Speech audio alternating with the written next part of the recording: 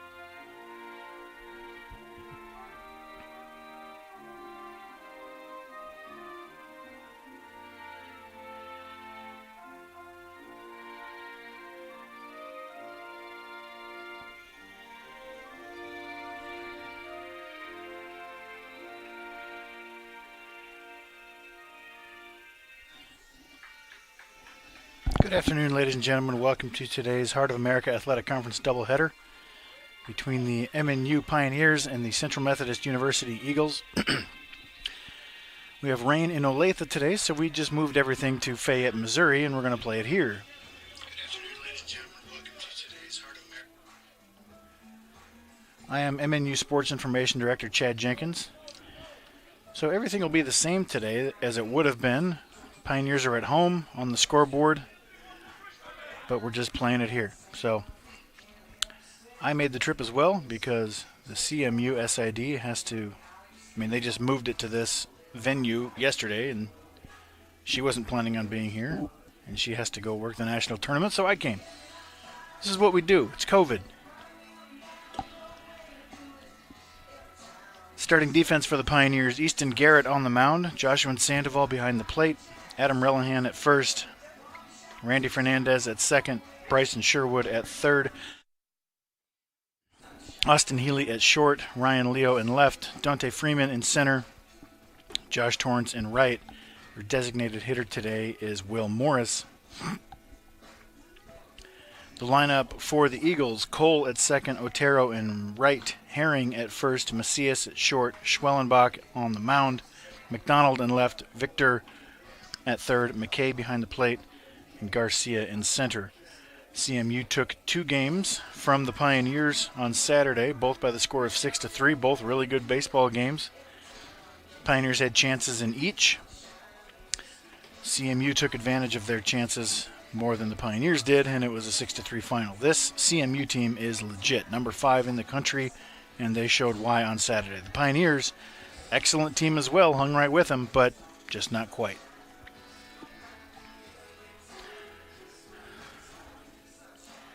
Another difference that you won't get today is the center field camera. That's exclusively an MNU thing, because we're awesome. But I did bring an extra camera so you can get at least this going.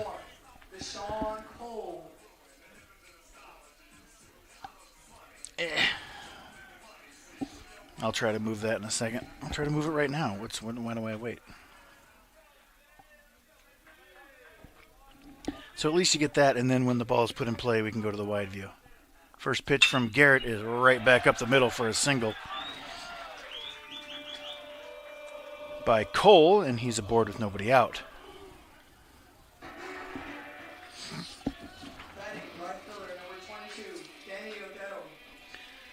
Danny Otero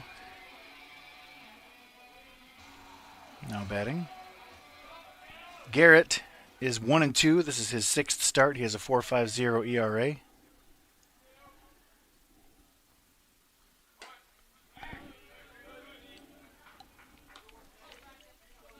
(20 innings, 16 hits, 18 strikeouts, and opponents hitting .200 against him, but walks have been an issue, 10 of them.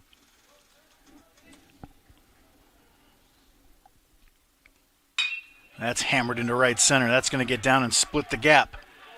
3 pitches and a run scores for CMU with the RBI double from Otero.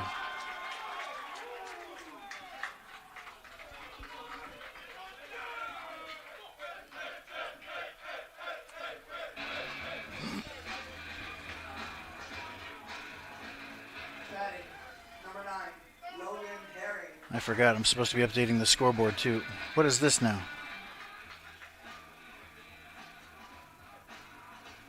Is that what you see on your screen? That's not what I want. Hold on a second. Logan Herring.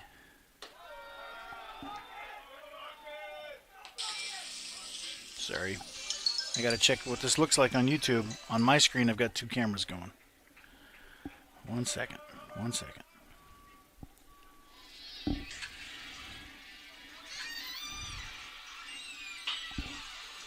Grounded to first. Fair ball. Sorry. Hang on.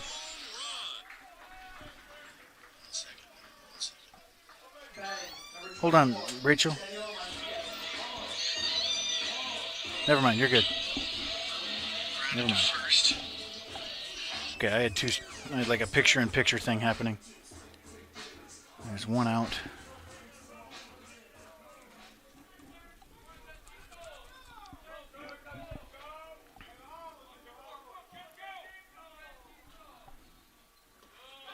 Wild pitch gets away, and another run scores.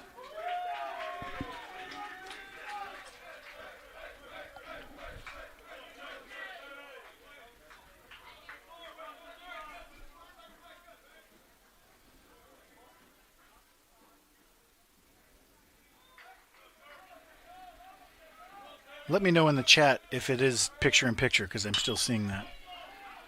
That's a fly ball into center field. Dante Freeman is there. 2 down.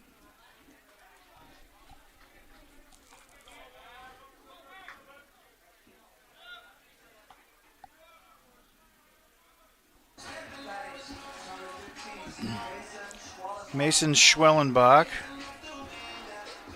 Man, that's really loud. It's another thing, they get their walk-up songs even though they're the visiting team. Shouldn't matter too much. Just saying. First pitch taken for a strike. It's 0-1.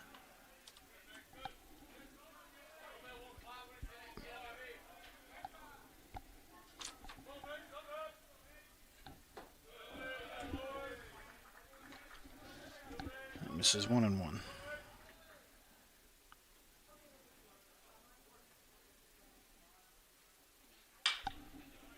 Fouled away. Come on.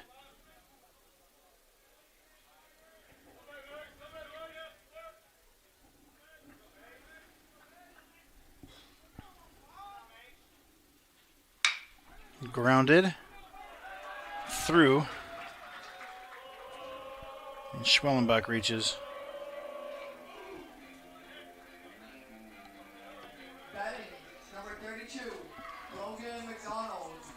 Number 4 running for the pitcher Schwellenbach at first. Davis. Okay, this seems to be working. I'm just going to ignore what I'm seeing on my own screen.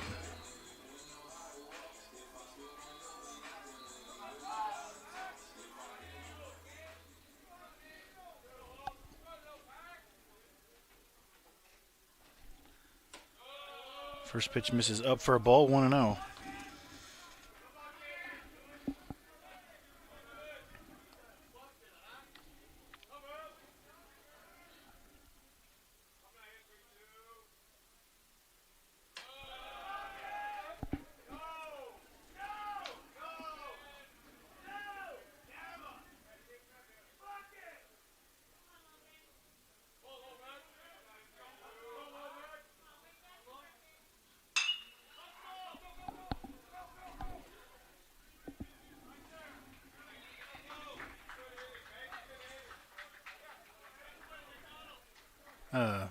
Fly ball, caught.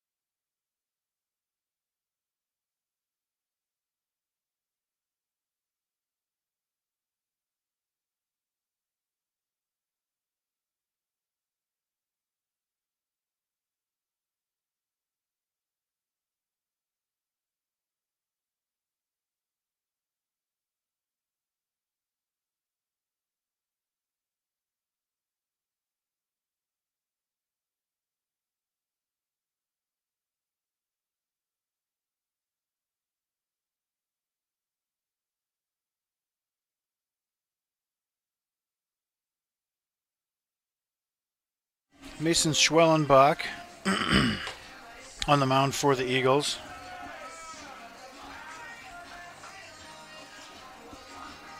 He has been awesome. This is his 6th start. He is 5-0 with a 0.64 ERA.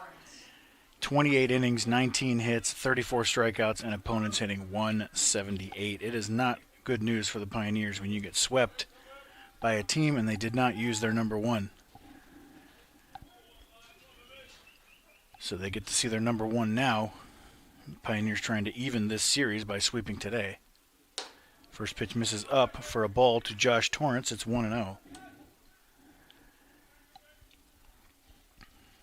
Pioneers in their home whites with red jerseys.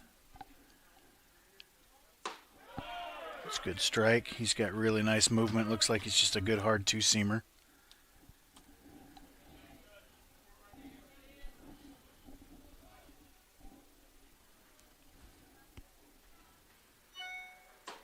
Swing and a miss.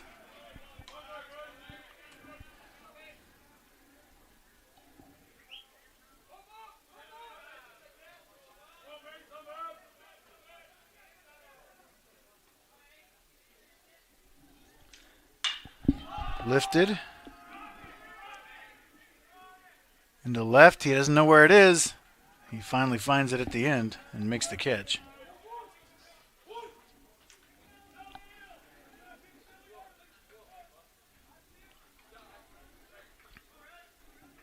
Batting, number 2, Adam Rellingham.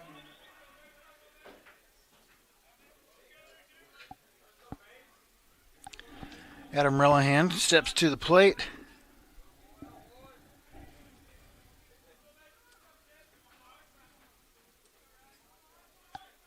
Comes in hitting .463, 11 doubles. 3 homers.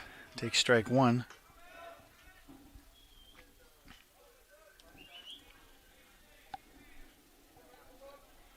This might be the most uncomfortable seat I've ever tried. Grounded up the middle.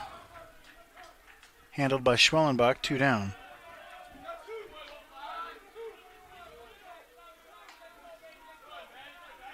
Brings up Joshua Sandoval. Hitting .384. This is his 22nd start. 10 doubles, 5 homers, 30 RBIs, and OPS north of 1,200.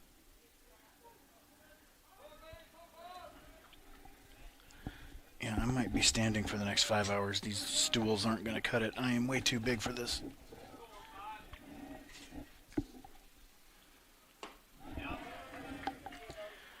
Swing and a miss. 0-1.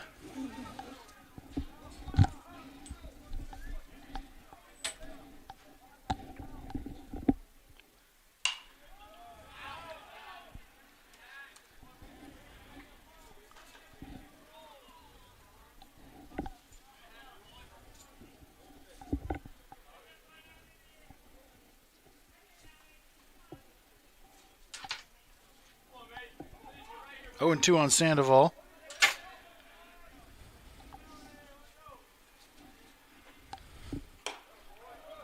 Heater misses up 1-2.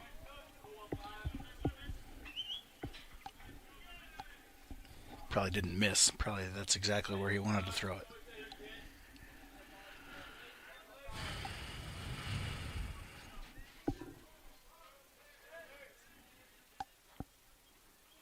Nasty changeup, my goodness.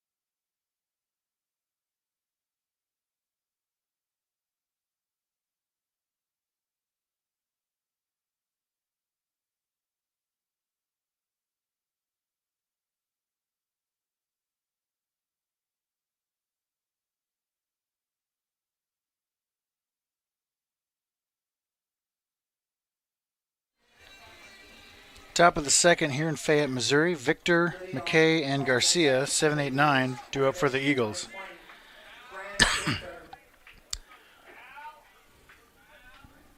A lot of you may be expecting to hear Quentin Norris's voice. I think that's his last name.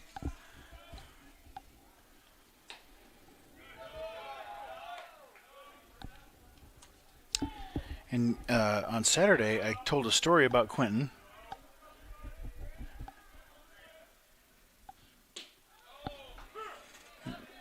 Called strike 1. And I said I remembered when Logan Herring hit this walk-off homer to clinch the conference a couple years ago. Called strike two. So I tried to look it up and find it, and I was just like, my timeline in my life is just way off these days. It was 5 years ago. Got him swinging.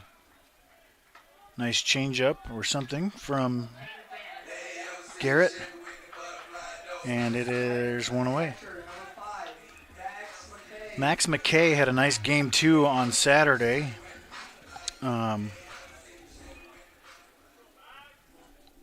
Struggled against the starter, but really hammered the Pioneer reliever and sparked that 4-run top of the 8th that ultimately won the game. Breaking ball taken for a strike. It's 0-1. And it wasn't Logan Herring who hit that big homer. It was Brad Kuyos. And that was 2016. So, like, none of these players were on that team. And it was a long time ago, not just a couple of years. So if you were listening to that story going, what the heck is he talking about? It's because I'm 43 with young kids, and my timeline does not make sense anymore.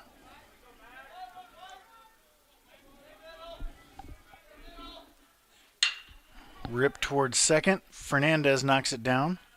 2 outs. Like last week, I was like, yeah, I talked about that on Facebook like a month ago. Go check that out. And I couldn't find it. And it was because it was 5 months ago that I'd said it, not a month ago. I'm just way off. What's this, Phil Fortaleza in the house? Into center field. Freeman can't make the play with a headlong dive. And that's a 2-out single for Garcia. Second baseman, number 1, Deshaun Cole. It'll bring up Deshaun Cole, who took the first pitch of the game and rammed it right back through the middle. And he scored. He's 1 for 1.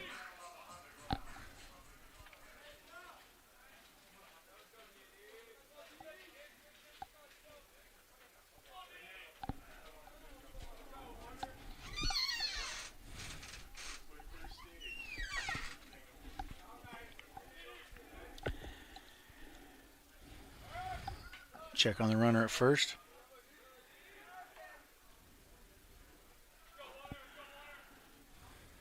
I do have replay available, but this is not my computer that I'm using for streaming, so I don't know how well it'll work. Breaking ball, squibbed foul.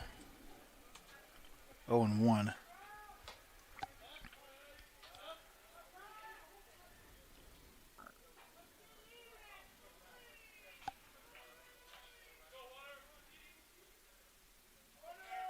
Runner goes, and that's rammed into left field. Leo goes and tracks it down. He should throw to second, but he throws to third, or actually to nobody in particular. And we're going to call that a double.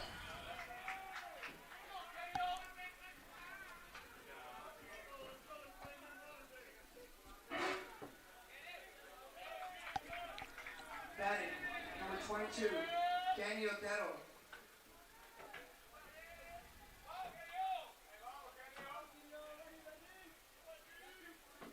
Okay, replay sort of works. I'll try to get you some replays. This is big for the Pioneers. You got to get out of this inning with no runs. You had 2 outs, nobody on.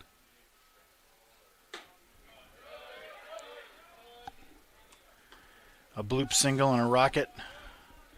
Have 2 runners in scoring position now for Otero, who doubled into right center in the first inning and scored. Drove in a run as well. Grounded foul. 1-1.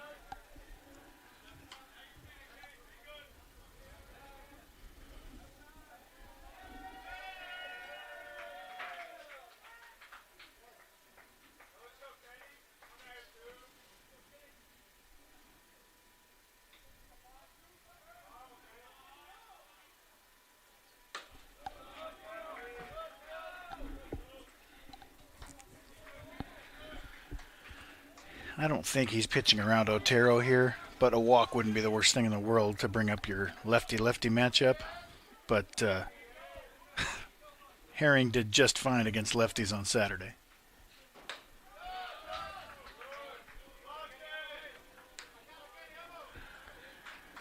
I would be shocked if he saw a 3-1 fastball right here.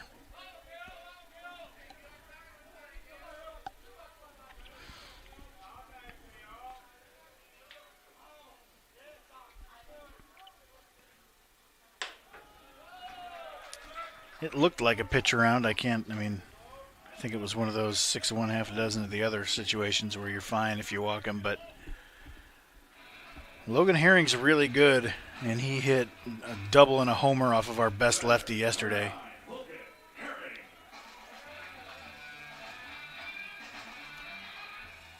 That's a great walk-up song for Logan Herring, not gonna lie. Hitting .379, 9 doubles, 7 homers.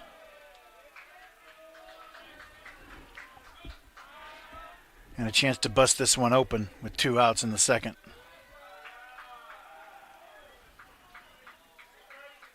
Wind is blowing straight out to center field. The flag is at half-mast. Not sure why. If anybody has that answer, put it in the chat.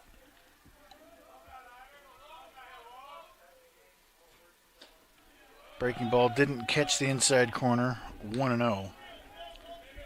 The flags were at half-staff a little bit ago for the COVID deaths, but I don't know if they're still there or what the deal is. I'm not up on my half-mast flagging situations. Grounded to first. Foul. Would have been nice to get that out. He grounded to first in the first. He's 0 for 1.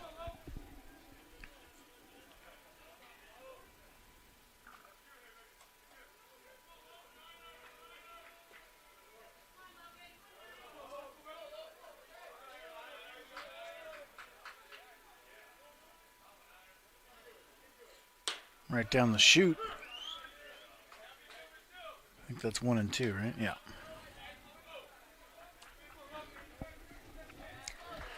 Yeah, there's a giant pole right in the way of the camera here. You'll see the same pole on the other side of the screen on this view.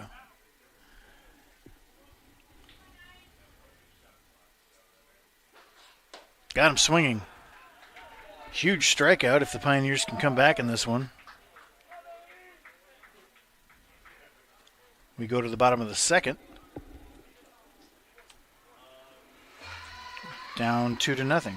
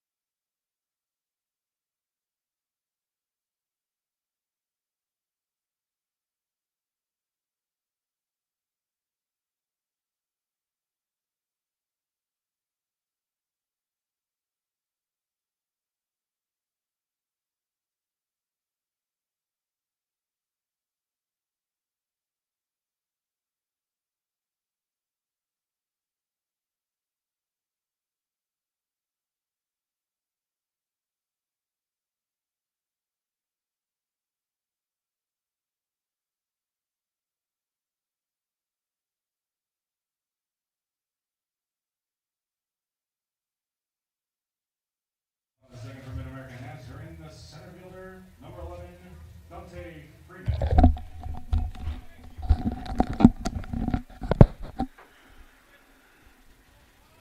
Dante Freeman leads off the bottom of the second. He hit a home run in his last at-bat on Saturday. Takes a strike. Man, I'm just telling you, this is not going to be one of those 5-6 run games for the Pioneers unless something crazy happens. Schwellenbach is nasty. There's a drive into left. Bangs off the wall. Freeman going to have to be held to a single.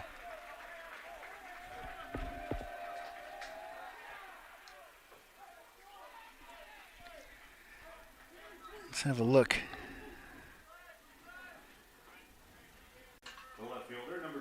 Sorry, I did not edit this replay at all. I just wanted to see if it worked, and I wanted to see if he was thinking that it was gone.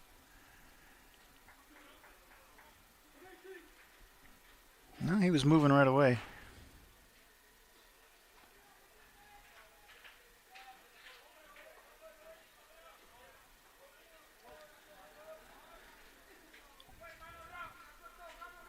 Brings up Ryan Leo.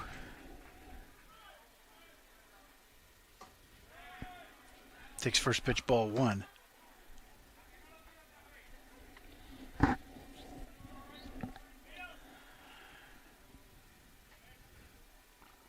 Yeah, the stuff of Schwellenbach isn't the kind of stuff that causes you to just knock doubles and homers all over the place if whenever you want to. So it's going to have to be one of those games where you get a walk, get an error, and then you get that big drive. That's bunted. And that's going to be a hit, as the pitcher and catcher had no chance. And here's what I'm talking about. This is the time where he needs to make that mistake, and the Pioneers can punish something, hopefully. But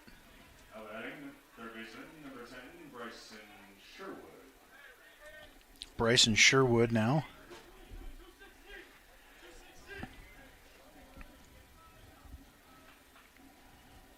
It's a short left field, 315 to left and 300 to right. The left field has a high wall, however, so it probably plays normally. Right field, that right field corner is very reachable.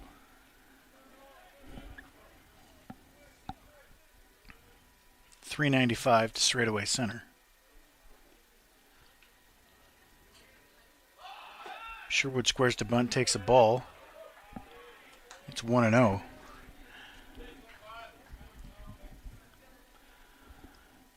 Yeah, I think you bunt here with Sherwood, and then Randy Fernandez, Will Morris, and Austin Healy with a decent chance to find some green and get a couple of runs that way. Healy and Fernandez both swinging it well lately. Sherwood hitting in the high 300s. He bunts that one. Successful sacrifice moves the runners up.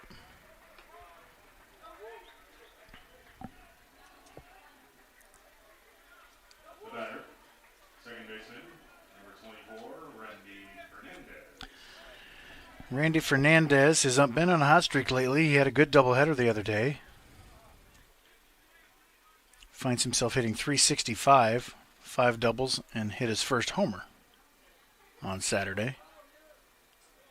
OPS .934. Had a slow start, but averaging the 350s or whatever I said. 360 something.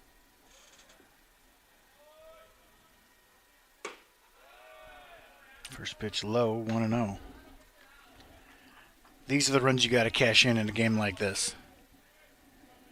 If Schwellenbach can wriggle off the hook here, then it's going to be tough sledding.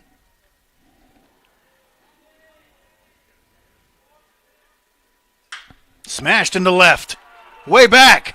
To the wall. Gone. 3-run homer, Fernandez.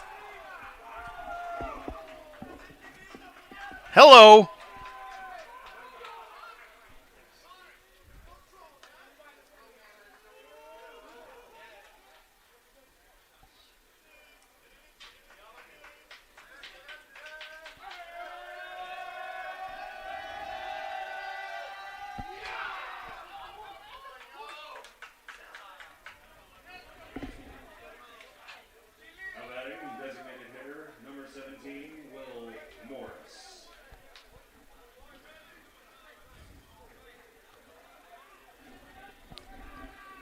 So that happened. Now Will Morris squares to bunt, fouls it off. It's 0-1.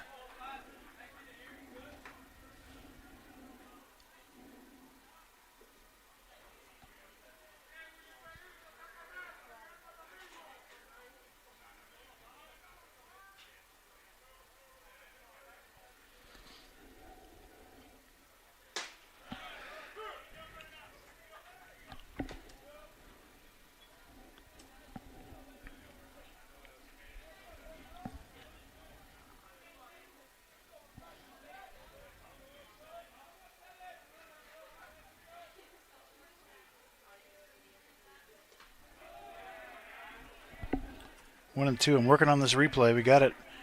We only have replay from that wide angle, but we got it.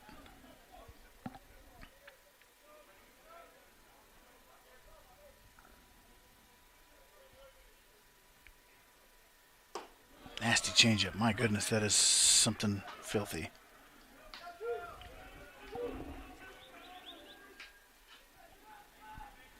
The shortstop, number 7, Austin Healy.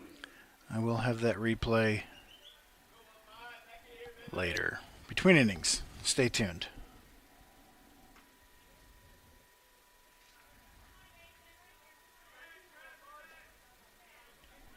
Healy having a big season, tied for the team lead with 5 homers out of the 9-hole.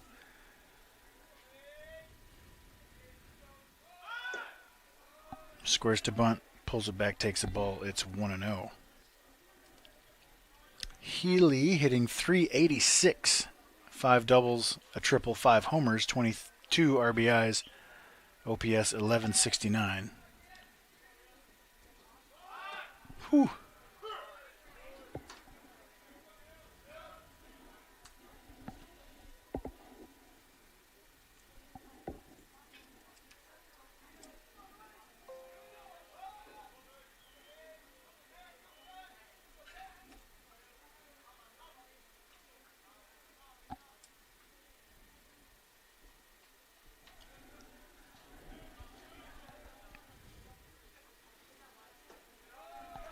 Saw that breaking ball nicely, took it, 2-1.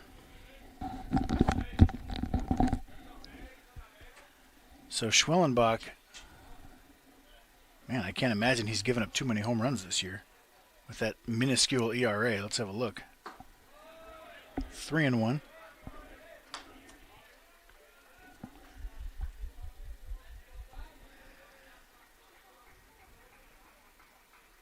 That was the second home run Schwellenbach has given up this season. The 3-1. Ball 4.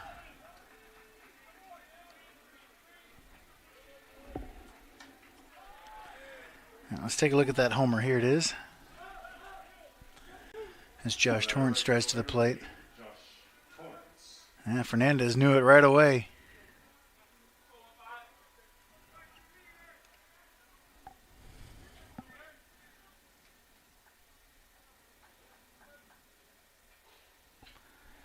Torrance flat out to left field in the first inning. He's 0 for 1.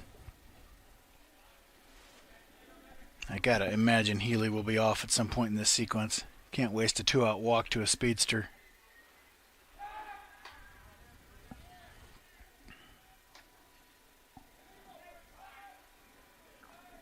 And if he's thrown out, then you start at the top of the order anyway. It's one of those definitely worth the risk situations.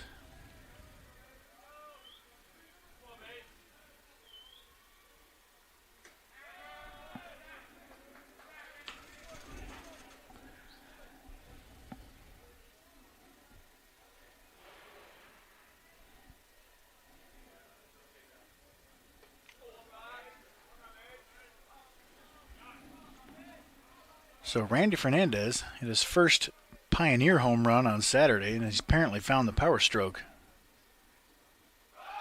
There goes Healy into right field, into the corner. Otero is there. Pioneers get 3 runs, however.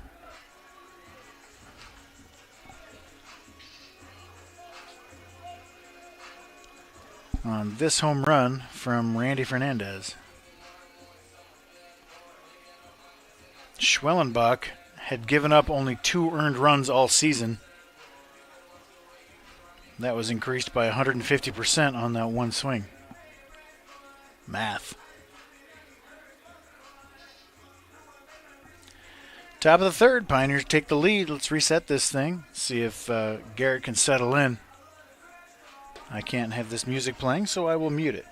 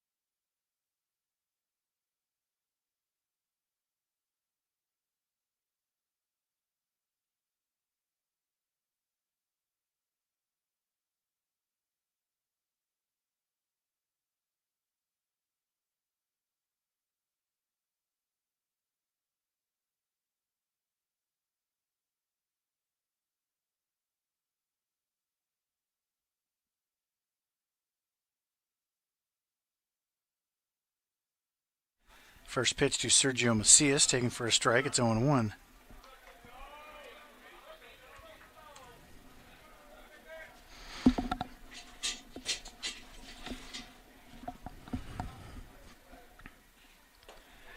Slow breaking ball gets Macias out front, 0-2.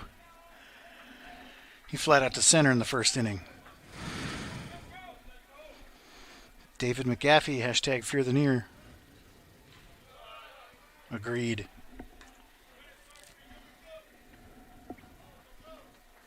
Who are you rooting for, McGaffey? Who's your connection to the team, I should say? The 1-2. Give me that pitch.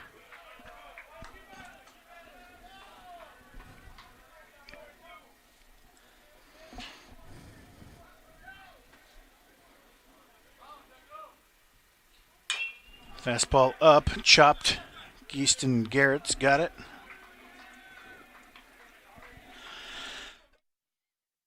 One away.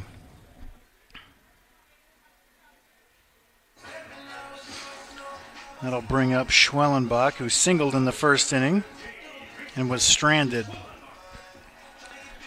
Schwellenbach's a stud, man. Along with that crazy low ERA and amazing pitching numbers, he is hitting .435, 6 doubles, a triples, 7 homers, 27 RBIs, and an OPS north of 1,300. I think you might have an All-American on your hands. Is a two-way player.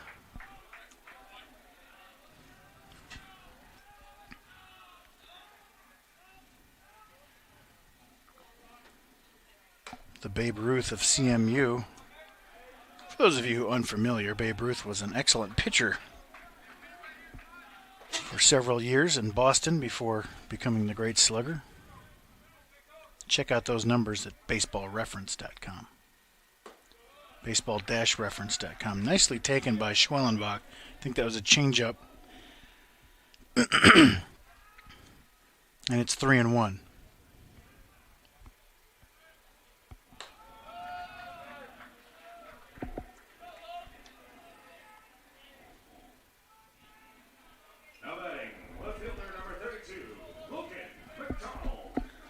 Number 4, courtesy runs once again. Courtesy runner for the pitcher, first base number 4, Isaiah Davis, courtesy runs. Now McDonald, who flat out to right in the first inning, bats. He's 0 for 1.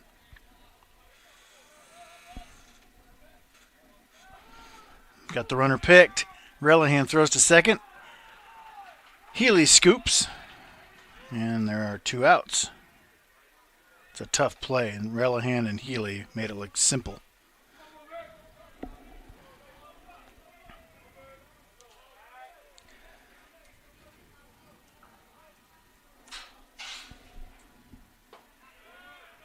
Strike 1.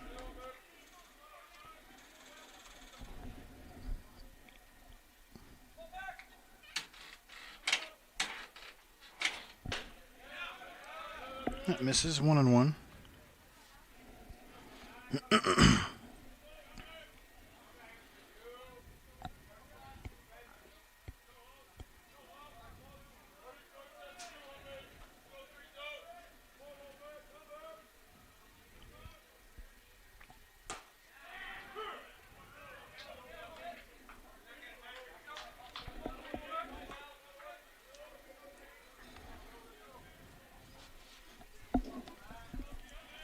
The 1-2.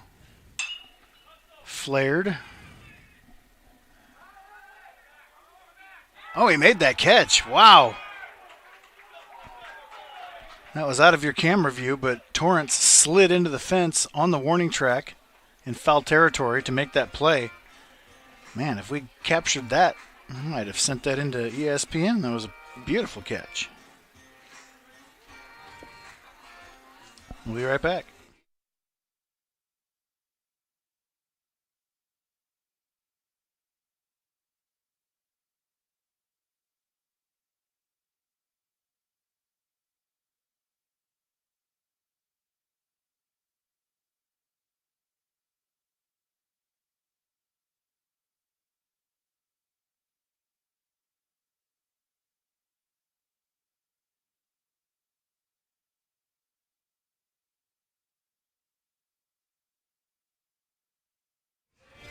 David McAfee's daughter, just a sophomore at MNU, just enjoys MNU baseball. Well, so do I, sir. And Jaden Leo, are you a brother or a father of Ryan Leo? Says this is going to be 2 big wins today. Pioneers really need it. They've lost 3 in a row, hovering around 500, and this is not a 500 ball club. Have not been able to gather much momentum this season. When you get games canceled all the time and games moved all the time, it's tough to stay consistent. CMU's done a good job of it, however. They got arms up the wazoo, just dominating folks. Pioneers have that potential. We've got some good arms and a very deep offense. And the Pioneers need to win this. They need to win both today, really, because both of these teams should end up near the top of the conference. First pitch to Relihan. Misses outside for a ball. It's 1-0. And you don't want... if you end up tied with CMU, you don't want them with that 3-1 or 4-0 advantage on you. Tiebreaker. Good pitch to hit. Relihan fouls it off.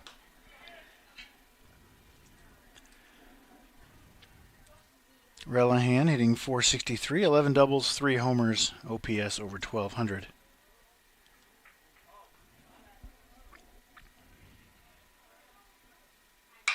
Grounded to the first baseman. Relihan has this habit of slinging his bat towards the dugout. He's going to hit an on-deck batter one of these days. Joshua Sandoval struck out swinging in the first. It's hard to play baseball without arms. That is a fact. Oh, arms up the wazoo. I didn't know what that meant at first. Just thought you were stating obvious facts.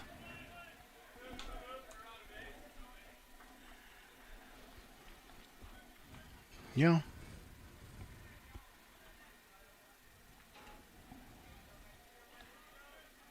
only need one, really. If that one arm is exceptional, you can make a living.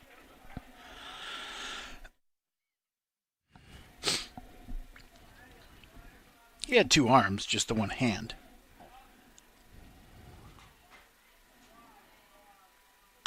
Ripped foul, 2-1.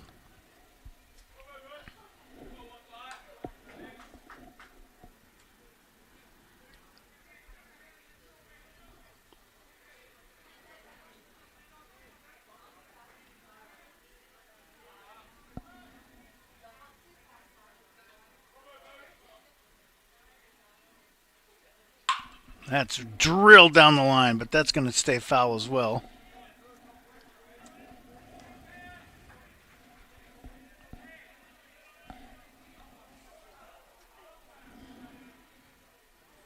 Yeah, if Abbott if Abbott only had the one arm, that the glove transfer would have been a lot more difficult. I don't know how he would have managed that. Would have figured something out.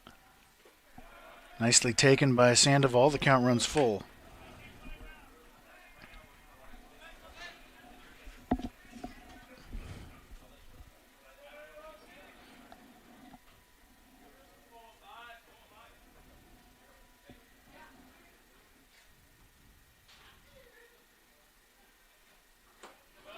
Same pitch you got him with on the first time through. Man, that is an absolutely filthy changeup.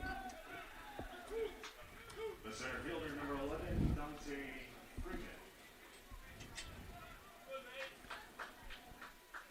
Freeman smoked a ball off the left field wall in the second inning and scored ahead of the Fernandez homer. Scored on the Fernandez homer.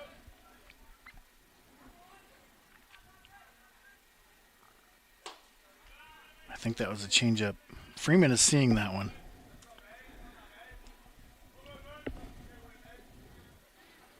Yeah, that'd be hard to hold onto a glove with your chin as you throw 94. I wonder how he would have done that, seriously.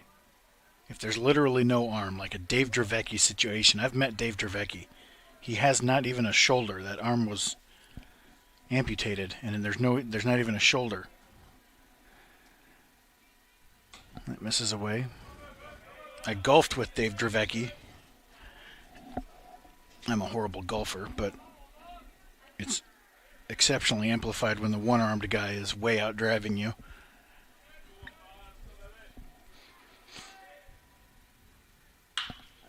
Ooh. That missed everybody in the CMU dugout, thankfully. And it's 2-1.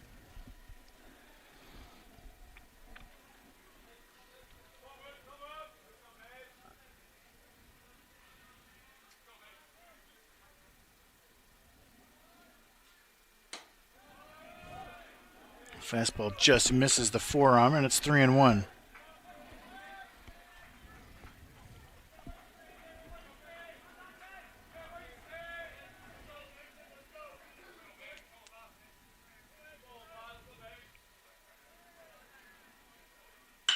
That's into left center, also called right center, to the wall and gone. That's out of the yard. Freeman goes deep.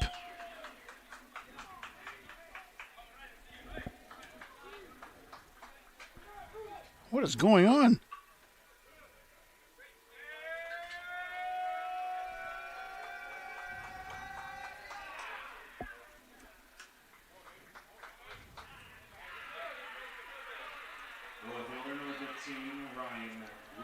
That brings up Ryan Leo, who had a bunt single, and he scored. Man, I mean, I love that he hit a home run. But that call on Instagram is going to be pretty goofy. Breaking ball taken for a strike. It's 0-1.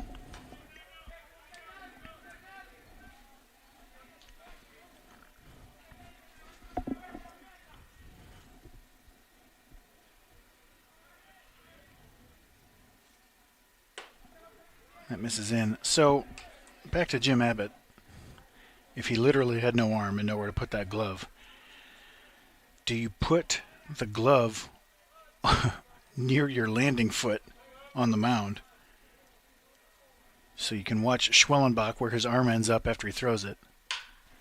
Shanked towards short. Macias makes a nice play, but the Pioneers get a run.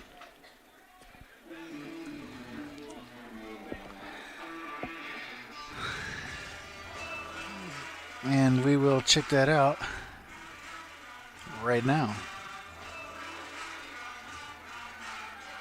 Here we go, here we go. And that is beautiful hitting from Freeman, my goodness. Clears the fence, 4-2, baby. So can you put the glove in front of your feet and then you throw with your left hand and then just put your hand on your follow through, continue, put your glove, slide your hand into your glove and then you're ready? That would be quite an athletic feat. We'll see. We won't see, but it would be cool. All right, I gotta mute this song. Although I think this is used by Dude Perfect a lot.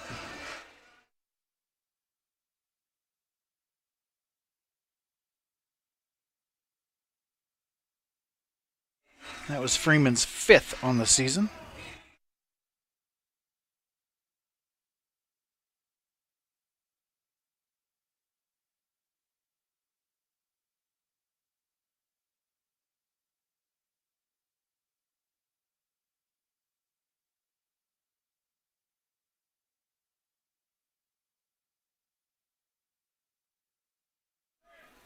Seven, 8, 9 due up for the Eagles.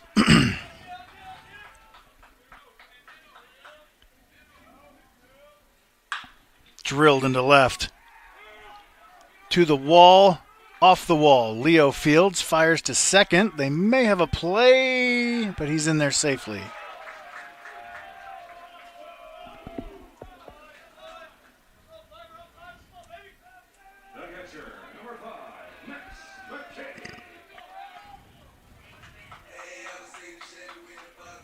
He doesn't have an arm, that's what I'm saying. With no arm, and no shoulder, and no armpit on the right side. That's the scenario we're painting here. McKay grounded out to second in the second. He's 0 for 1. Squares to bunt, gets it down. Garrett Fields fires, got him. Nice play by the junior pitcher. Successful sacrifice. One away.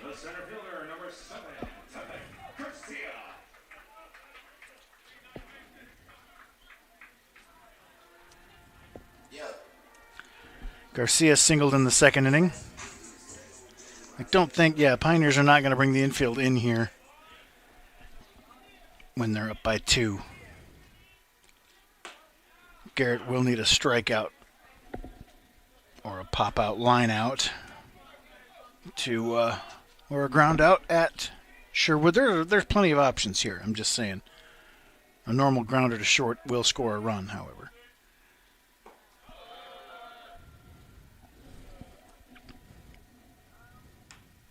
One and one, Garcia, the big hero of Game 1 on Saturday.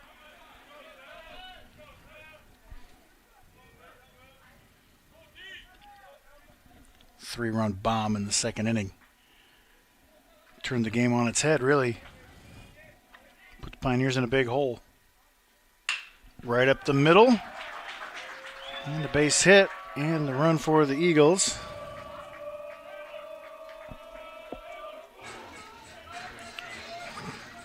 Now to bring up the leadoff batter, Cole, who has handled Garrett no problem so far.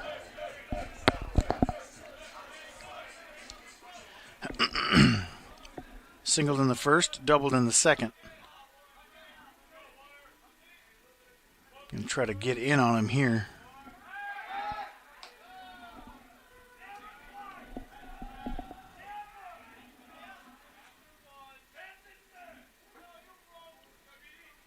This baseball field looks so much better than it did when I was a coach.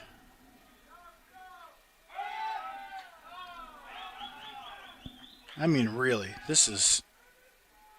When I thought of CMU, I was a coach like in 08, 09 kind of a thing.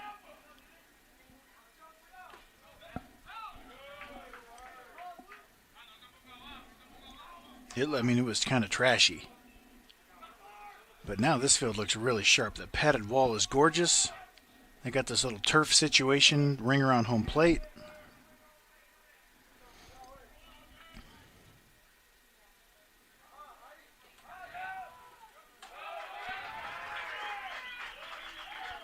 I don't know if that was a dirt ball read or what. Let me have another look at that.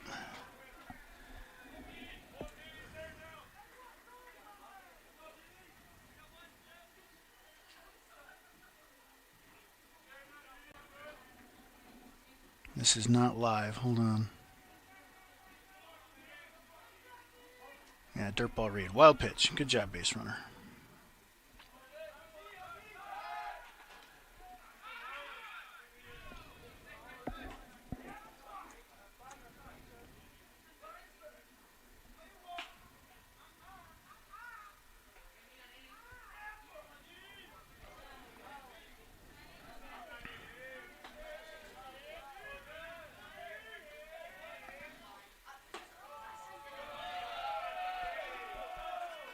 3-0.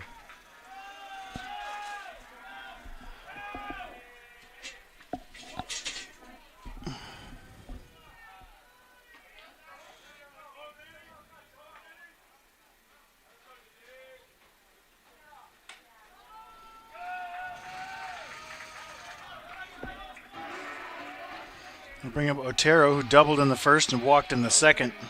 Right fielder number 22, Kenny Otero.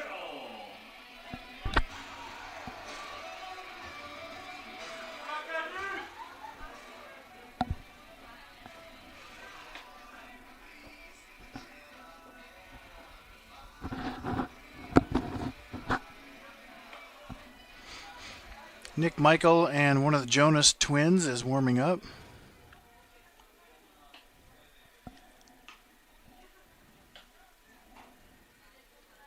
Garrett has battled into the fourth.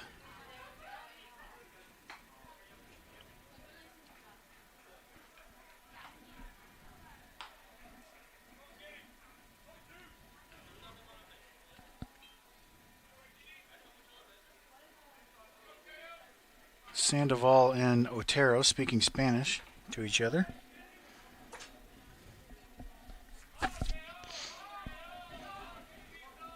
So I didn't know what they were saying is my point.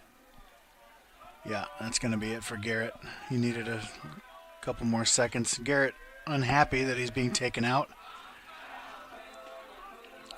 But this is a moment right here where you've got to get Otero, and Otero's kind of been all over him.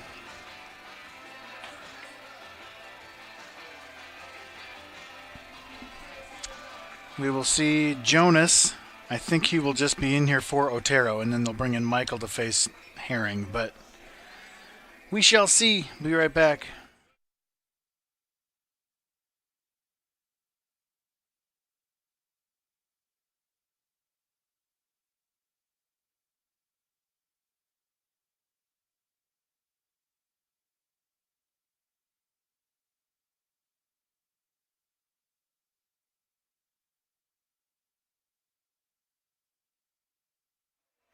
Connor Jonas comes in for the Pioneers.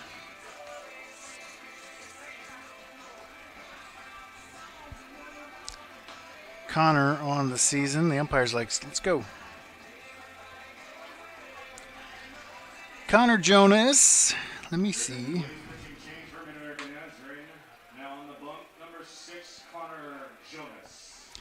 He has no record. This is his 6th appearance. He has a 16.20 ERA. He's thrown 3 in the third innings, given up 7 hits, struck out 5, and opponents are hitting .412 against him. Yeah, Coach mows the grass himself, apparently, so that's why this field looks so good. But my recollection of it from when I was an assistant coach, there was like rocks everywhere, and it was like the grass was uneven, and the pitching mound looked garbage, and it was just not a good place to come play. But this is beautiful. I love the wall. That looks like professional. The scoreboard is built into the wall. You can see it there, sort of. The pole is blocking it.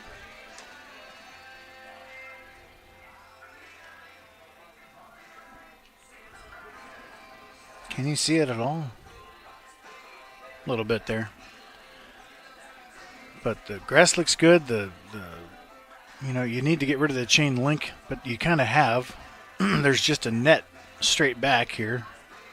There's chain link on the sides. But you get a nice net system here, and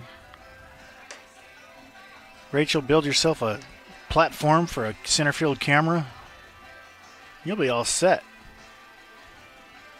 You'll have a facility worthy of a number 5 team in the country.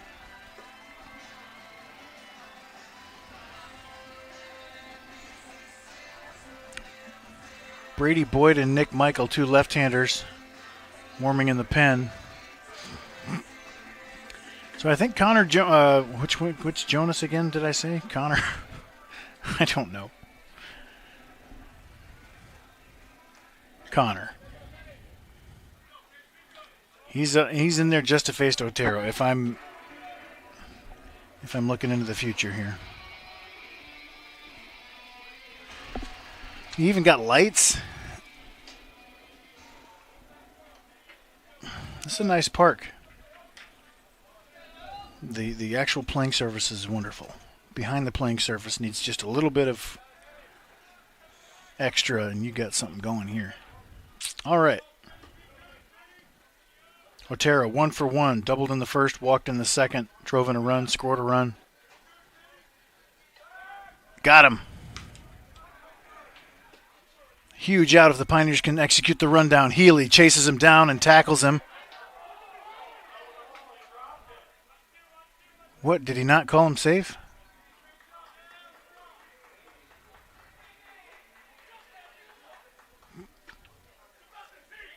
He is out. Okay. Okay, they called him out. Well, that was big. Garcia was hopping off second. They picked. Healy ran him down and dove and then had to... Hold on, let me get this going on.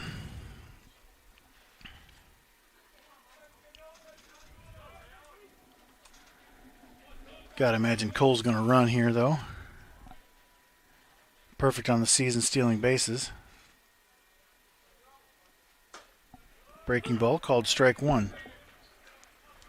So Healy faked a couple of throws and then turned on the Jets, tagged him in the butt while the runner dove.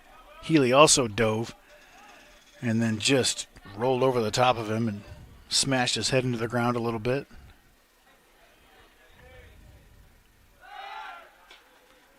A little bit like Pioneer and Eagle football.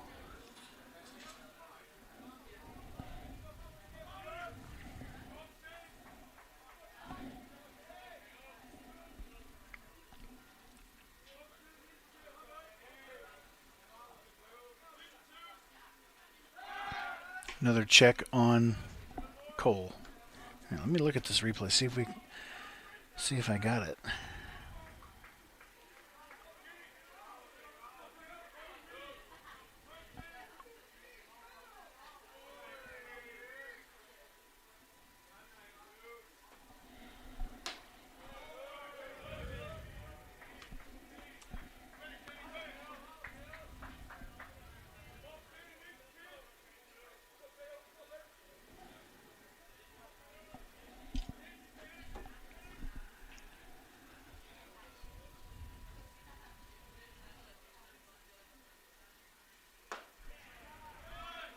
Swing and a miss. Big breaking ball from Jonas.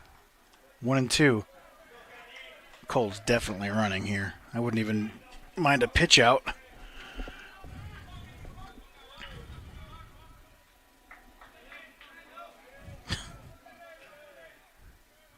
Landon Kane, appreciate it.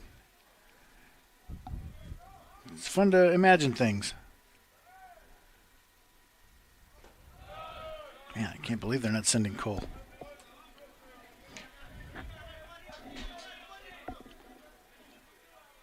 I'm sure he's got the green light.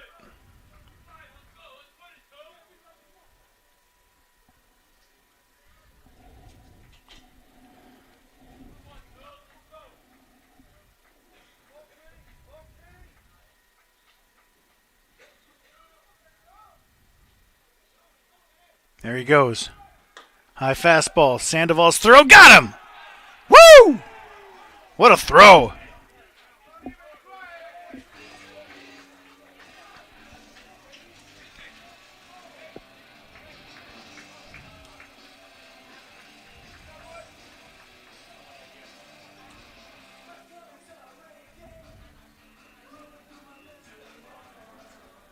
Jonas didn't really get anybody out.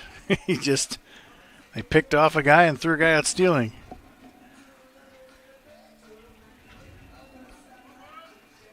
Okay, so here is Healy chasing down that runner. Fake,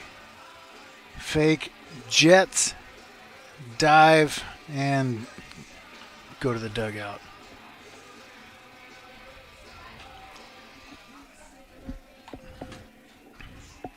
So this replay is not going to be good as it was live because I didn't switch to this look. But here's the throw from Sandoval. Just an absolute missile.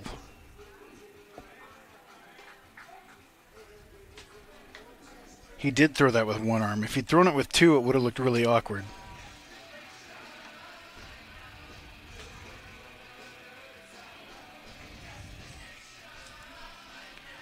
Bryson Sherwood leads off the bottom of the fourth for the Pioneers. He had a sacrifice bunt in the second, and that was followed by the Randy Fernandez 3-run bomb, which turned this game around.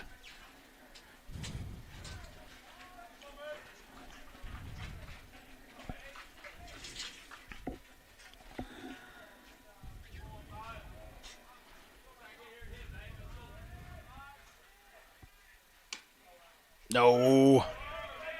He hasn't called that one today. He's had a pretty good strike zone where it's been on the plate. He hasn't been given those crazy wide ones like they usually do, but that one he got.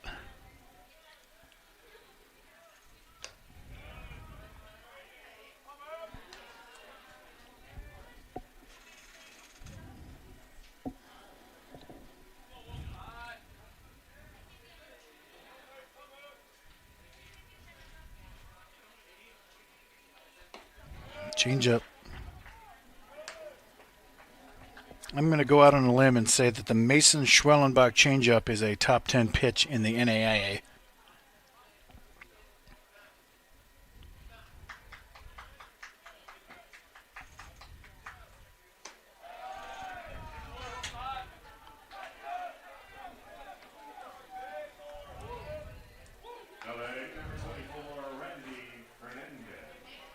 Fernandez's 3-run homer in the second inning put the Pioneers up 3-2.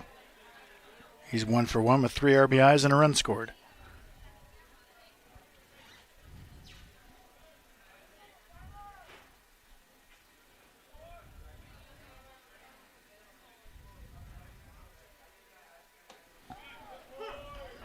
Breaking ball taken for strike one.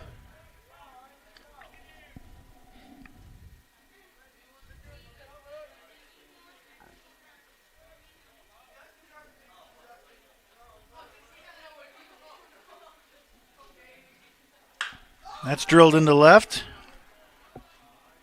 Bangs off the wall. Fernandez has to hold it first. It's one of those Fenway Park singles.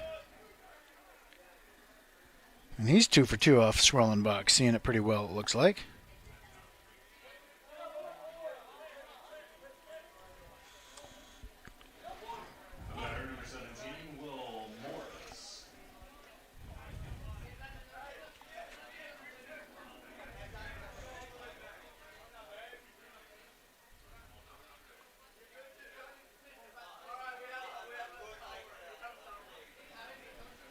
Will Morris struck out in the second inning. Takes strike one.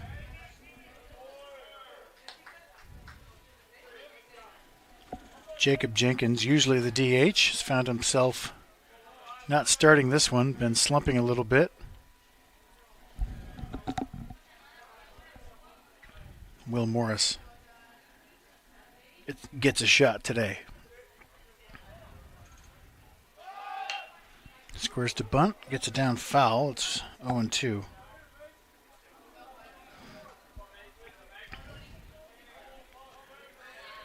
Jackson Burke also an option. Seems like Morris and Burke are the go-to pinch hitters and fourth outfielders and DH options. Haven't seen Burke in a while, though.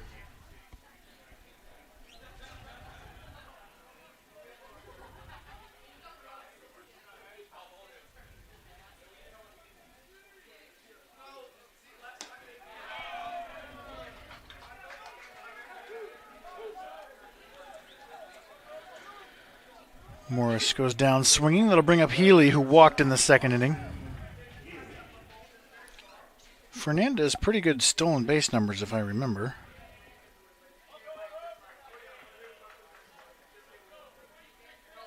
Five for 8.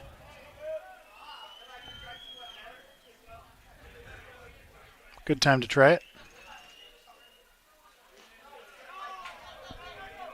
Nice block from McKay. 1-0.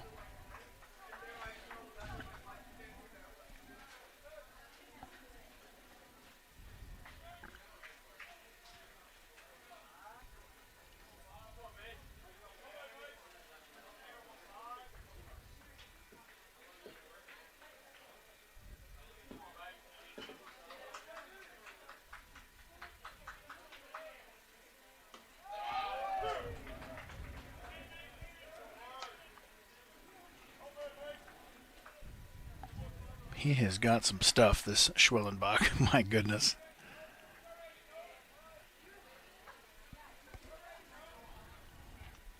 I said you're going to have to piece together some sort of miracle-type innings against a guy like this. But it's been 2 homers.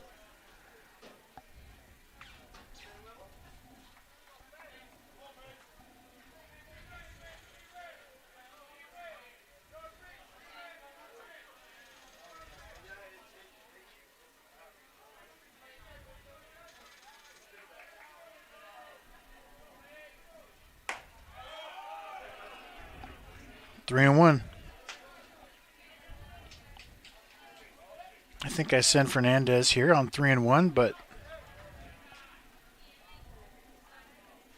no one's asking me.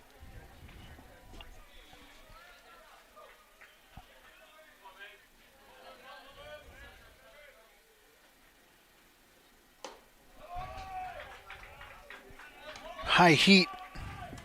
Healy swings through it. Fernandez off on this pitch.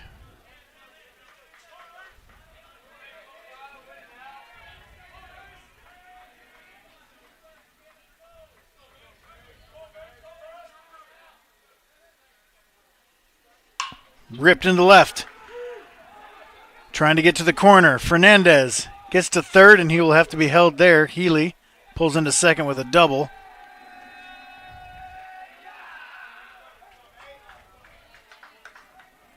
Dang. Now batting number 8, Josh Torrance.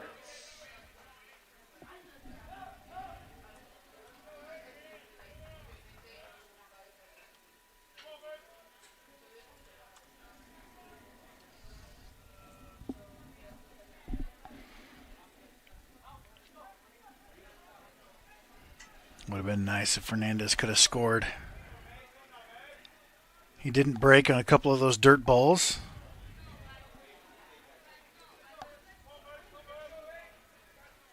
No one's scoring on that double, I'm just saying. Would have been nice if he'd moved up. Changeup taken for strike one. Huge moment in this game. These are the moments where CMU came through on Saturday, and the Pioneers didn't. This is those swing moments, literally and figuratively. Nope.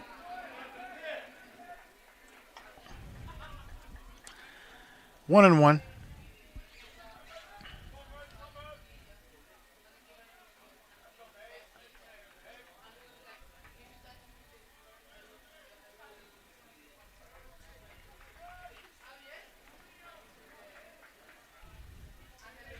If Torrance can find some green, it's a couple more runs, and with 2 outs, those are just money in the bank, man.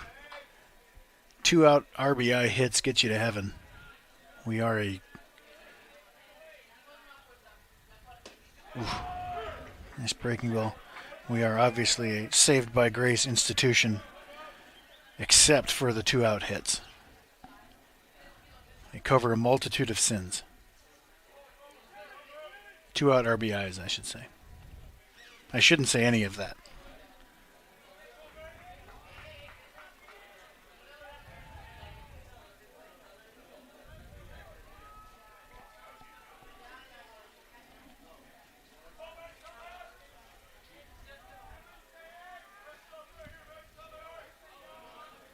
The 1-2 misses away. And if I'm putting money on this next pitch, I'm putting a lot of it on a changeup. Hopefully it hangs. Humans are incapable of hitting good changeups.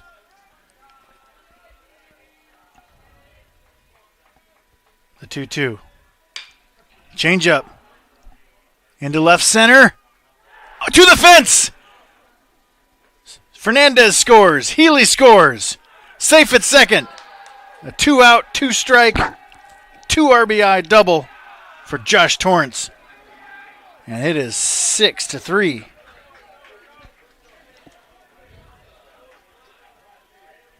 McDonald was right there. I couldn't tell right away whether or not he'd caught it. Wow, what a huge play. And when he gets to the pearly gates, St. Peter's going to be like, I remember March 22nd of 2001. Come on in, buddy. Well done, good and faithful servant. I'm going to get fired. Adam Relihan with 2 outs. He's 0 for 2. Grounded to the pitcher and grounded out to first. Fastball misses away, 1-0.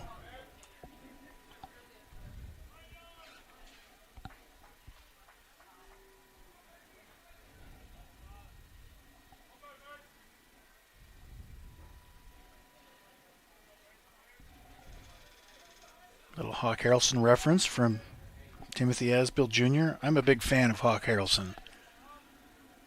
I know not a lot of people were, only White Sox fans pretty much, but swung on and missed.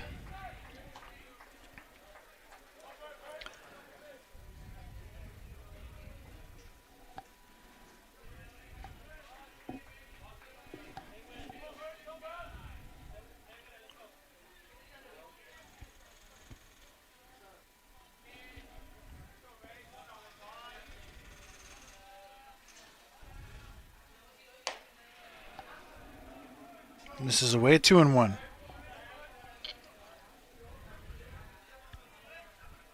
Now, Hawk Harrelson, the announcer for the White Sox for like 30 plus years. I'm a Chicago guy, so I grew up watching him a lot. Even though I'm a Cubs fan, I watch the Sox too. Watch the Sox this year, man. They're going to be something. Swing and a miss, 2-2.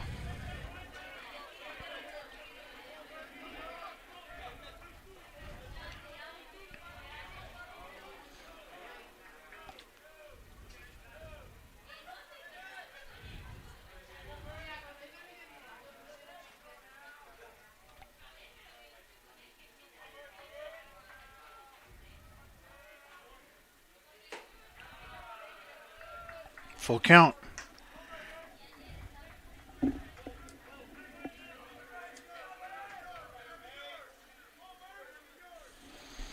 This is definitely their best pitcher. The Pioneers have just taken advantage of the opportunities that they've gotten. When you're facing a good pitcher, you have to capitalize on every mistake because even the best ones are going to make their share.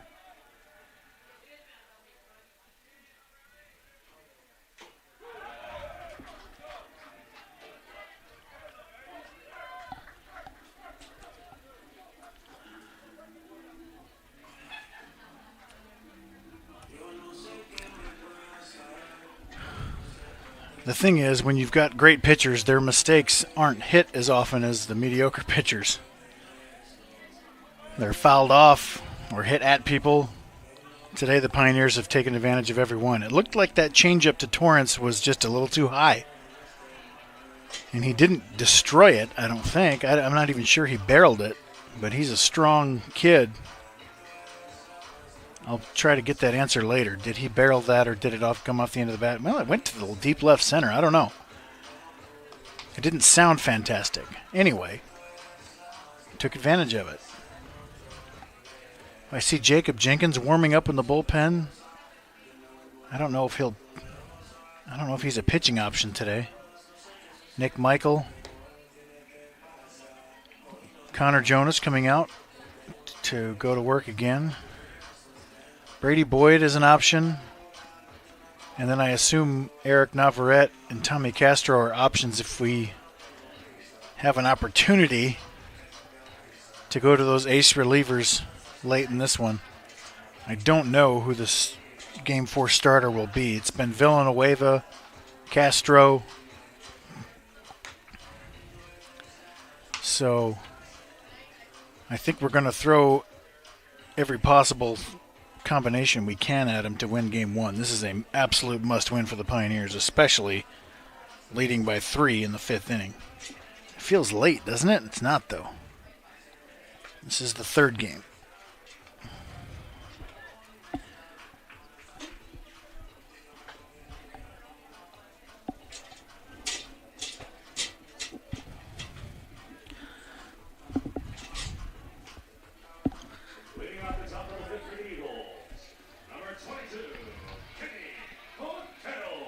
Kenny Otero was at the plate with 2 runners on and 1 out last inning. Both of them got erased, and he's up there again.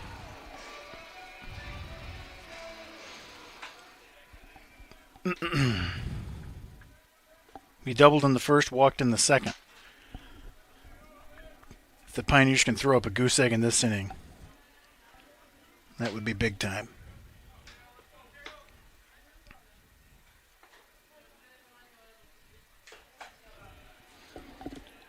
Otero saw that pitch pretty well, I think, and tried to hit it to the next county, but came up a little empty. And then Dante Freeman went and ran to left center. I don't know where he's going. Now he's going back to center.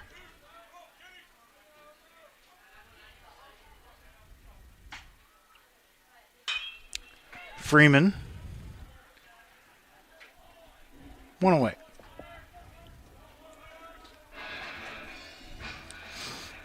And that'll bring up Herring, who grounded out in the first, struck out swinging in the second. And yeah, I was right. That was Connor Jonas's only batter he was going to face, and we're going to bring in a lefty to see Herring.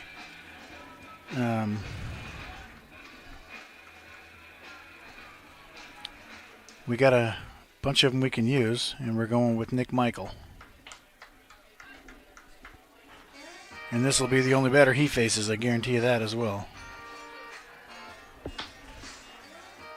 Well, I guess he could face Macias. Macias is a lefty too, right? So, Nick Michael.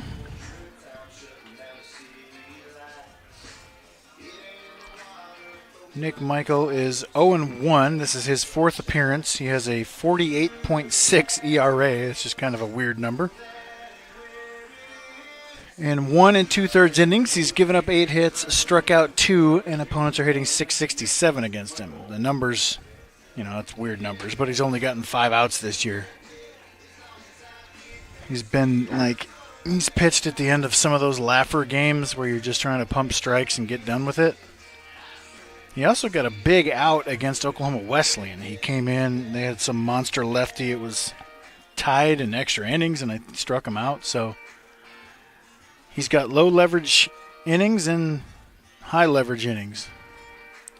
This is certainly high leverage here, number 5 team in the country. 3-hole and 4-hole in the 5th inning of a 3-run game. Caleb Jonas warming in the bullpen.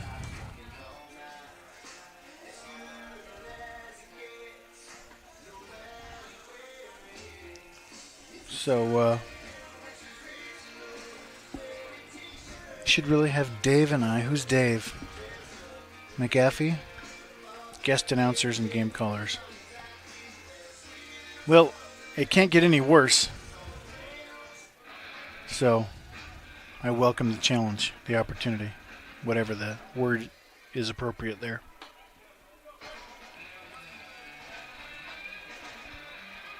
If you've never done it, I've been doing it for like 10 years, and I never in a million years thought I would put on a microphone and talk about baseball, even though I was extremely knowledgeable.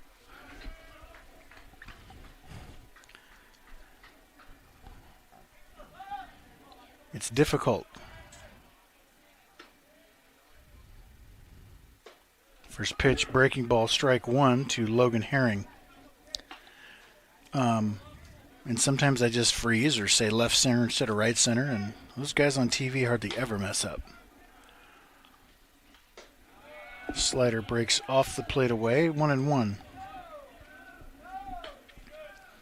The first time I did it,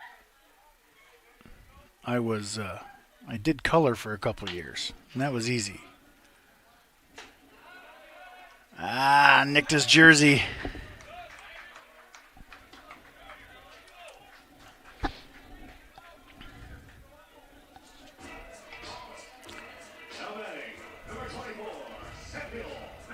So, when I was doing color, I could just say what I'm seeing. And that's really simple for me. I played at this level. I coached at this level. I've been watching the Cubs for 35 years or whatever that was. Not that that helps. But I'm a baseball guy. And then one time my play-by-play guy said, "Oh, I got to go to the bathroom. You got to call this next batter." And it was terrifying. But you get used to it. Slider misses away, 1-1.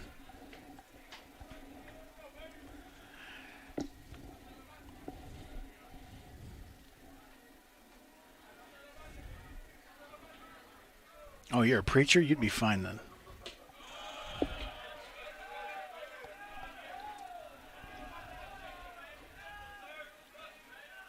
If you're used to just speaking into a microphone and you get used to that, hearing your voice a half second later and speaking in front of a crowd, dang, 3-1.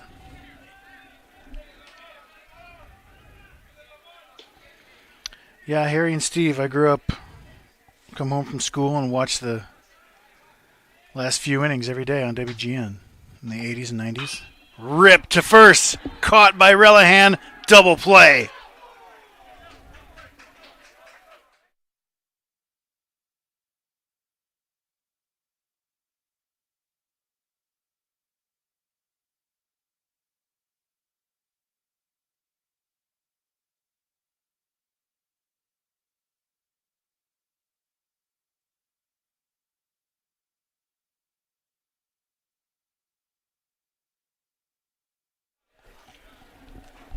Yeah, I grew up with Harry and Steve, so learning baseball from Steve Stone was quite a thing because he's as good as it gets. And then Chip Carey, starting in, 98? And then Steve left, and that was not good because Joe Carter was not the answer. We had Joe Carter for a couple of years, and that was bad. I like Jim DeShays, the current guy. I liked Bob Brenly. He was great. But then I got Hawk and Stoney for a couple years on the south side, and that was my dream matchup. Loved that. And I like the New Cubs guy. I've been told I kind of look like him, John Sciambi, and I agree. I'm like, that guy kind of looks like me. We're both way too big. Curly hair. I've got, like, Irish characteristics with reddish hair and pale skin, just like Sciambi. His voice is a little bit better than mine, though. I will give him that.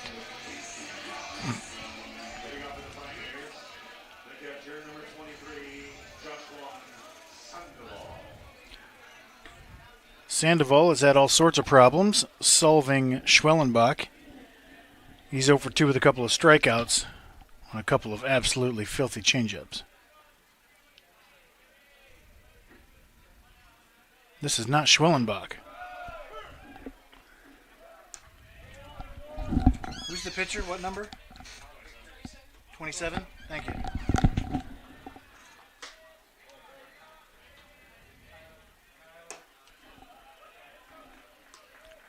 Schwellenbach is probably still the DH. So this is Vickers. And that's ball 1, strike 1. Ripped up the middle. I'll just leave that camera here. Thank you for taking out Schwellenbach. I think I leave him in for Sandoval and then take him out if you're ready to do that. But whatever.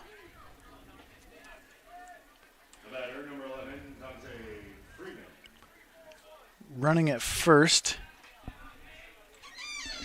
Number 12 running at first.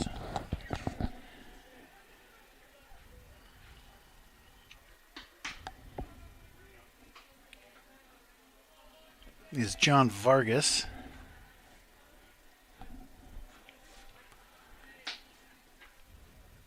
The game 2 starting pitcher got a no decision.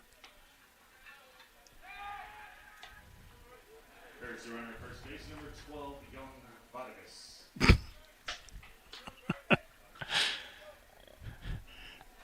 I like that. You gave it some flair. I like that. It is just John, though.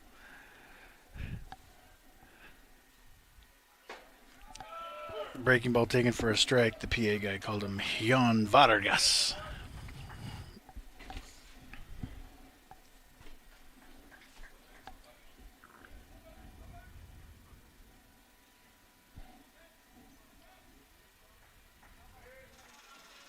Yeah, Troyer does PA for baseball and softball.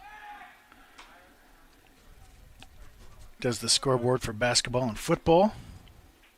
Does PA for softball, or volleyball, I should say, and softball.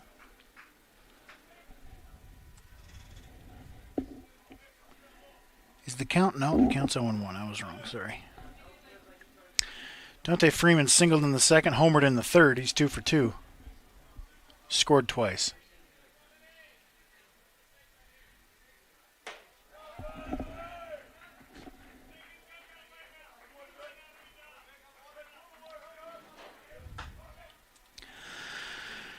The pitcher is Vickers.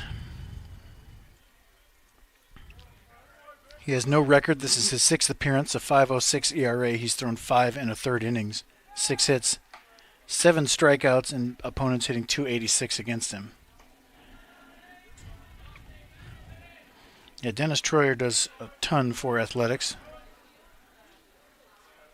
One of those invaluable people. When he leaves for whatever reason, at whatever time, it's going to be a nightmare trying to replace him. You get student workers doing that kind of stuff, like keeping a scoreboard and running the clock at basketball. It's a nightmare. They have to reset it all the time. Dennis has never made a mistake.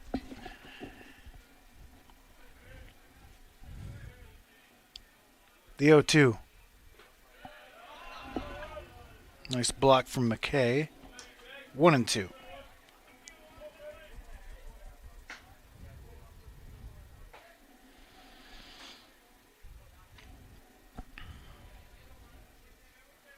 DT might be listening. He might be looking at the chat and seeing it yourself. He usually does. The 1-2. Popped up.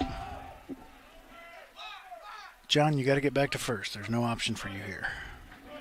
1 away.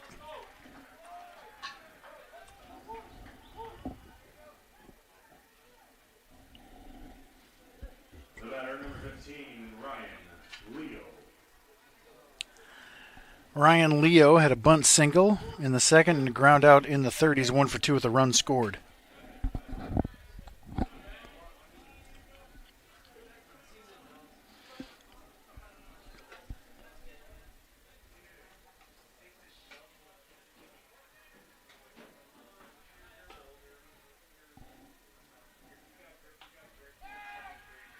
There's a familiar score on the board right now. Both games on Saturday were 6-3 CMU victories.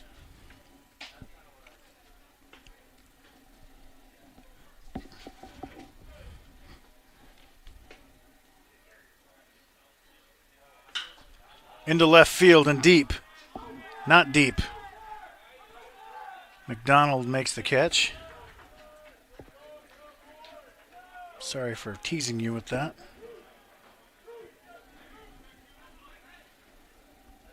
Now batting, number 10, Bryson Sherwood.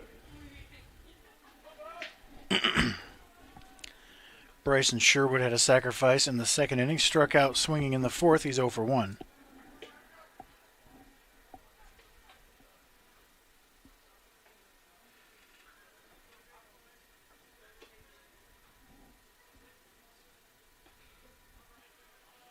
There goes Vargas.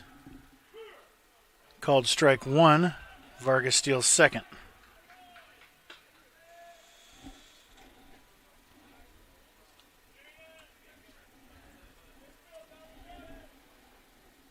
Sorry, my camera right here is on the table, so when I lean on the table, that happens. So I can't lean, I can't get comfortable. I'm sacrificing it all for you. What is going on, press box?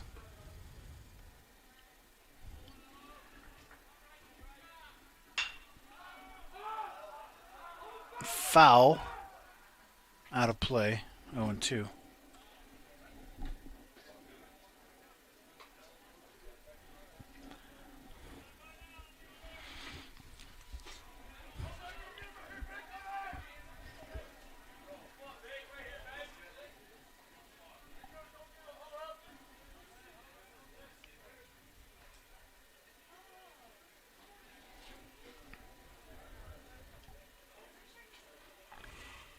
Vargas taken off for third, called strike 3. It doesn't matter. And he would have been thrown out by a mile.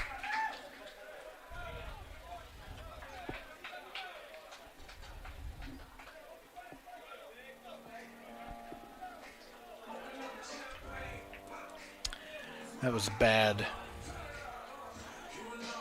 It's a bad idea from Vargas. There's no reason to steal third with 2 outs, first of all.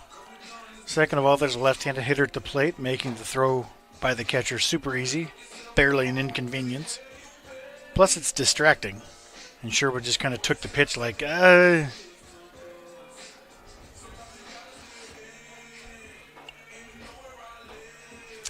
So, sixth.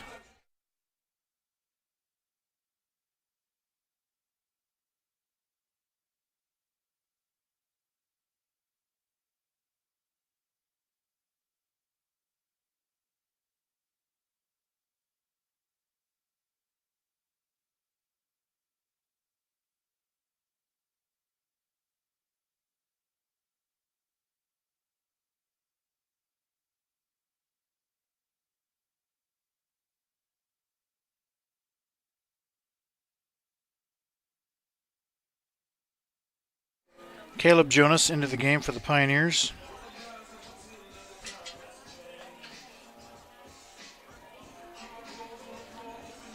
He has no record.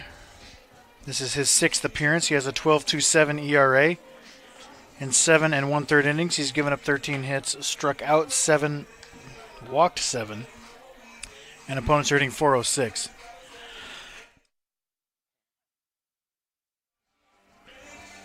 I think the Pioneer bullpen is going to try to piece it together here in the 6th. Brady Boyd warming up. And then again, I assume Navarrete is available. He threw a couple innings on Saturday. I don't know what his recovery time is. And perhaps even Castro. I see Navarrete warming up, like getting loose. He's got the Trevor Bauer stick wobbly thing happening, if you know what I'm talking about. New pitcher number 4.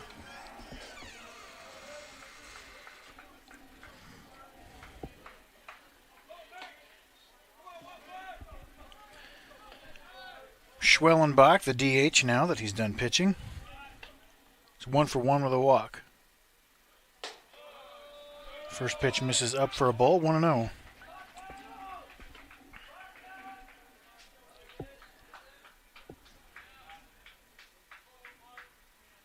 Whoops.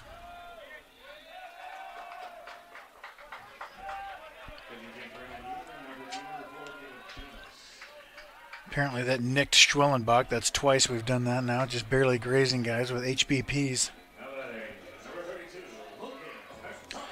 Logan McDonald is 0 for 2. He flat out to right in the first and flat out foul with an awesome catch from Josh Torrance in the third.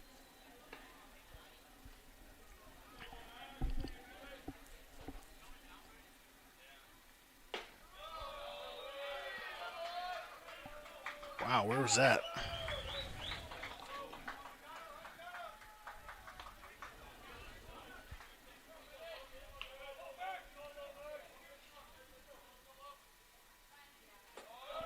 Two and 0.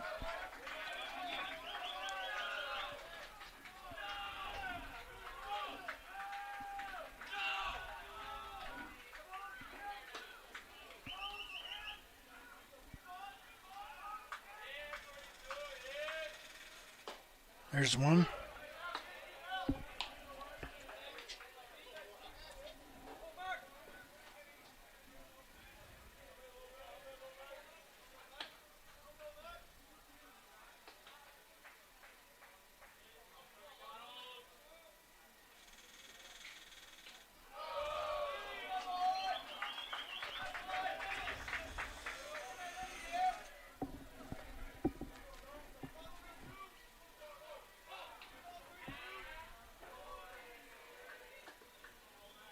The 3-1.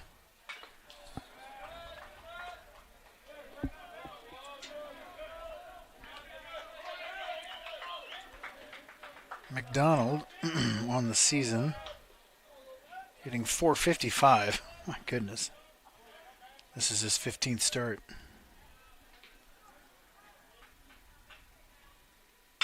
Grounded up the middle. Healy flips it. Oh, he only gets the one. Man, that was a double play for sure. He bobbled it, though.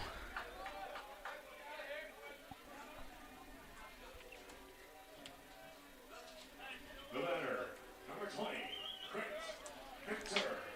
Good job to recover and get the one and not panic, however. It'll bring up Victor, who doubled and scored in the fourth. Struck out in the second. He's 1 for 2. Takes ball 1.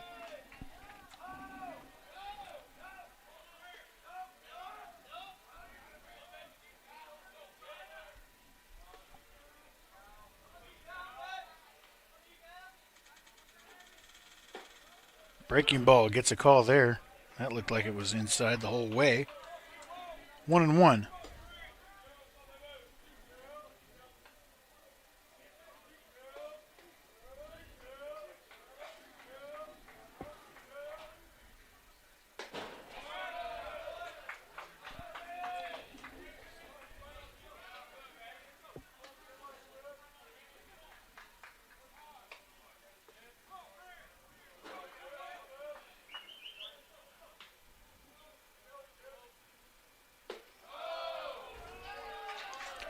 Squeezing them. 3-1.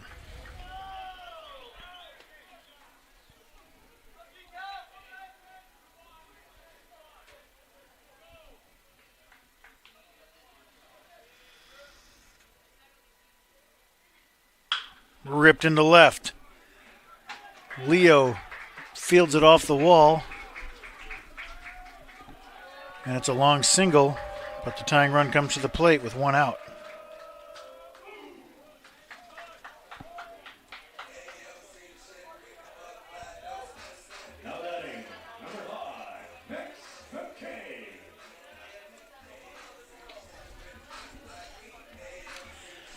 Really need that 2 ball here, and I think we're going to see Brady Boyd to face this lefty.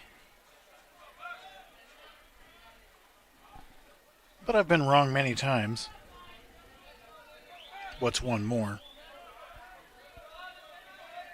Pioneers looking for 2.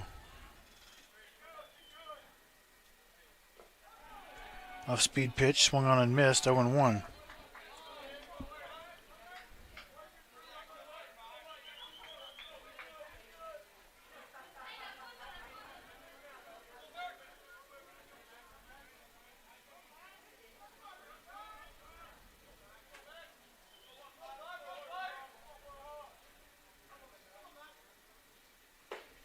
Same pitch, same result.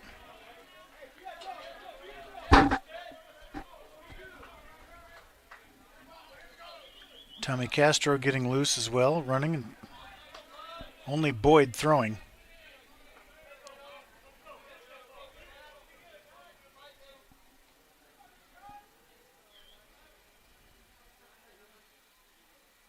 Popped up. Freeman. Too shallow to send anybody. 2 down.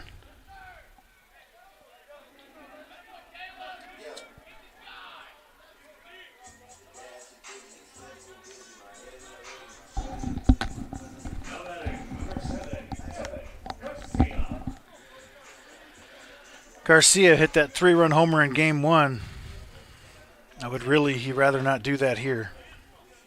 I would rather he not do that here. It's a weird sentence no matter how you put it. I hope he doesn't do it again.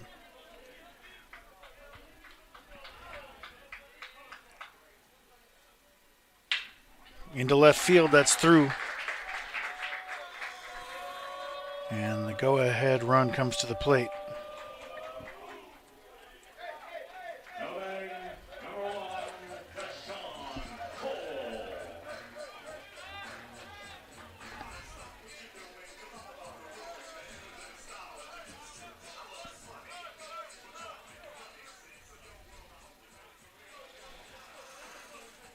He might want to run for the catcher.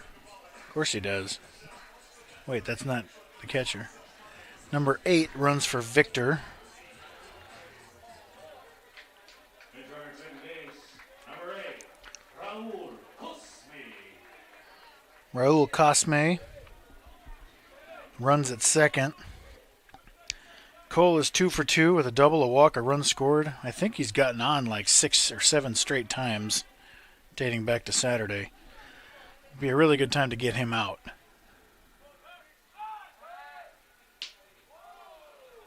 Healy tried to do a Javi Baez tag there. Trying to get that heel before the hand came in. It's really hard for the umpires to get that call, even if it's correct. If you tag him that low, it's really difficult to see it.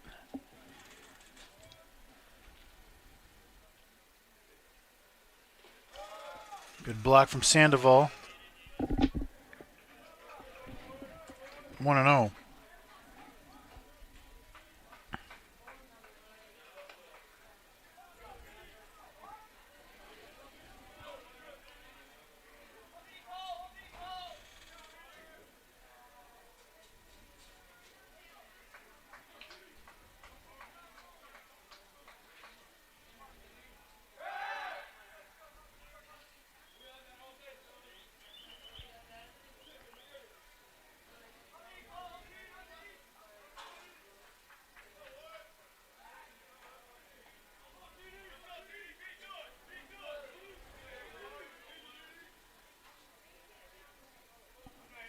Jonas in a spot. Trying to find that third out. The 1-0 to Cole. In the dirt again, 2-0. Coach Thompson trying to just buy one more out from Jonas. Got Castro and Navarrete for the 7th.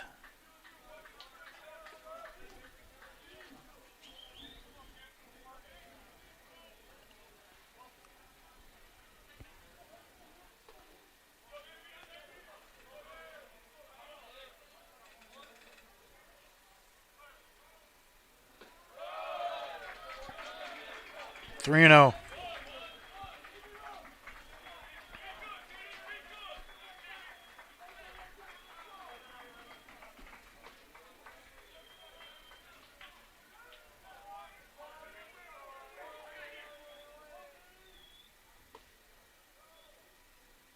Swinging 3 and 0. Gets through into left field. Leo fires to the plate. It's too high. Man, they had time. Something's going on at third base. Got him. What is happening? Third base coach got run over.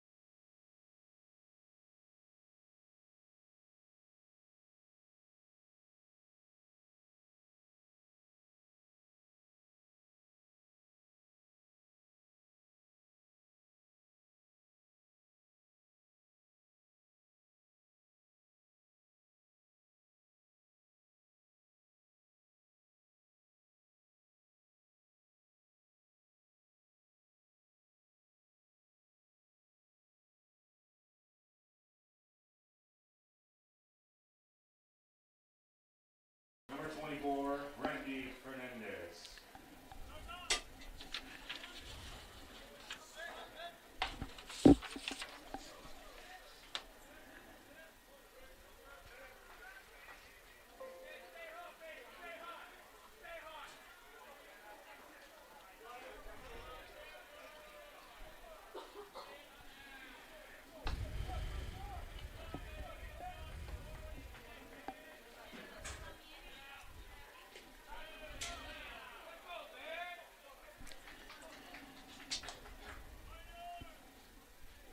Leo had a chance to throw him out at home. If he'd have been on target, he would have been out.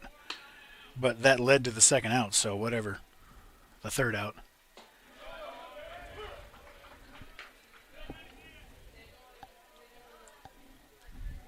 Same pitcher. Thank you.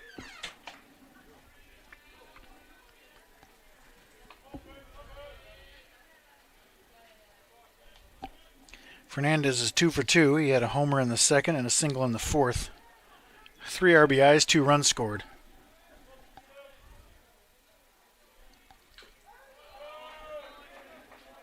1-2. I said the sequence was just 3-5 because it's sort of a new play. I don't think Jonas gets an assist because then then you're giving everybody assists. Then it's 7-1-3-5, and I don't think that's how that works.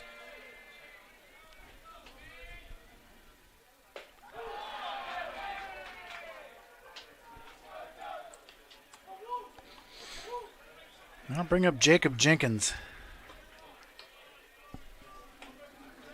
19 pinch hitting.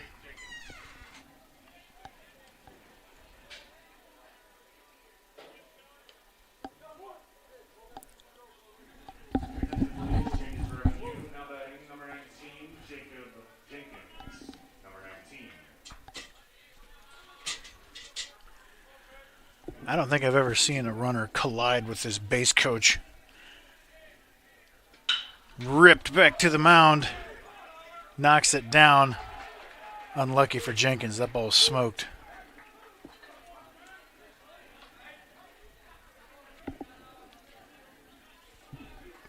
Oh, it feels like MNU is going to need another run, doesn't it? Doesn't it feel that way? The Eagles have 2, 3, 4 coming up. Ooh. Navarrete looks like he's the one who's going to get the call.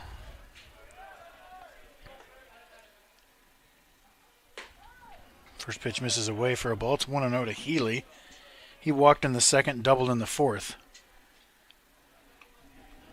I wonder if Navarrete faces Otero and then Boyd for the 2 lefties. That would be interesting. Ooh, good pitch to hit. Fouled it away.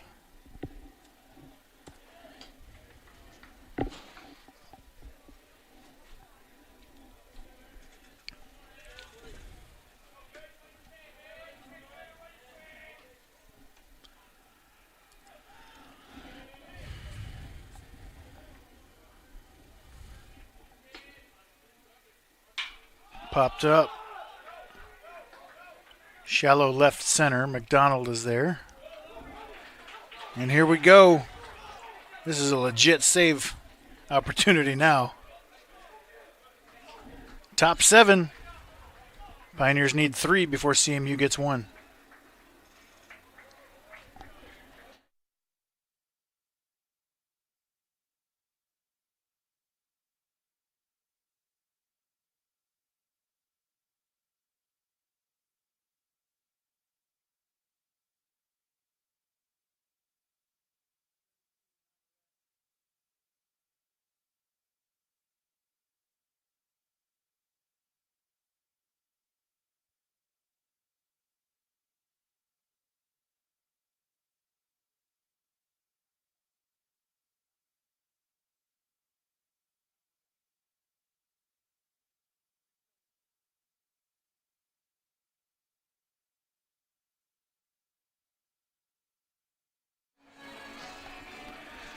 Otero, Herring, and Macias due up for the Eagles in the top of the 7th.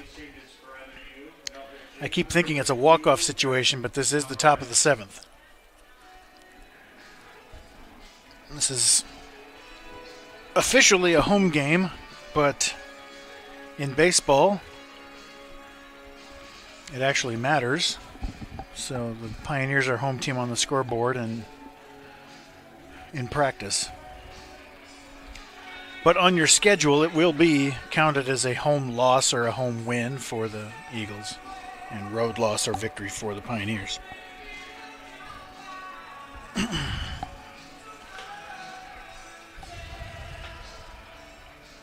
Jenkins is the DH. Hopefully that's not going to matter. But just officially, he stays in the game at DH. You cannot re-enter the starting designated hitter.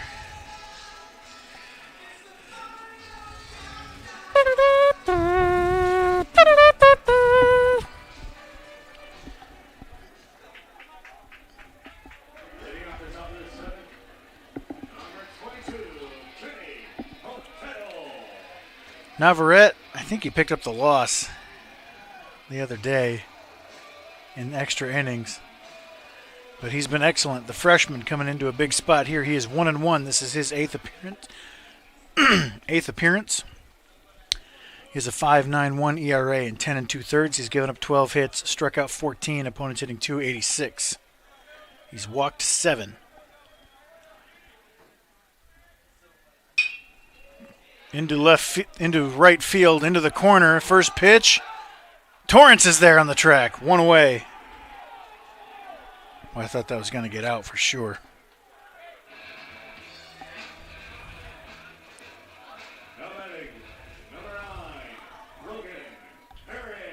So you got the two lefties coming up. Boyd has been warming, but I think he's going to stick with Navarrete.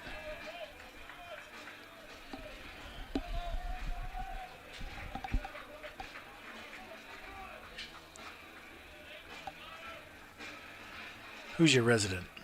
Navarrete? Logan Herring 0 for 2. He was hit by a pitch in the 5th. First pitch misses away, 1-0. Grounded out in the 1st, struck out in the 2nd, and was grazed by a Nick Michael pitch, I think, in the 5th.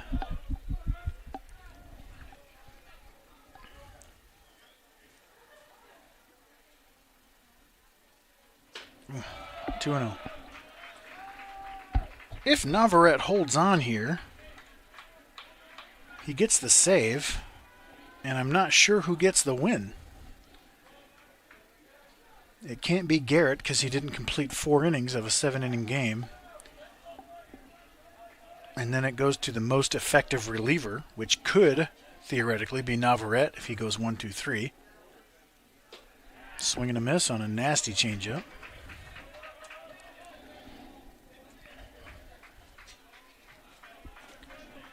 So those of you keeping checking on the live stats, go back and see, just assuming that he gets out of this, who's the winning pitcher for the Pioneers?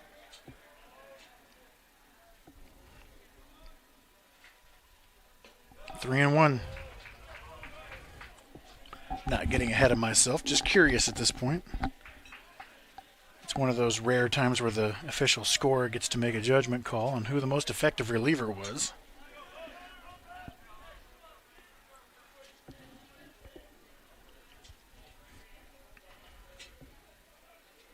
If it is Navarrete, then he would not get the save, obviously.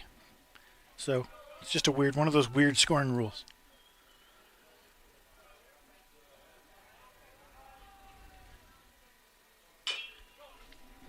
Foul. Full count.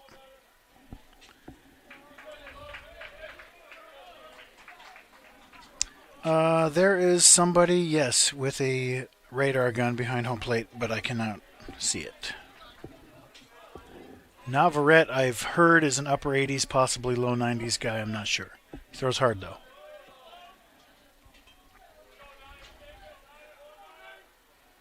Full count. 1 out to Logan Herring. Got him swinging.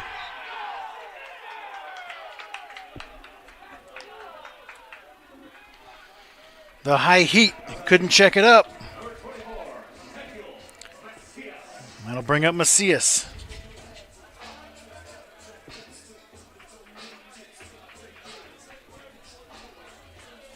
He flied out to center in the 1st, grounded back to the mound in the 3rd, lined into a double play in the 5th. First pitch to him. Called strike 1.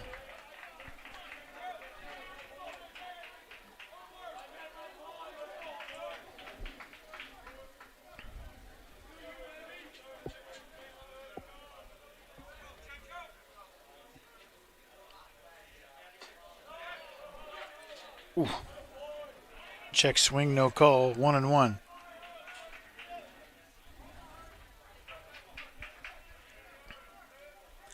You will definitely want to stay away from Macias here with that short right field corner.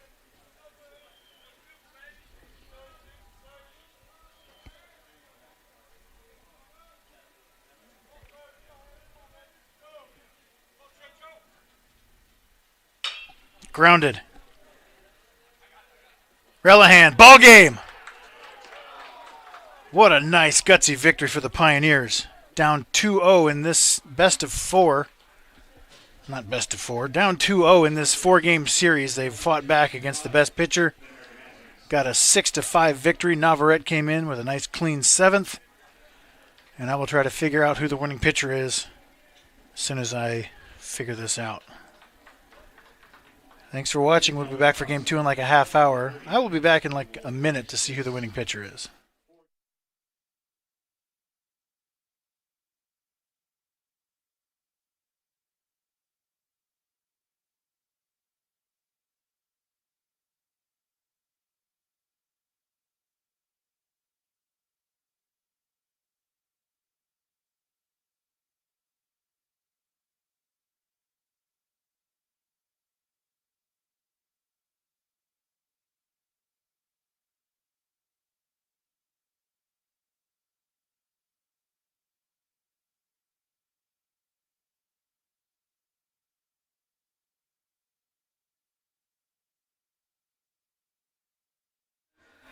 I could go Nick Michael, or I could go Connor Jonas. Theoretically, I could go Navarrete, but I'm not going to. I'm going to give him the save. Schwellenbach gets the loss. He's 5-1.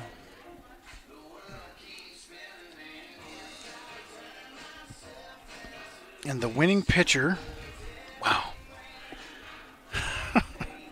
I don't know. I don't know who the winning pitcher is. Isn't that fun? Let me have a look. Let's see, in the fourth inning,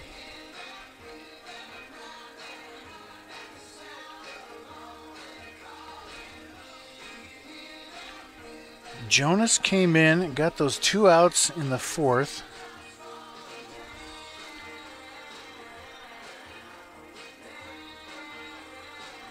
Okay. And then, didn't he? So he didn't get anybody out there. See, Jonas got the 1 out, so he got Otero. And then Michael came in, got 2 outs. Who was most effective there? Because Jonas, they got 2 outs on the bases, and then he got Otero. Michael comes in, hits a guy, and then on 3-1 gives up a rocket double play. That's really funny. It's between those 2 guys. Who was most effective? I'm going to give it to Connor Jonas.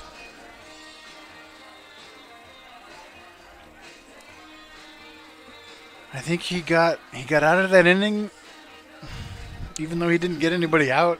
What a weird one. I'm actually going to submit this to my SID group just because it's fun. All right.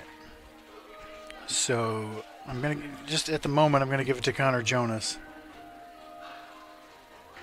So that makes him 1-0. Isn't that fun? It's a fun. I love that stuff. That's fun to me. That's why I do this. Central Methodist is 18-3, 5-1 in conference. MNU is 13-11, 3-3 in conference. And we'll be back for game 2 in like 25 minutes. Love you.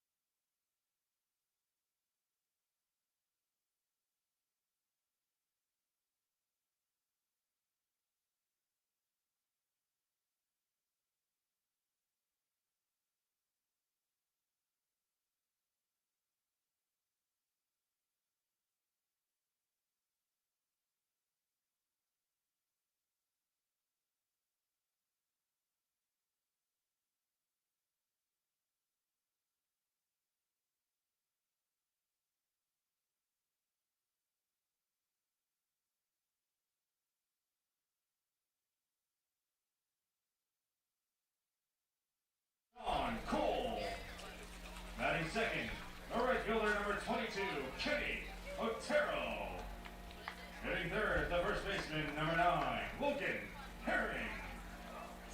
Batting fourth, the shortstop, number 24, Sergio Macias.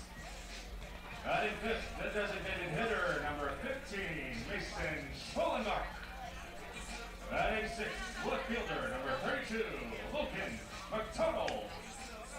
Batting seventh, the third baseman, number 20, Grant Victor.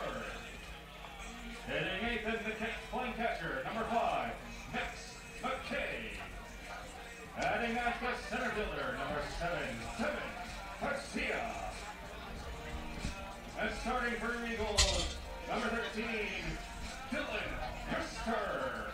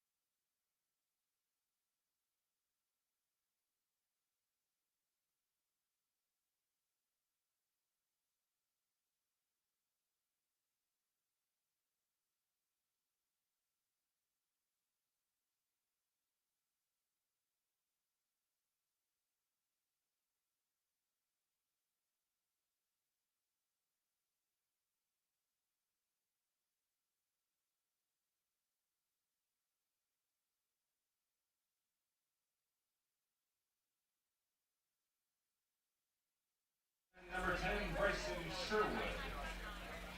Batting ninth, the shortstop, number 7, Austin Huey. And starting pitcher for the Pioneers, number 27, Tommy Castro.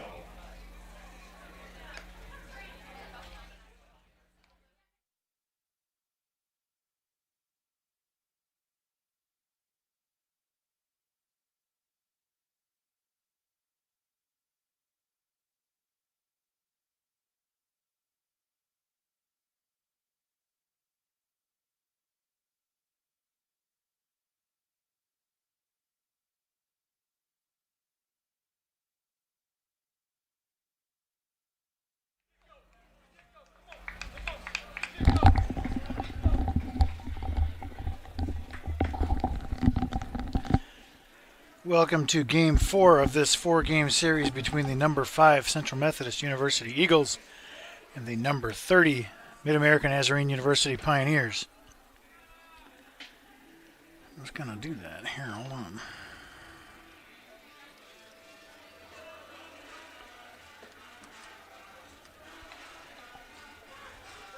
I feel like if people are just randomly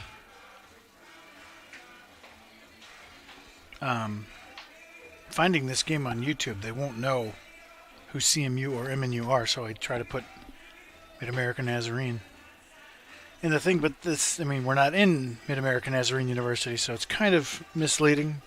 But I'm not going to put Central Methodist University on my own broadcast. No, that's where we are. We are in Fayette, Missouri, site of Central Methodist. MNU is apparently experiencing some rain. Although when you prepare this hard to avoid rain, that's when it doesn't show up, so I wonder if it ever even came.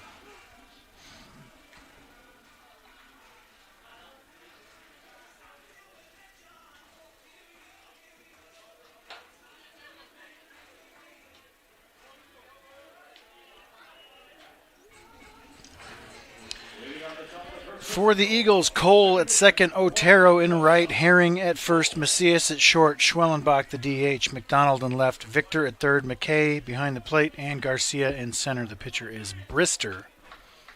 For the Pioneers on defense, Tommy Castro on the mound. And the same guys on defense as Game 1. Gilroy's finest. I don't know what that means, but...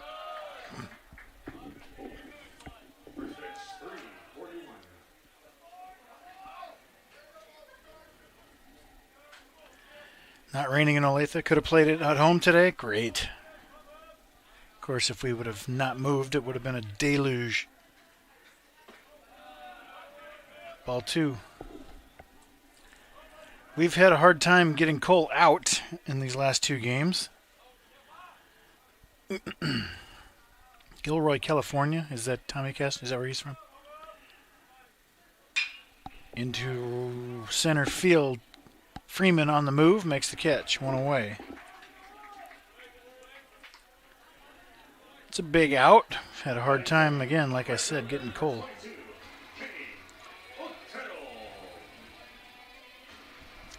Castro on the season. Oh, I don't have it pulled up. Hold on. You can find it at the same place I'm looking, so. First pitch fouled away.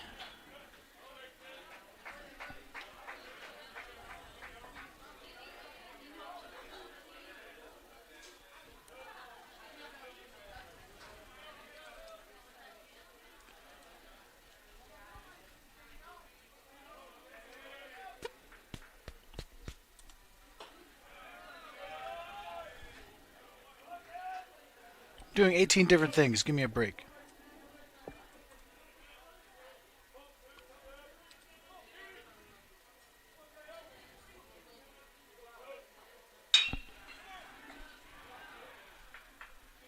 It was a high chopper that Sherwood flagged down. 2 down. Okay. Castro. This is his 6th appearance, his 2nd start. He is 1-1 with a 2.92 ERA.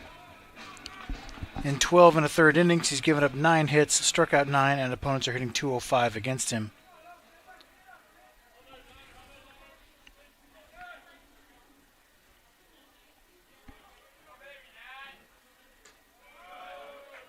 Man, I'm not on top of things in game 2.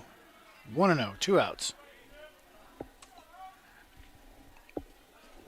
I need to have my stats printed out, and I didn't do that today before I left. Grounded. High hop for Fernandez.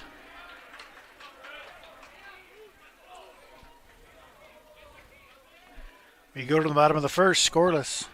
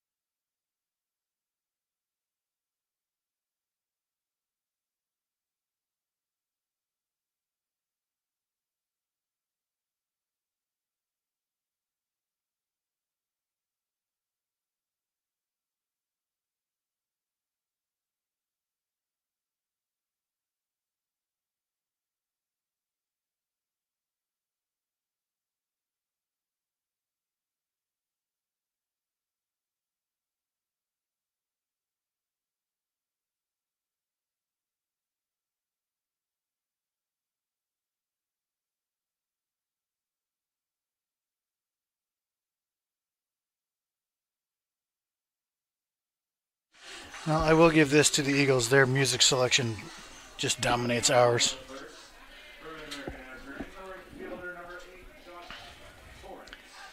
But we are limited because we can't have music that has anything bad in it whatsoever. So, Dylan Brister. This is his 3rd start. He is 3-1. He has 2 saves. A 1.84 ERA. And 14 2/3 innings. He's given up 8 hits, struck out 19, and opponents are hitting 148. So, my goodness. Another superstar arm out of the CMU stable. Grounded towards short. Macias, one away.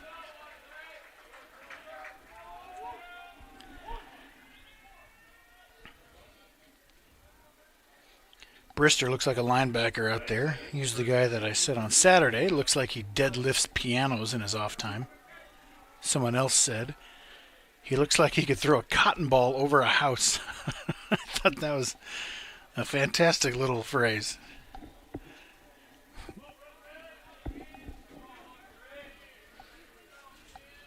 He looked way cooler from the center field camera, but you can see him here. He's a well-built young man. Called strike one on Relihan. And I said about Relihan like 2 or 3 weeks ago when he was hitting like 550.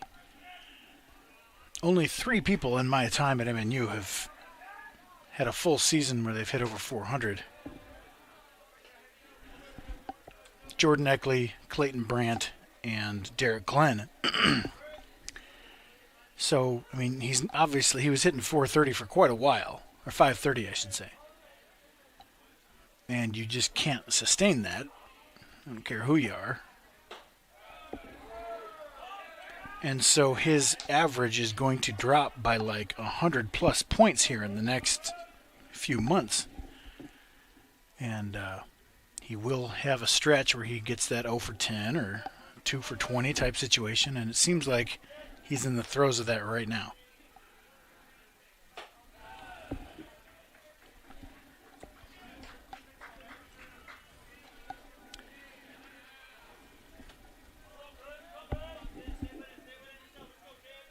I can't lean on the table. See, if I lean on the table, it moves. The 2-2. Spoiled.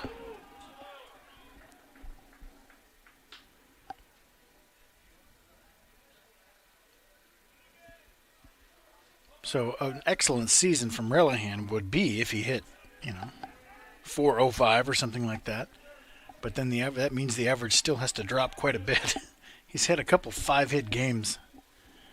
That's just not going to be sustained, especially with the arms and the heart.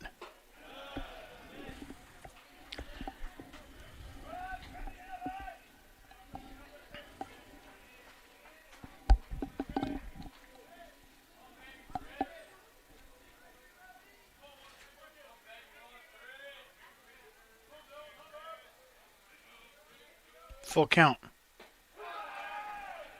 I'm not sure what that was.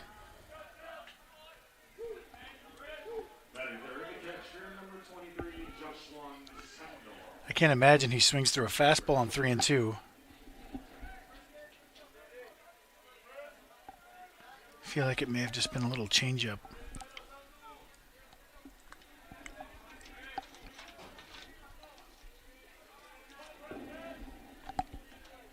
We'll bring up Sandoval, 1 for 3 in game 1. Breaking ball taken for a strike. It's 0-1.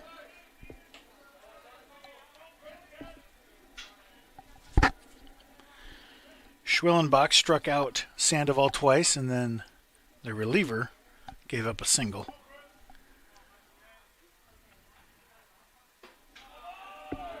Man, he's painting.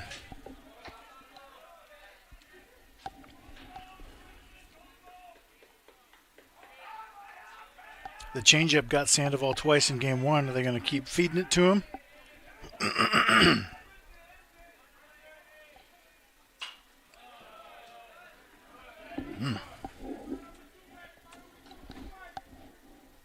I don't think that pitch was supposed to be at that location.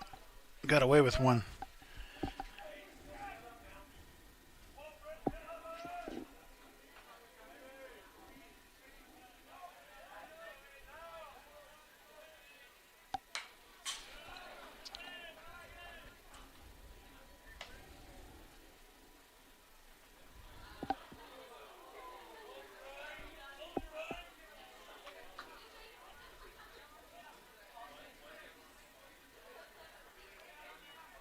A guy from the CMU bench tried to retrieve that foul ball, but Freeman beat him to it. And hilarity ensued. Another 0-2. Ooh.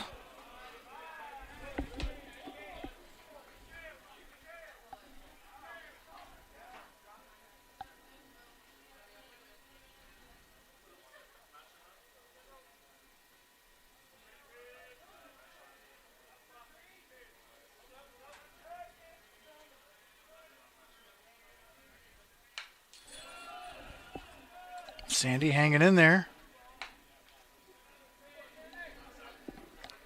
Did we win game tonight 1? I think I know what you're asking, and if I'm correct, the answer is yes. Pioneers won game 1 today, 6-5. Another wonderfully played baseball game. All 3 of these games have just been good, solid games by 2 good teams. Oh, that's further outside than the last one. You can't give them that. I don't like that. I don't like that. He didn't give him the outside fastball on 0-2. A little bit further out, he did get it on 1-2. That's tough. You can't be successful like that as a hitter. Come on, Scott.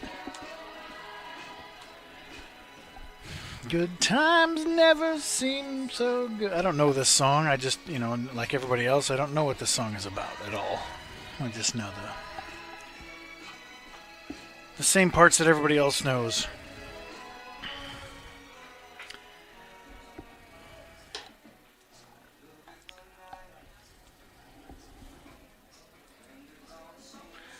I'm not a Neil Diamond guy.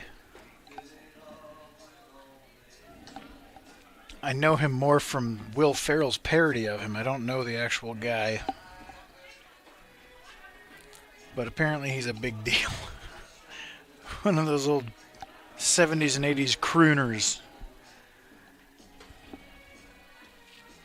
A little before my time. Still doing it though. Hey, hats off, man.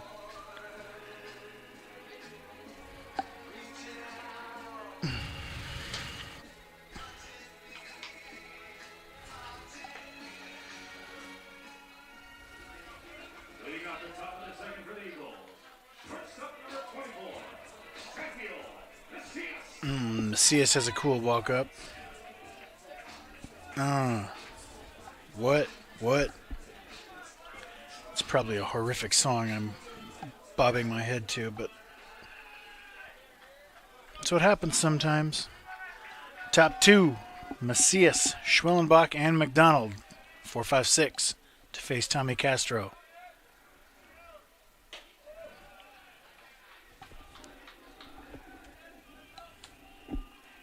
Swing and a miss, strike 1.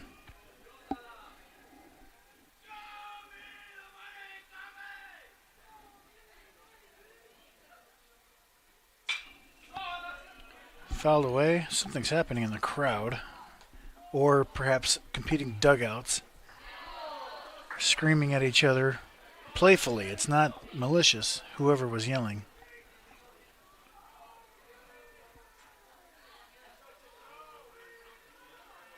Someone's screaming, "Show me the money." Ripped into right field. 0-2 mistake. And the first base runner of the game. Designated hitter, number 15, Mason Schwellenbach.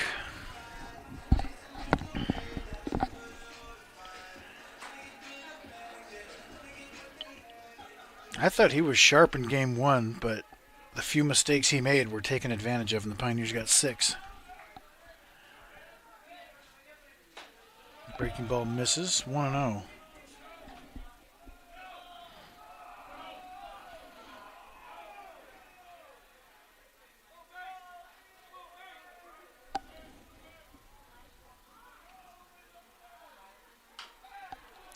Games like this are what you play for, man. It's fun to go and beat some sort of dog water team 16-2 and get your 4 hits and 3 doubles and a couple of bombs.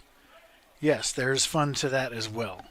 But when you're playing high quality competition and it is a dogfight, nail, tooth, and claw to scratch runs across and get base runners. Line drive, double play. You've seen those before. I wasn't going to give you... I couldn't... Whatever. Shut up, Chad. Double play. Just hit right to Relihan. No chance for Macias. That's the second time they've done that today. These are the games that are fun to play. Broke his bat. Get rid of your hat. Throw a rocket to first. And we go to the bottom of the second. But let me finish my thought because it's very profound.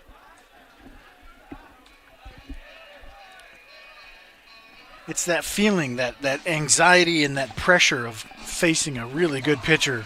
And it's really hard. It's really hard to hit anyway.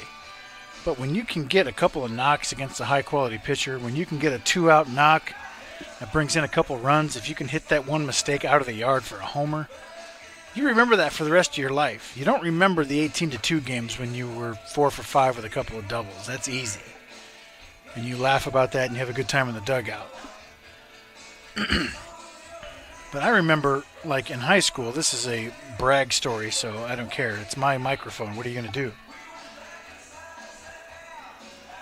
My high school team was facing a dude that brought on all the scouts. There were like 30 scouts behind the fence to see Chris Fulbright out of Libertyville in Illinois. And he was throwing 90, 90, big right-hander throwing 90 miles an hour in high school. You don't see that. And they got up on us pretty early. They were really good. But in my first at-bat against Fulbright, I hit a little bloop single into left field. I was a left-handed hitter, so it shanked the wrong way. And I'm like, sweet. I'm going to at least be 1 for 3 here against a superstar pitcher, so that's kind of fun. Is this college?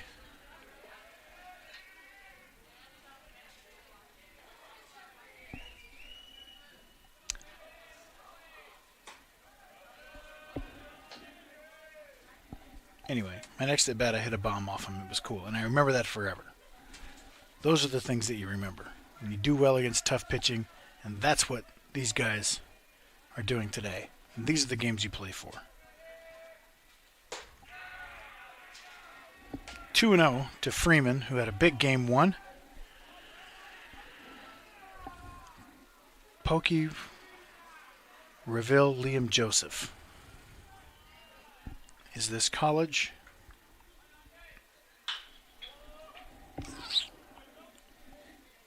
Is this college baseball? How old are you, Pokey?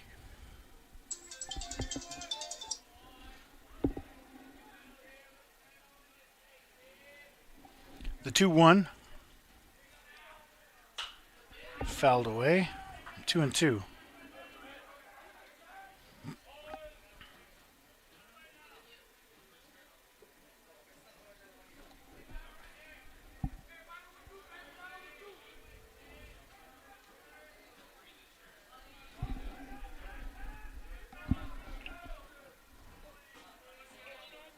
Why don't you have your phone with you? Why aren't you answering my texts? Bye. The 2-2 to Freeman. Got him swinging. Bristol's been nasty so far. That'll bring up Ryan Leo.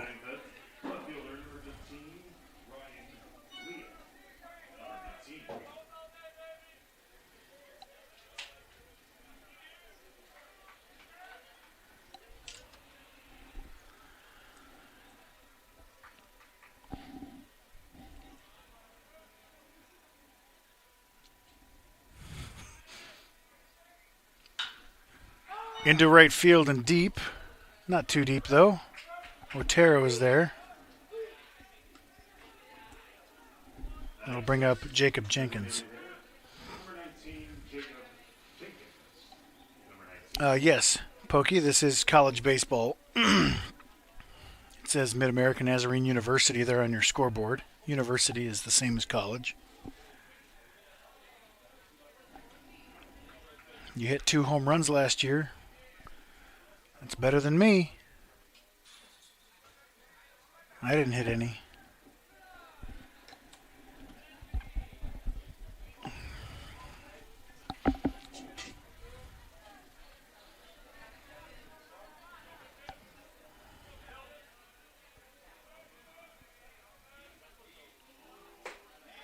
Called strike one to Jenkins, who saw one pitch in last game, in game one or game three, and ripped it right back to the mound. 1-1.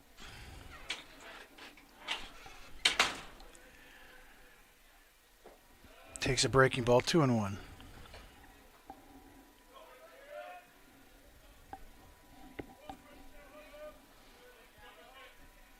How do you think he's thrown? I don't know who you mean, but everyone's thrown well today. Foul tip, strike two. I have a 10-year-old at home myself.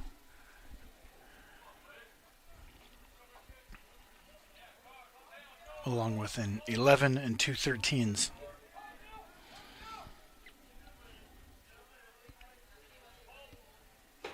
My 11-year-old's pretty good.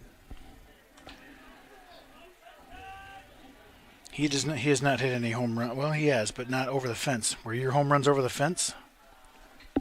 You have too many names there. Pokey, Reville, Liam, Joseph. What's your name? The full count pitch. I think he was out in front of a changeup there.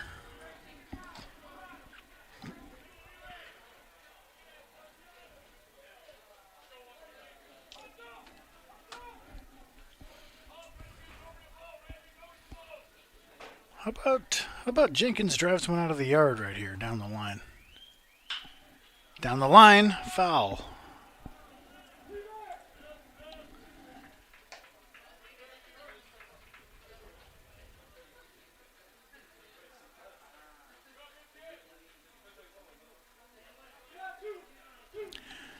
Well, I mean, usually I can decipher most sentences despite typos or talk to text or whatever, but you got me baffled on that last one. Called strike three. Jenkins didn't agree. There's hardly ever a time where he takes a strike, so he knows the zone. Well, he swings at everything, so if he doesn't swing, it's probably not a strike, but whatever. Scott's got a big zone. I don't know what to tell you. Since my birthday is so bad in baseball, I'll get 16th for the lake I had to pay for 14-year-olds in about 10. Pokey, that's a nonsense sentence.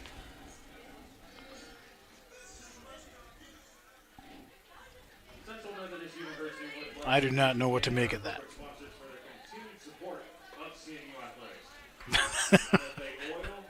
God bless you. I'm glad you're watching. But you got to try that one again.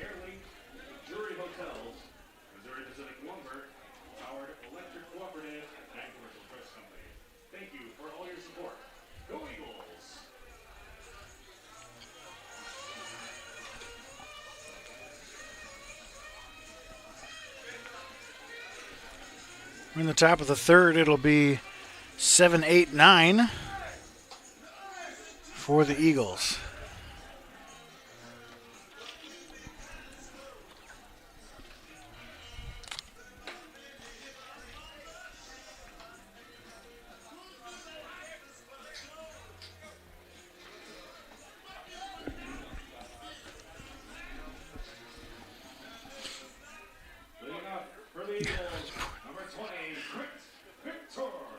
Oh, okay. Okay, it's starting to make a little bit of sense. You have a bad birthday so you're young.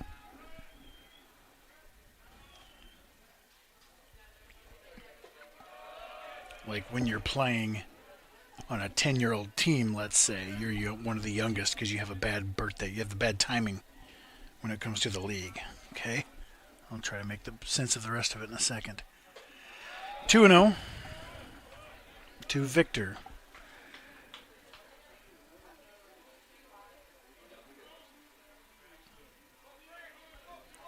You have to play for 14-year-olds. Like play with 14-year-olds. That's the only league available. Thanks for watching, Francisco Pena. Francisco, that's fun to say.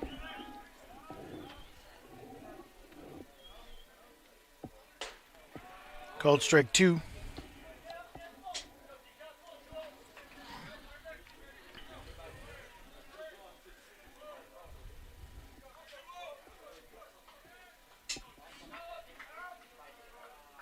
The 2-2 from Castro. Scott, my man.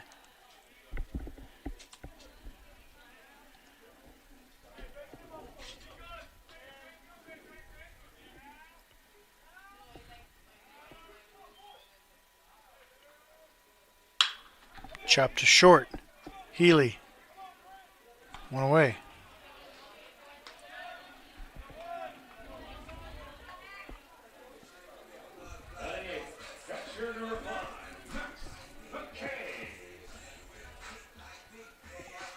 So a 10-year-old on a 14-year-old team, that is a tall order.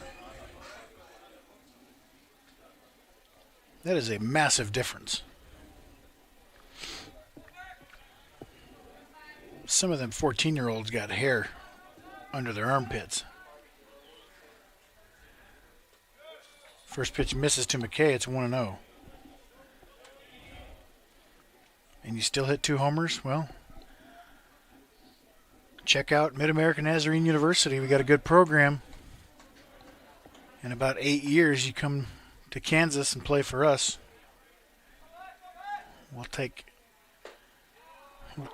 all the hitters we can get.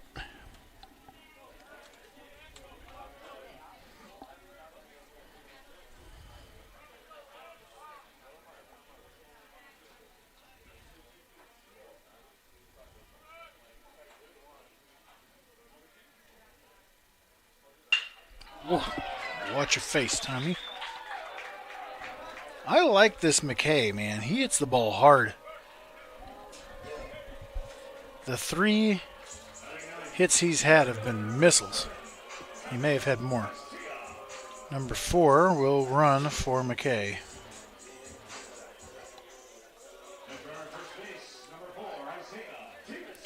And McKay didn't even start game 1. So it felt like he wasn't the starter when he started game 2.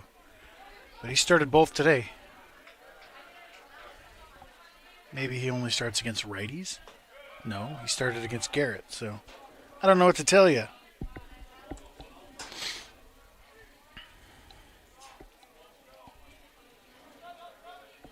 Where are you from, Pokey? We're in Olathe, Kansas. It's near Kansas City. Called strike.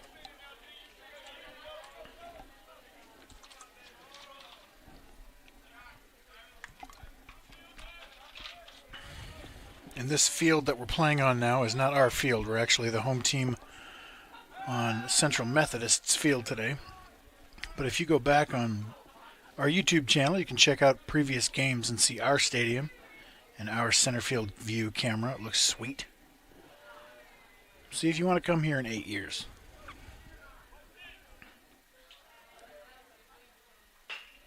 Little chopper, foul.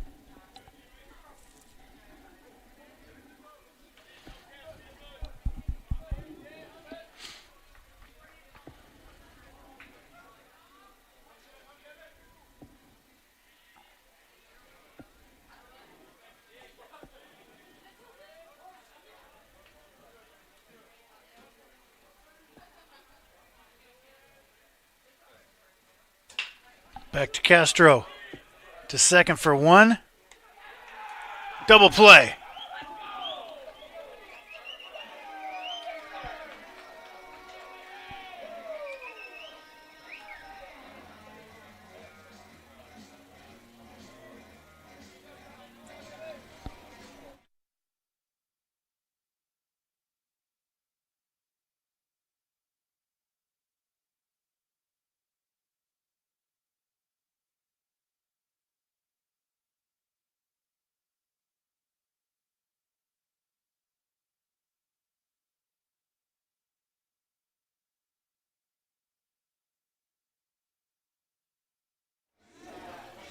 Marilee filling. Connor works for us a lot too at the other sports. This is Stevie Ray Vaughan in the background. This is a sweet song, man. Pride and Joy. Yeah, we like having Connor. He's good on cameras and whatnot. Marilyn and I play baseball in Salisbury. Are you from like England? It feels like your name is English, like, or are you in? You're not in. Are you in America? Left-handed pitcher Felix Pena pitching today. He might be. He might come out of the bullpen. I'm not sure. I have not seen Felix Pena in this series. I don't think.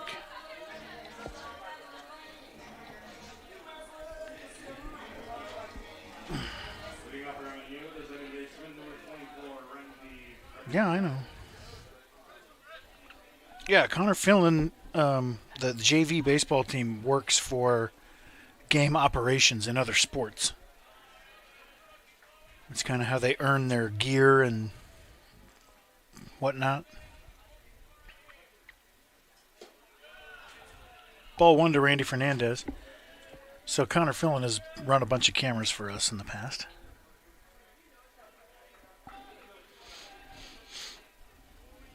Soccer, basketball, football in the off seasons. Another drive by Fernandez. Deep and gone. He is on fire.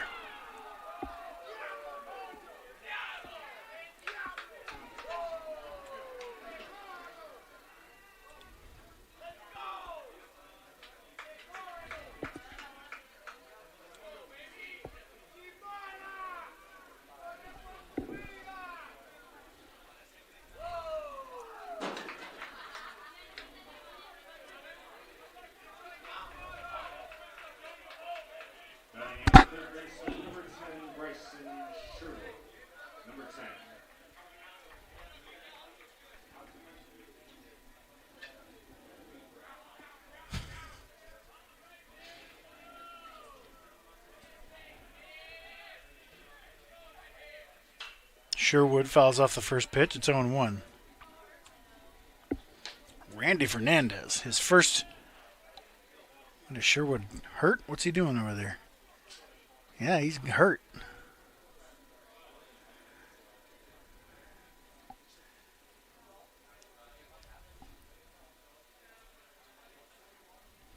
I'll take this opportunity to check out that homer again.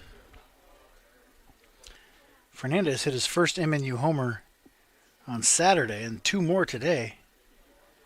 My man's feeling it.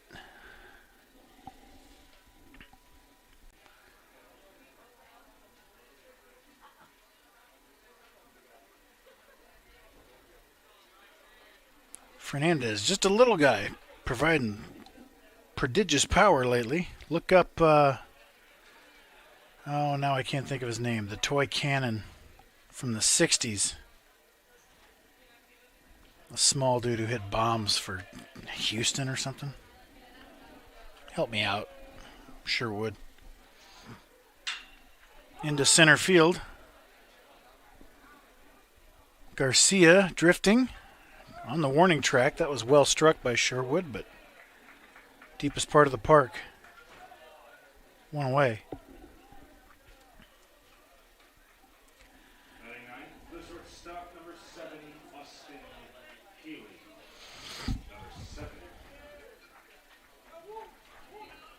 Austin Healy now.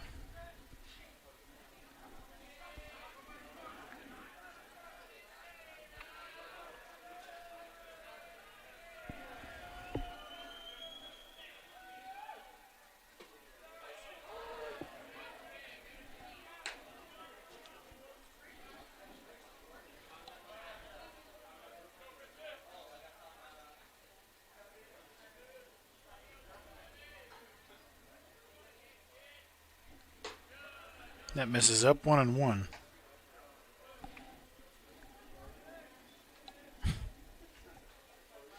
Jimmy Wynn is the player I'm looking for. Yeah, you got it. Thanks, David Compton. I had to look it up. I had to cheat. I couldn't think of it. He hit a classic homer. I had this VHS tape of the 50 greatest home runs in baseball history. But it was made in like 1995, so there have been plenty since then that would wipe away a lot of these. But Jimmy Wynn had one of them. Fly ball. Shallow right. Cole moves out of the way, and Otero takes it. And there was a sequence of homers that they dubbed monster mashes. You know, among the 50 greatest homers were playoff homers and World Series clinchers and stuff, but also there were 5 or 6 or so that were just absolutely mammo shots, right? 500 feet type things. And Jimmy Wynn had one of those.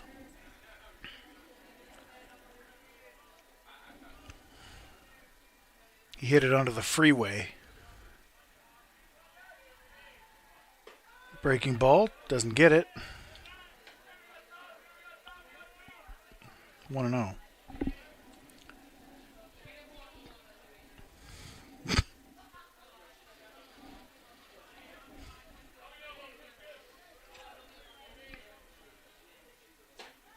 Go ahead.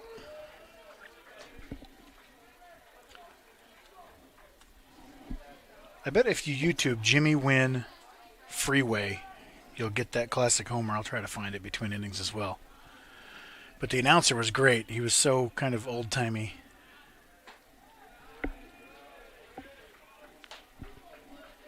It's like you can see it up there bouncing where those automobiles are going. And you could see it bouncing up along the freeway, wherever they were playing. I don't know where that was. Oh, good hack. Fouled away. No, he trapped it. Sorry. Let's see if we can show it. He trapped it against the chain link. I'll show it to you here.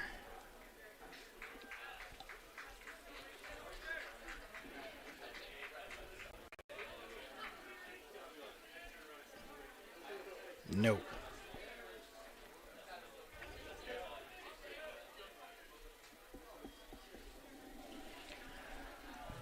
2-2 now to Torrance.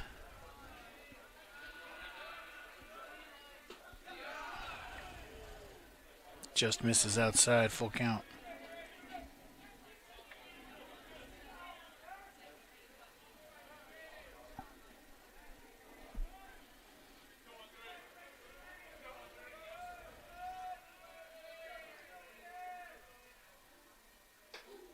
Foul ball. No, if he acts like it hit him, he's going to convince Scott. He hasn't made a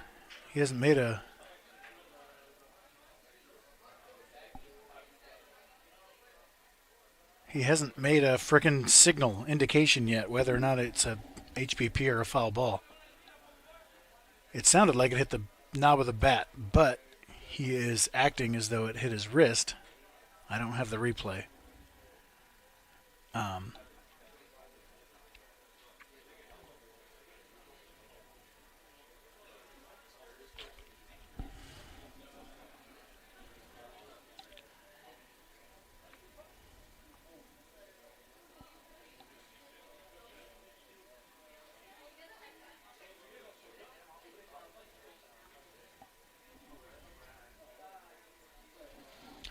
Yeah.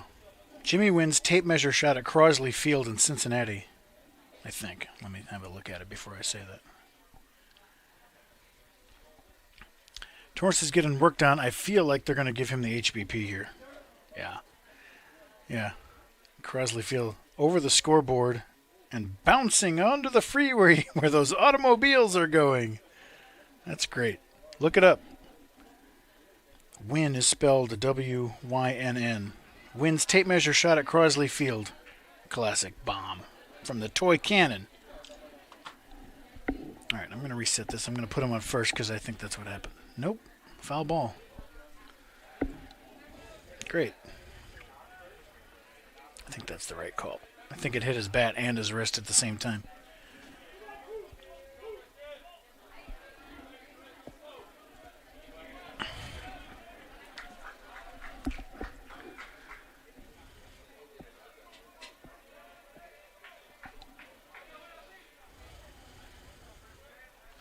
I think he could have convinced Scott that it hit that elbow pad or his wrist if he'd reacted better immediately, but you can't think that fast.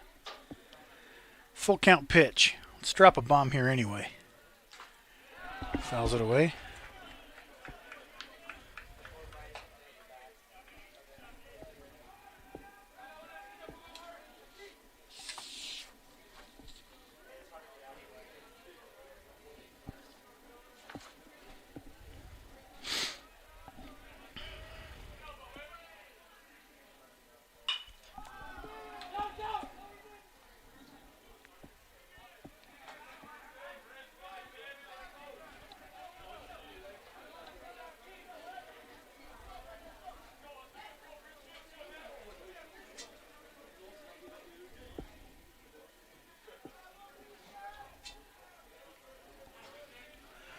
Another full count pitch to Torrance. Grounded to third. Long throw. Got him. Randy Fernandez puts the Pioneers up. We go to the fourth, leading 1-0. Put me in, coach. I'm a brown-eyed, handsome man.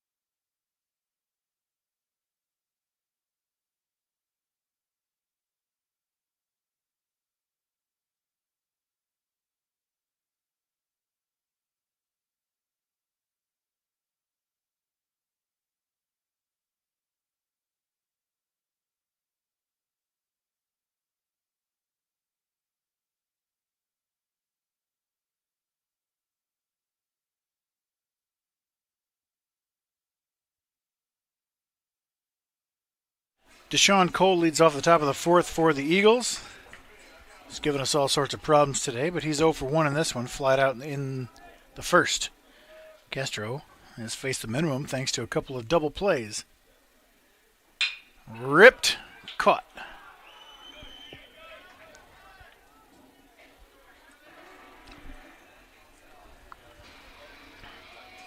Healy was right there. Kenny Otero grounded up to third in the first inning. He's 0 for 1.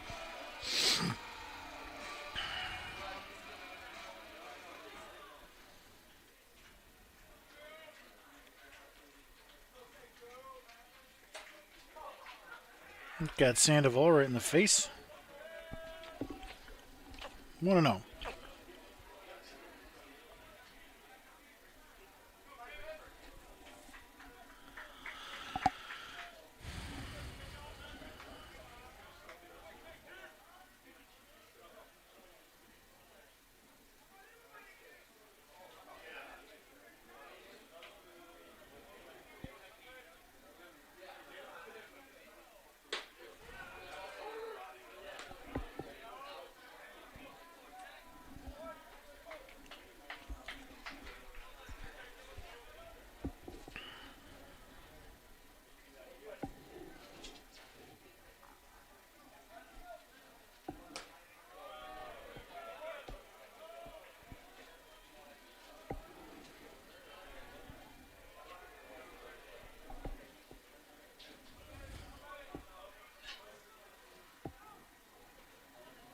The 2-1.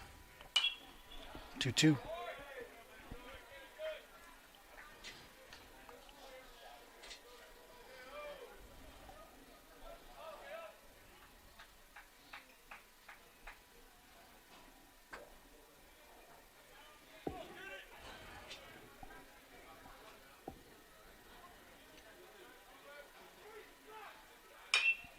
Chop towards third.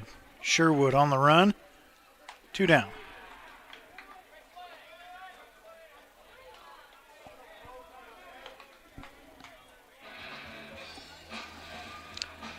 Logan Herring grounded up to second in the first inning.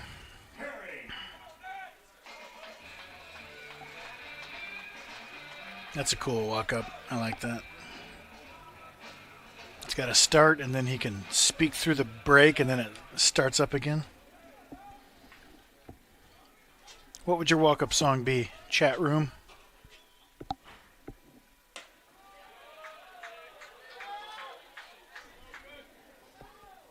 Man, that's a strike, Scott. Come on now.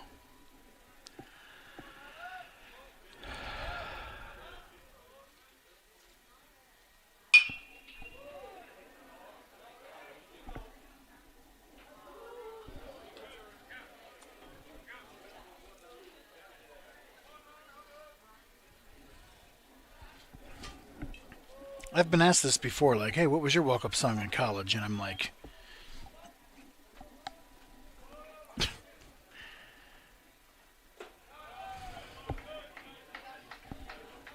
I guess we could have, but I mean, we had like this old-timey microphone for a PA. There was no music hooked up to that system.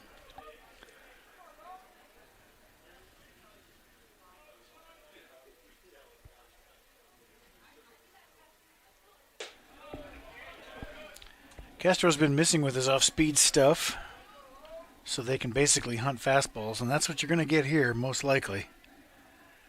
I feel like Herring can just sit on one pitch and go crazy on it, but see if Castro can drop in a breaking ball. Misses with the heater. 2-out walk.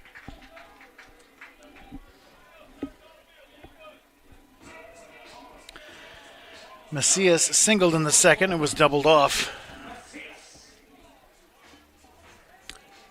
So I don't know. I think I would like, if I had a walk-up song, I think I would go with a classic guitar riff that everybody kind of recognizes.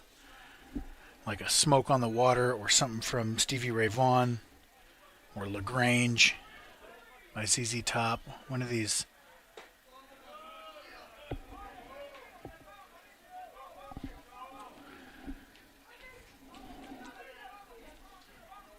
Just like a power guitar riff situation.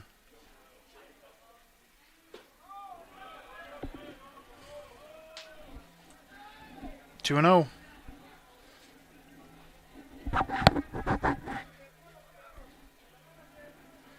Chat room, what would you go with for your walk-up song?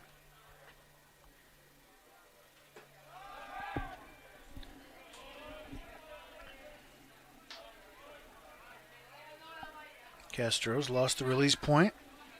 3 and 0.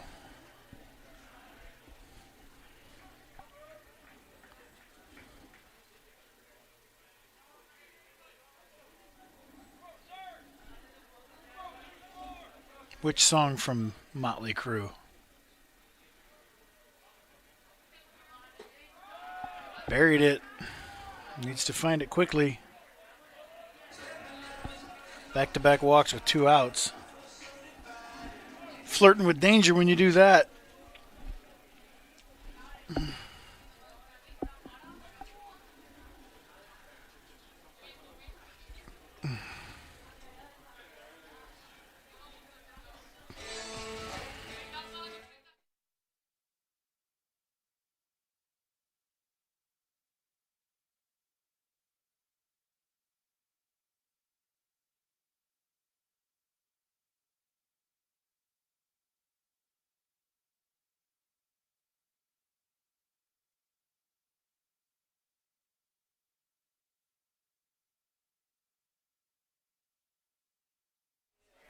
After that chat from Coach Thompson, Tommy Castro is back ready to go. Brady Boyd getting loose in the pen, but in a game like this, you're not going to want to go to the pen. You're wanting Castro to go 110 pitches, maybe into this, get through 6, and then maybe Navarrete comes in again. But in Game 4, you've basically seen everybody. It's Castro. Castro's got to be the guy. Buried that one again. 1-0. Schwellenbach lined into a double play in the second inning. Slashed it to Relihan.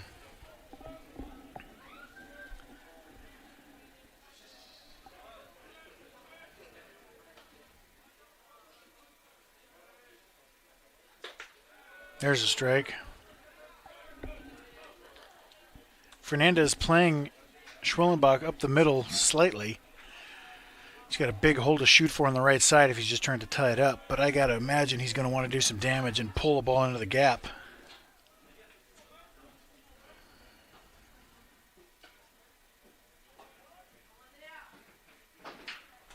Little shank. Fernandez is there. He can't get it, though. Dang.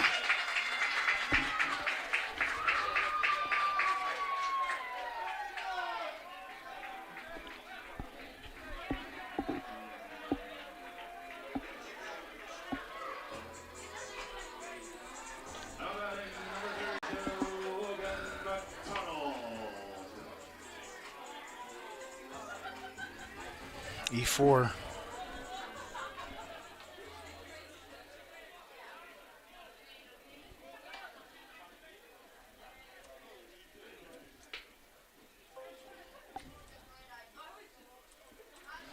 Bases loaded, 2 outs for McDonald. First pitch snaps in there for a strike. It's 0-1.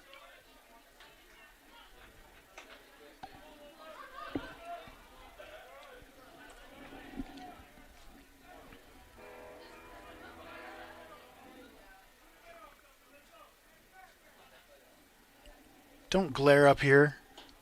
We know. Someone turn the music on. It's fine. It happens.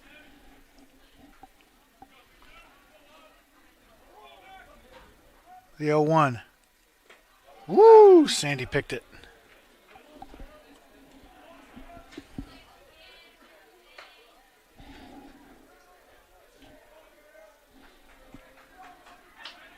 Kryptonite by 3 doors down. Brister, I think, if that's his walk-up, he had an awesome, like, thrash metal thing happening before his first pitch. 2-1.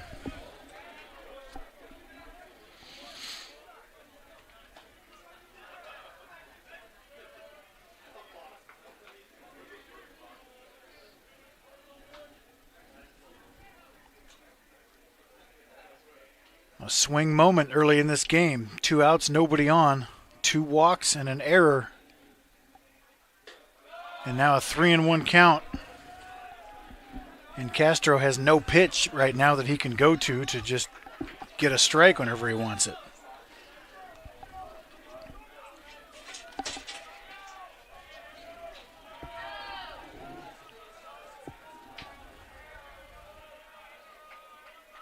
The 3-1.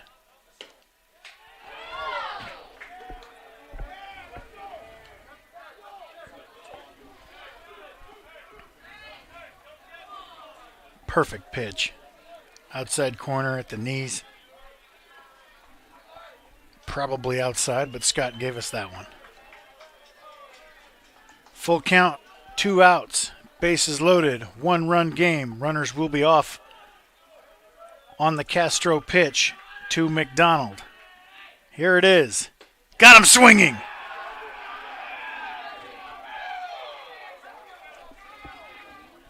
What was that? A changeup? Did he throw a changeup in that spot?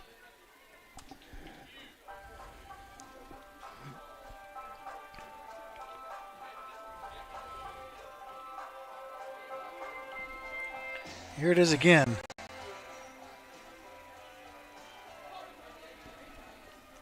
I'm going to slow that down. I didn't really get a good look at it.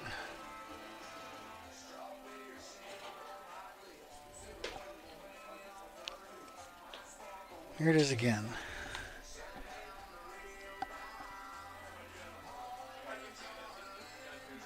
Why isn't it going? Let's go. Here it is again. They blew him away. Was that guy looking off speed and got the heat? That's a tough thing to do when you're hitting. Yikes. Let me see it one more time. I want to slow it down even more because I think he was late now that I look back on it. Here it is again. That's a bad. Come on.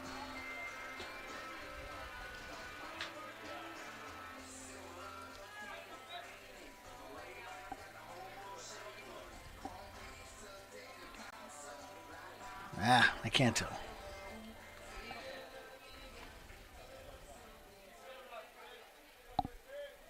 Leading off for MNU, the first baseman, number 2, Adam Relin. No, I think that pitch is getting called strike 3 if he takes it.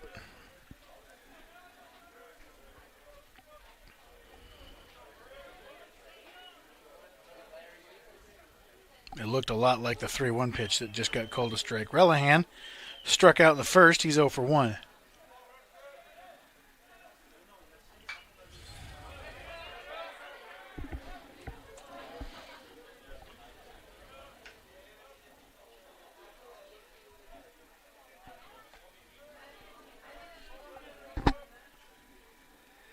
Relihan hasn't had a big part in this series offensively.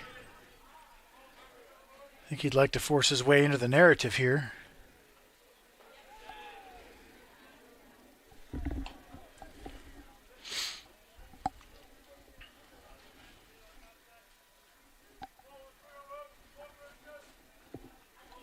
He's reached base a couple times, but I'm not sure he's even scored.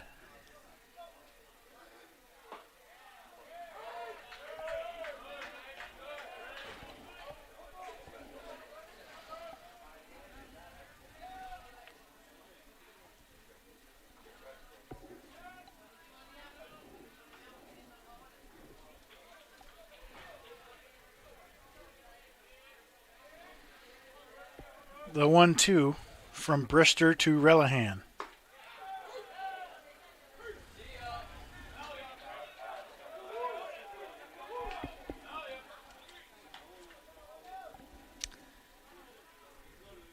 The batter, number 23, Joshua Sandoval.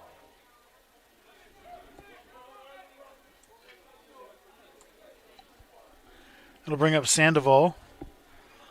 That pitch was probably outside, but I'm also not surprised he called it a strike. I think Relihan's got to try to spoil that one. Breaking ball, hammered, foul.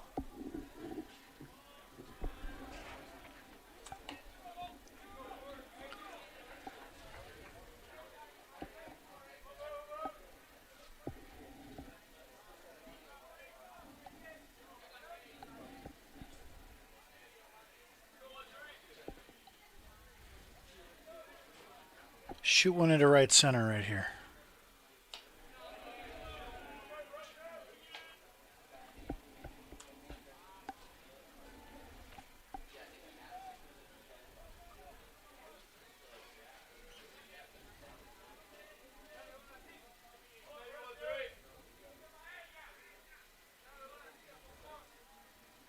The 1-1. Ripped towards short. Handled by Macias. Makes the throw.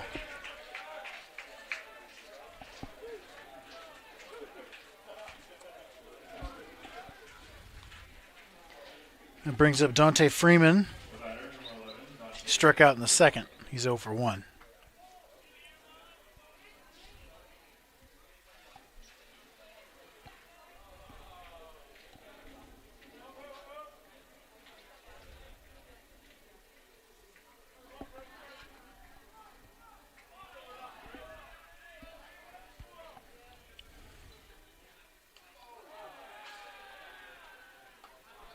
Freeman sprints to first after getting plunked.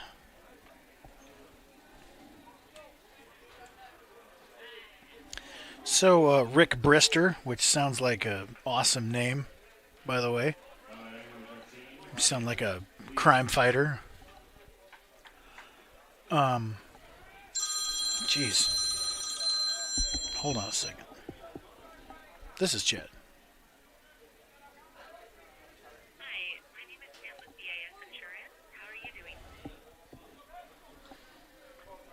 Ryan Leo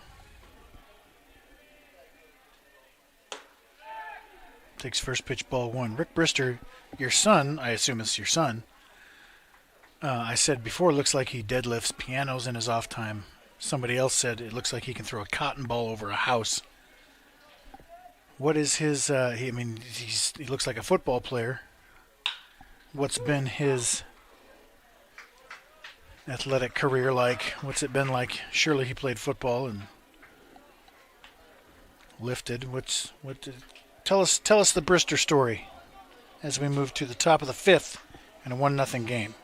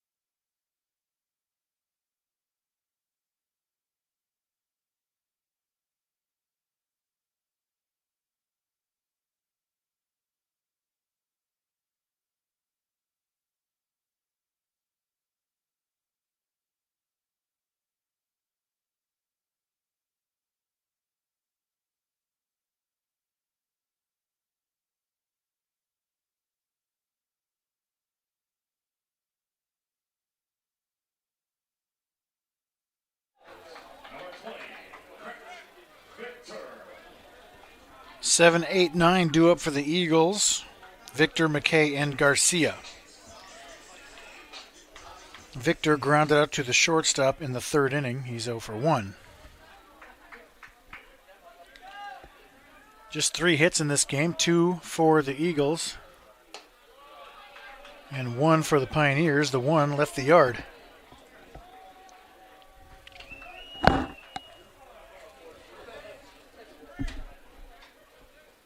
I don't even know if Brister's pitched. Well, that's drilled into deep left center. Freeman to the wall, and we are tied.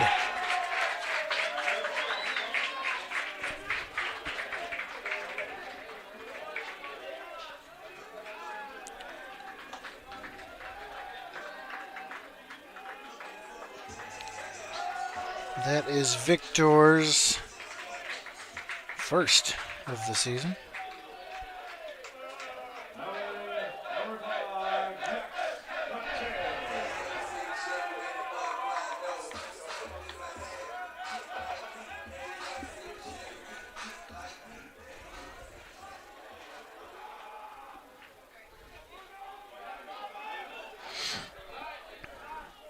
Brand new ball game. Now McKay takes ball 1. I've got that replay in a second.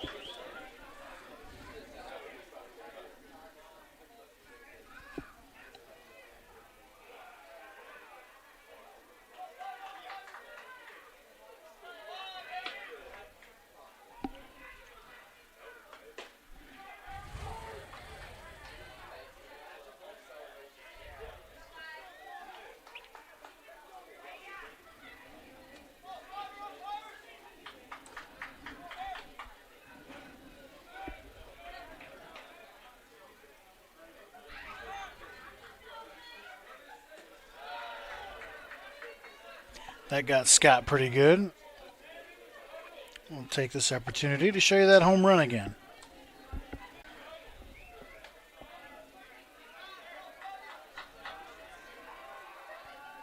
Hammered that one.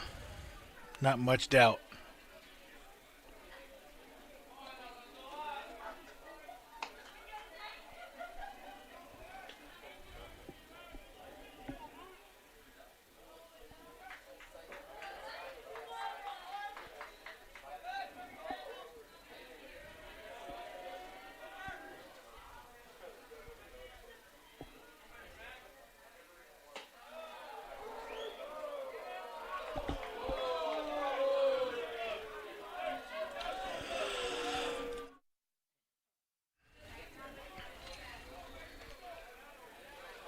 McKay singled in the third.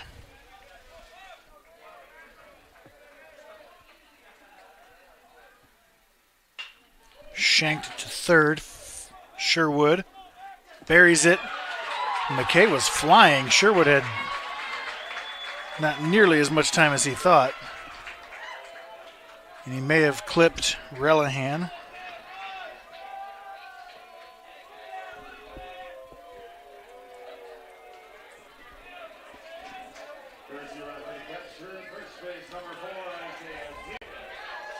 See what happened to Relihan at first.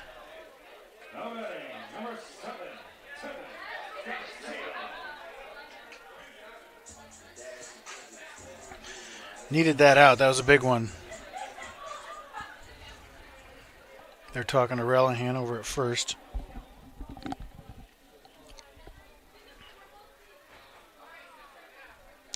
They didn't courtesy run for McKay one of those times, and I was surprised by that, but that showed you why right there. He's plenty fast.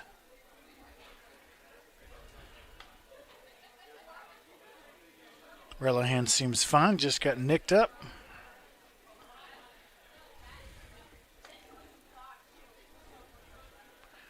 Actually, I don't think McKay got him. I think maybe the throw hit him.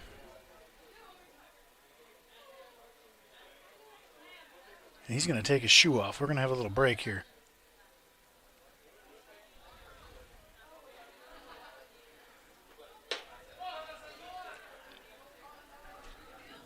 Jonas Connor is throwing in the bullpen. He threw a handful of pitches in game 1. Actually earned the victory.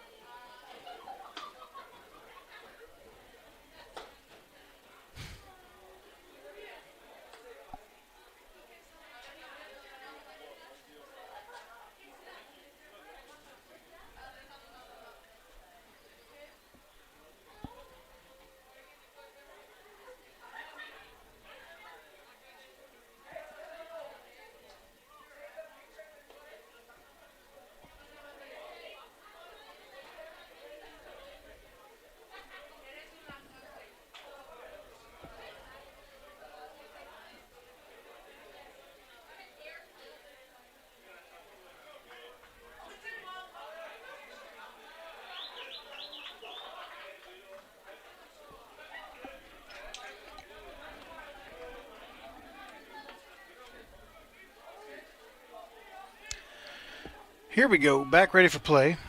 Garcia grounded into a double play in the third inning. That's hammered into deep left center as well. That's going to clear the yard, and it is 3-1 CMU.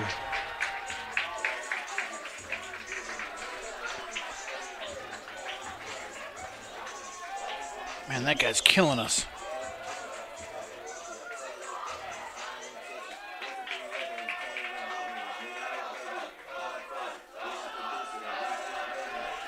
Here it is again. He just went down and got that off-speed pitch and blasted it.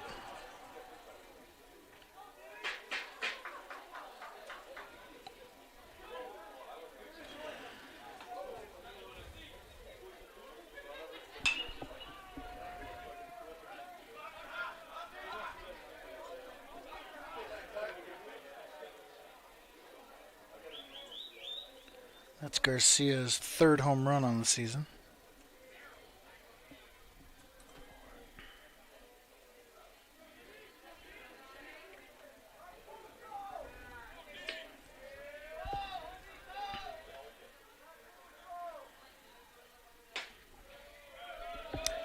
Man, Castro had given up nothing. Couple of hits, couple of double plays. Homer. Infield single, homer. 3-1.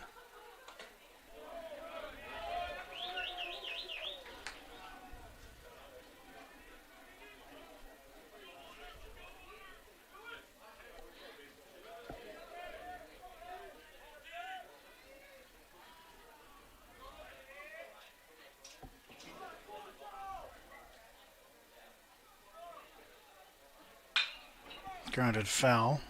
2-2.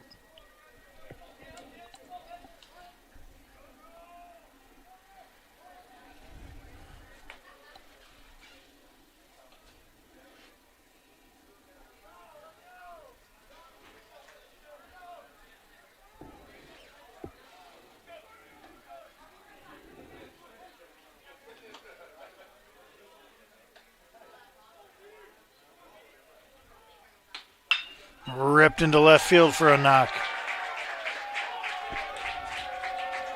Too fast to even switch the camera.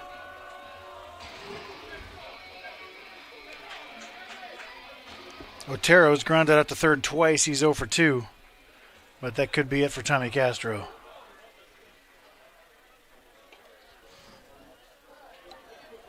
You got Connor Jonas, Nick Michael, Brady Boyd are options. Looks like it's going to be Connor Jonas.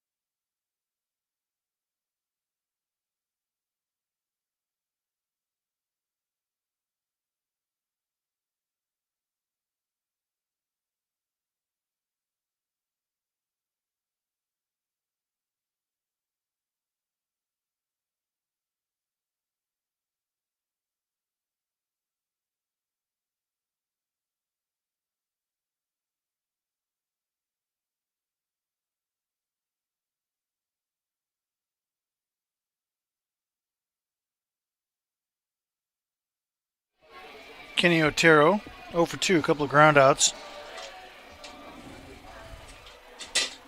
Pioneers have just one hit. I think that's their only base runner. The Randy Fernandez homer.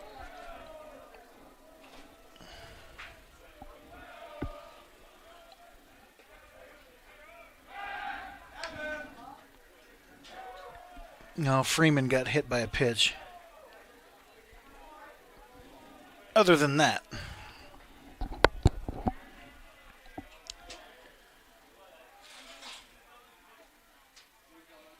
squares to bunt, pushes it, foul.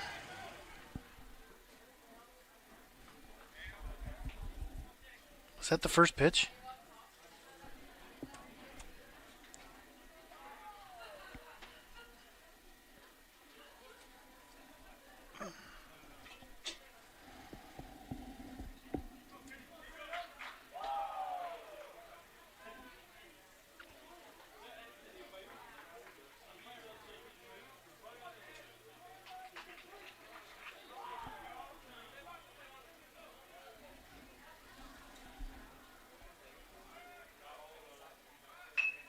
Gets that one down.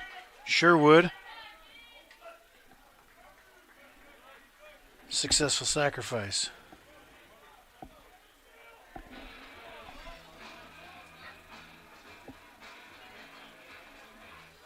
Now batting, number 9, Hogan, Herring.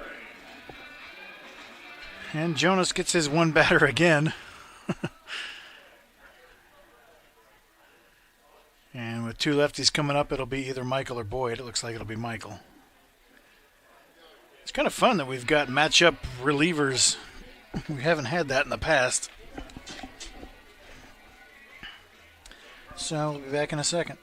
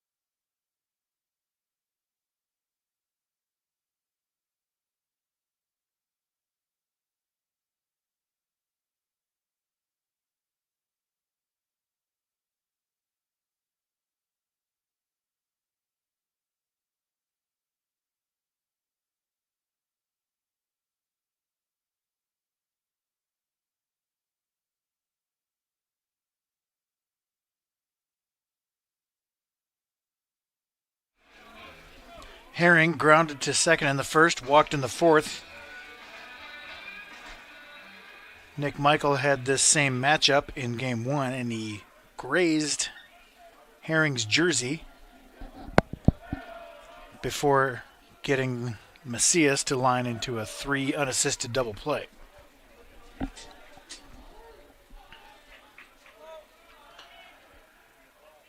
So second look at Michael for Herring. Smashed into right field. They'll have to hold the runner.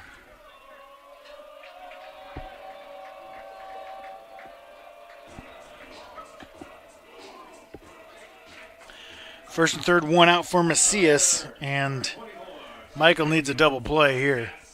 Can't let this game get too far away. And they will run for Herring with number 8.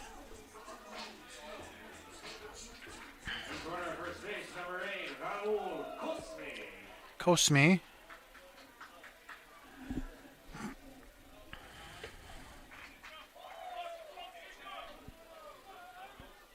Macias singled to right in the second, walked in the fourth.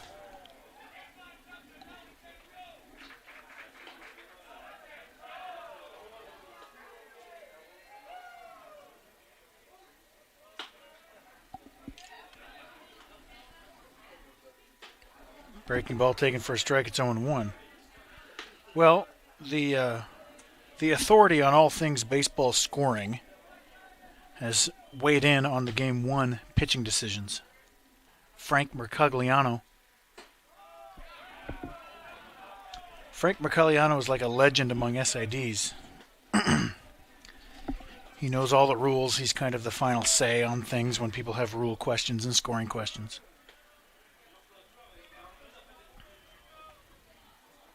Strike 2. And if you recall, in Game 7 of the 2014 World Series, right, the Madison Bumgarner shoved it in the Royals' faces game. The 3-1, got him swinging. The 1-2, I should have said. Big strikeout for Michael, and that'll do it for him. It'll bring up Schwellenbach, and we are going through the bullpen here, playing matchups. So Game 7, right? I want to say Bumgarner entered in the third inning or something like that, and he completed the game. He entered with the lead, never lost it. And initially, who is this? The other Jonas? It's so funny that we can just... It's basically the same guy. They look exactly the same. They have similar stuff. But this one is Caleb. So,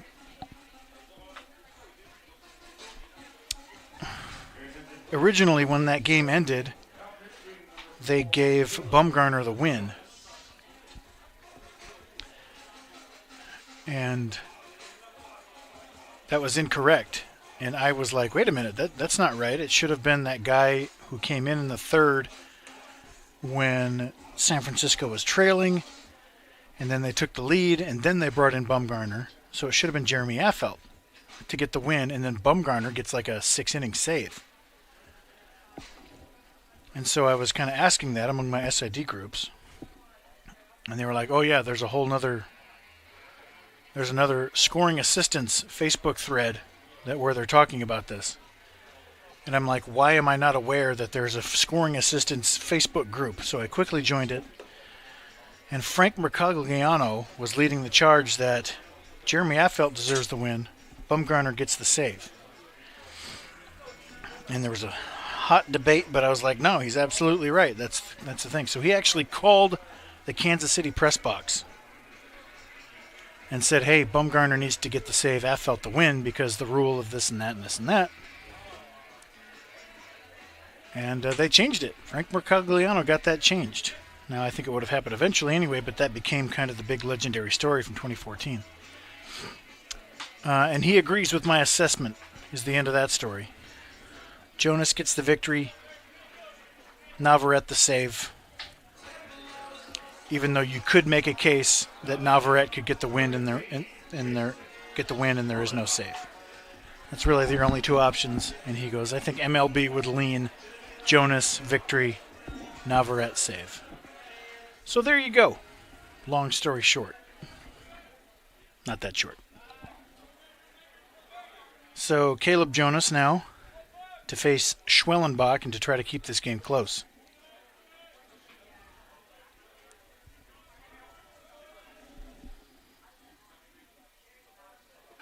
Nice block from Sandoval, 1-0.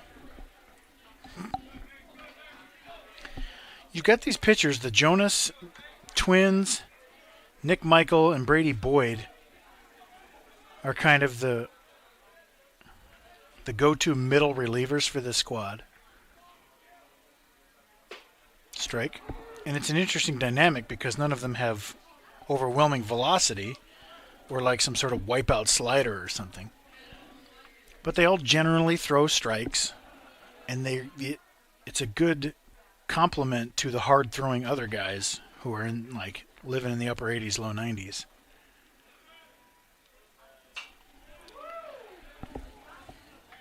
most of the guys in this conference and in this level are tuned to be dealing with those 85 plus mile an hour pitches. 85 to 92 you kind of feel like is a reasonable velocity that you'll see occasionally. But these guys in the middle for the Pioneers are kind of under that hitting speed. Not even going to check it. Wow, 2-2.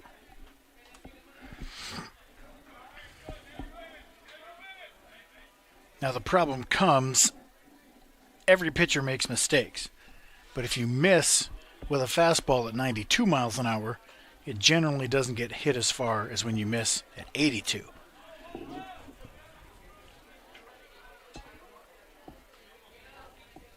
The 2-2. Grounded. Sherwood. Oh, can't make the play. Huge run scores. Relihan couldn't quite pick it.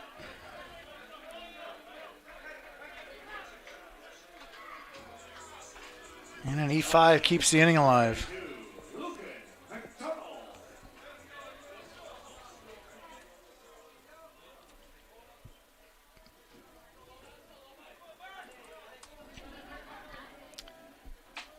And now the Eagles have a chance to blow it open if they can gap one. That pitch gets away from Sandoval, and the runners move up.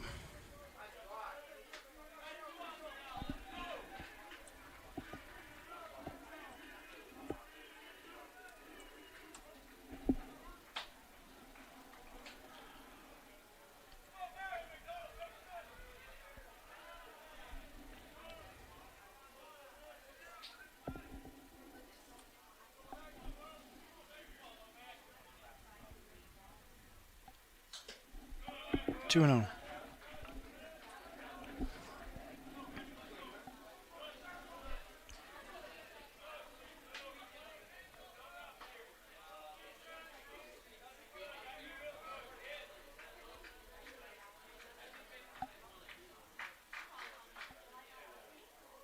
Wow, ripped into left. One run scores. Here comes the second.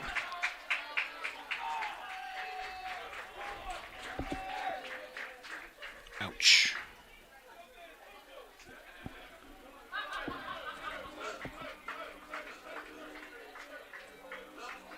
The batter, number 20, Victor. Victor is the one who started this inning with a bomb. Turned the whole game around. They've put up 6. Pioneers were so close to navigating their way through this one, buying some outs from the middle guys.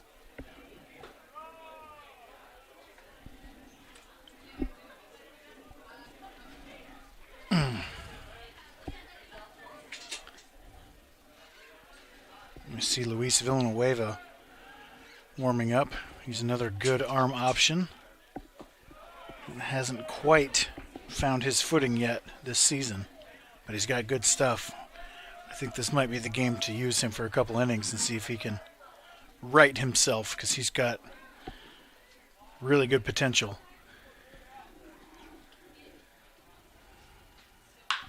Rammed foul.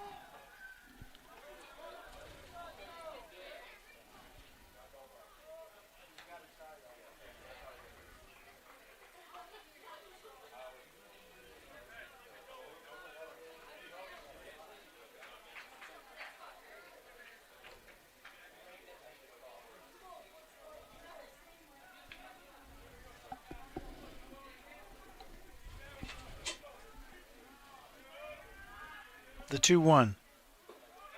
3-1. 3-1.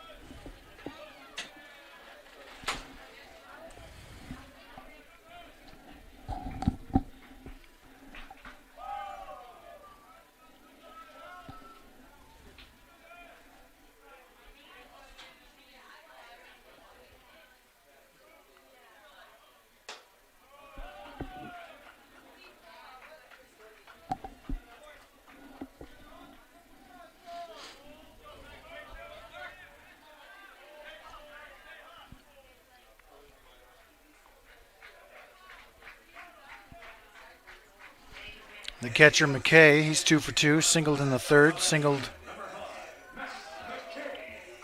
in the fifth, singled this inning.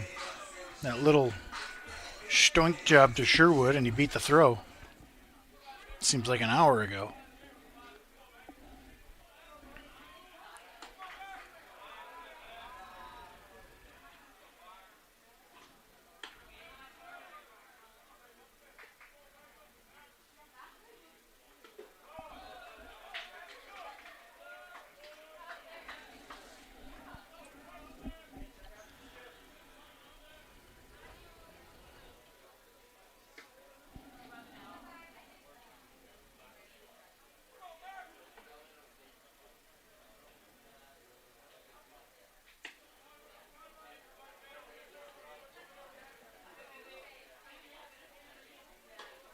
Got it by him.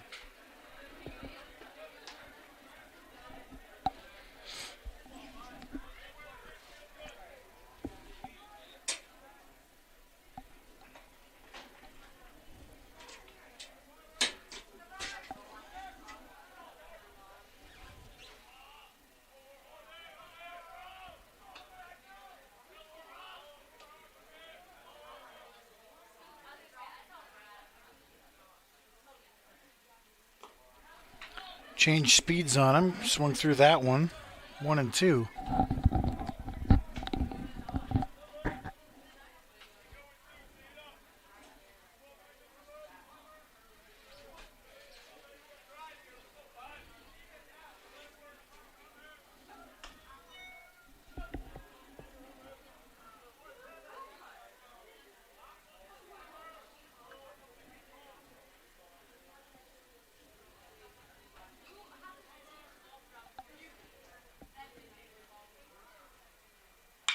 Grounded. Foul. Yikes.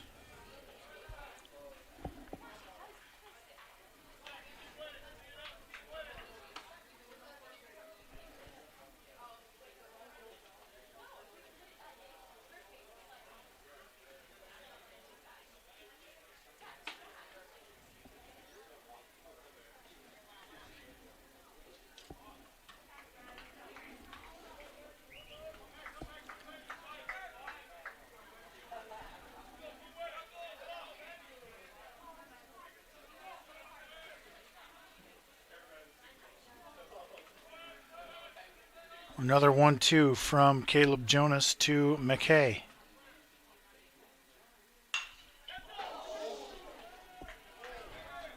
I never saw that, but apparently it scattered the CMU bullpen dugout.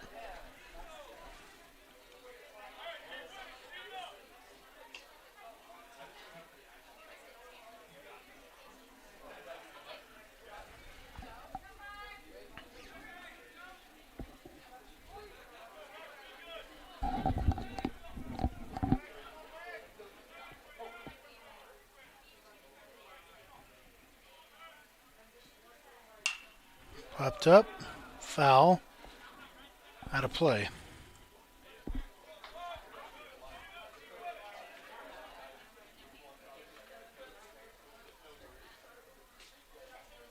I've been really impressed with McKay. And as he works his way back into the at-bat, I get more nervous that he's gauging the speed of Jonas, and I just can't make a mistake here or this ball's going to find some trees. The 1-2.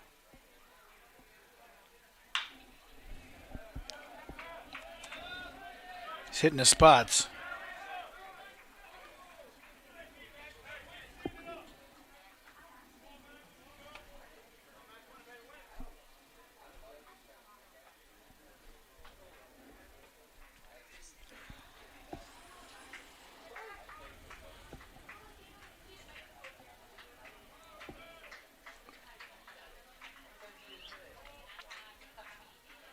Gonna try to climb the ladder.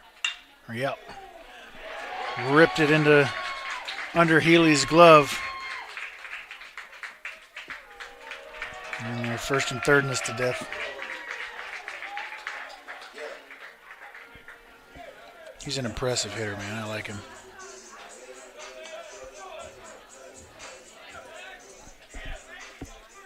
Number 4 will courtesy run for him.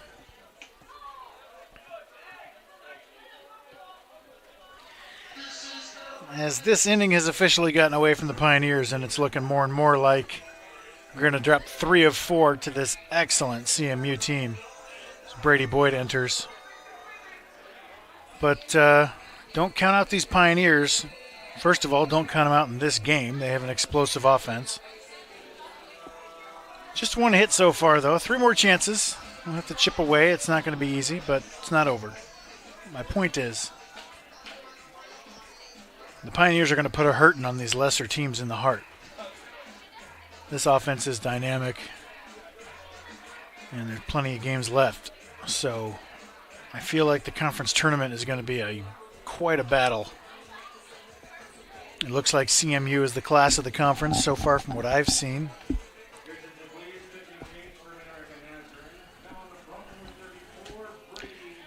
But that conference tournament should be fun. 9-inning games, it makes it a little bit different, and it pretty much favors CMU, if you ask me. They got so many arms.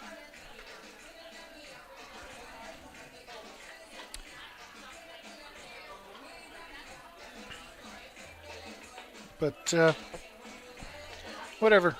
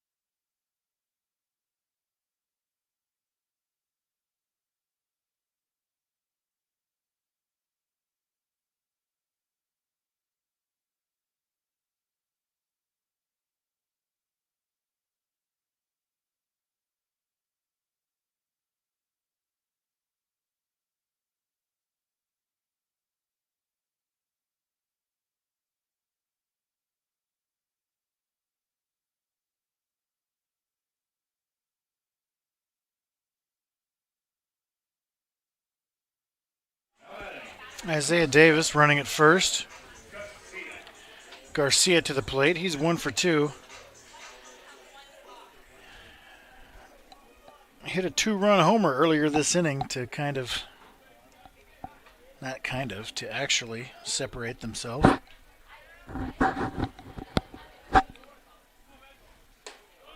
First pitch from Boyd misses up. It's 1-0.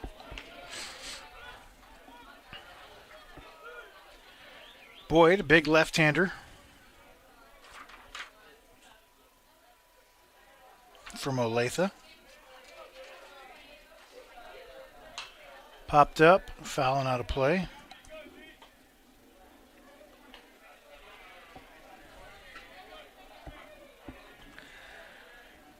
Man, this inning has taken, seriously wonder what the time.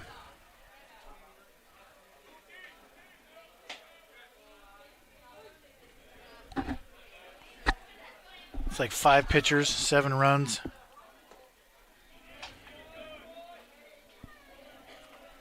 Castro started the inning, gave up the 3 runs. Caleb and Connor Jonas, Nick Michael, and now Boyd. 5th pitcher of the inning trying to navigate through this one. Hasn't gone great.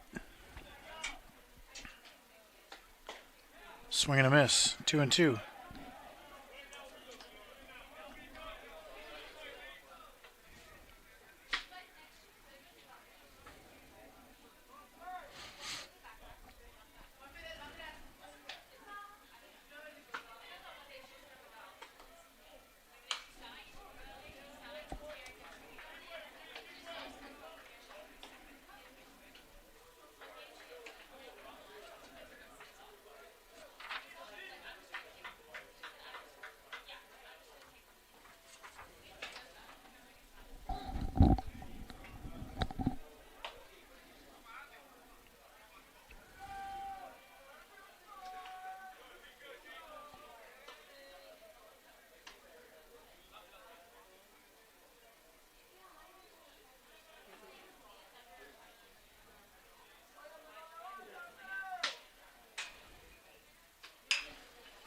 That's into right field. Torrance is there. Drops it. What happened there? It looked like he was having trouble with it, circling under it. Good Lord. He was never comfortable.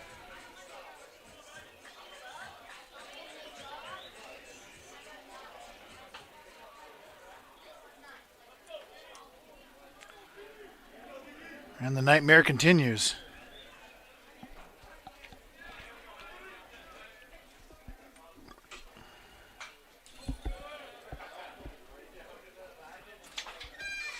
Eight to 1.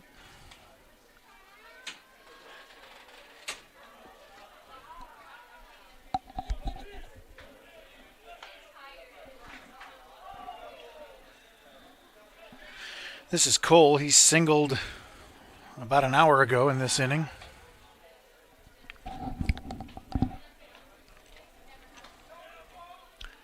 Torrance backed up a little bit, came in a little bit, then angled to the right. And the ball hit his glove like he was catching it below his waist. There goes the runner. Fouled away.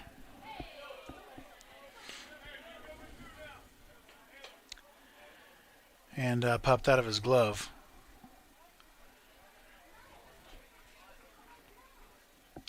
It's a gray sky, possibly the same, it's a similar color of a baseball, but he's an excellent right fielder. Got him swinging.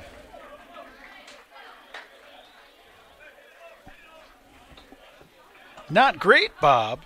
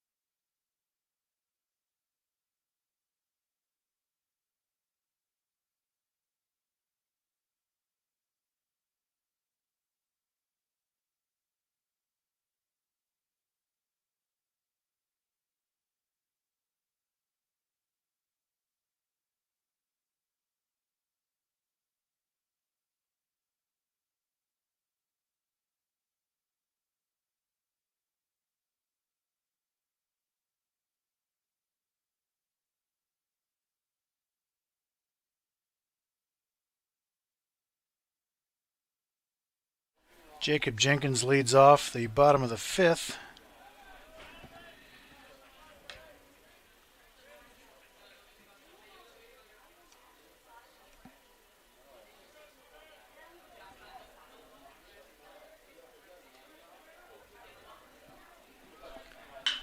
Smacked into center field.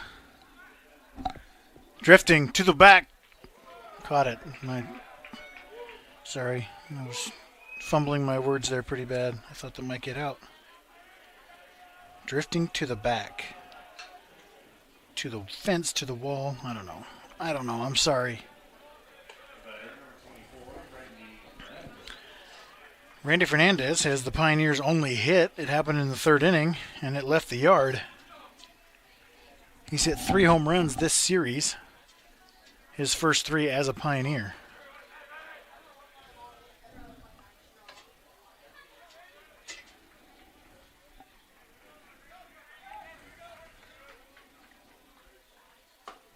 First pitch misses away, 1-0.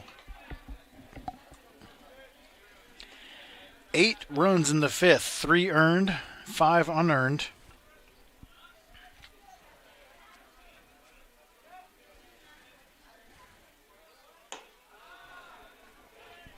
Two and 0.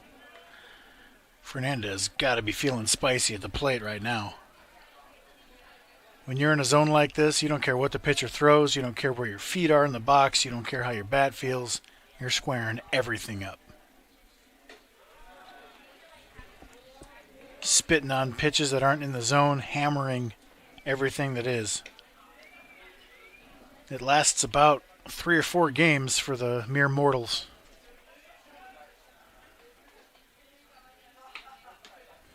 Ball 4.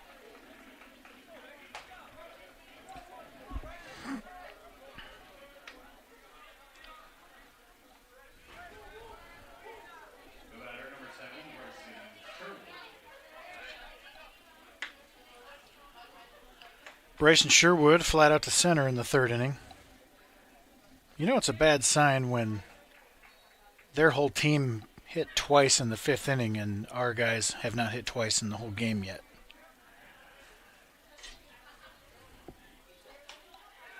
That misses. Maybe Brister can miss the zone a bunch here after sitting over there for an hour, and we can see a new arm.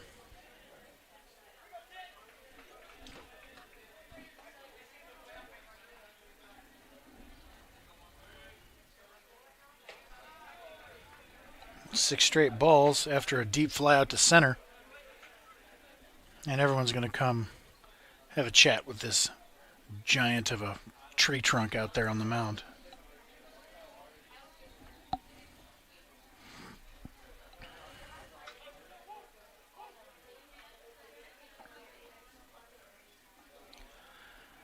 The problem in a game like this is that even if Brister can't find it and they have to replace him, they've got 3 or 4 really top quality arms still over there in the pen.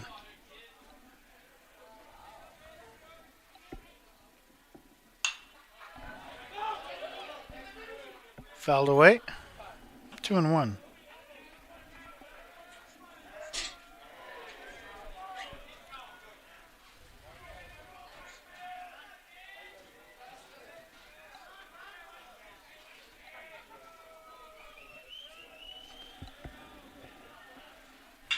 That's ripped to short and under the glove of the shortstop.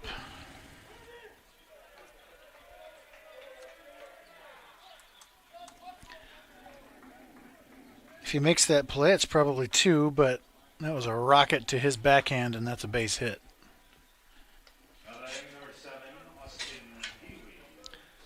I'll tell you what, let Austin Healy run into one, and we got ourselves a ball game.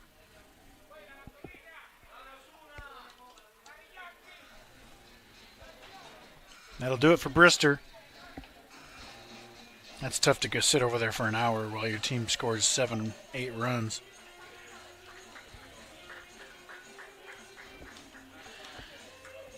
The pitcher is Vickers, who we saw in Game 1.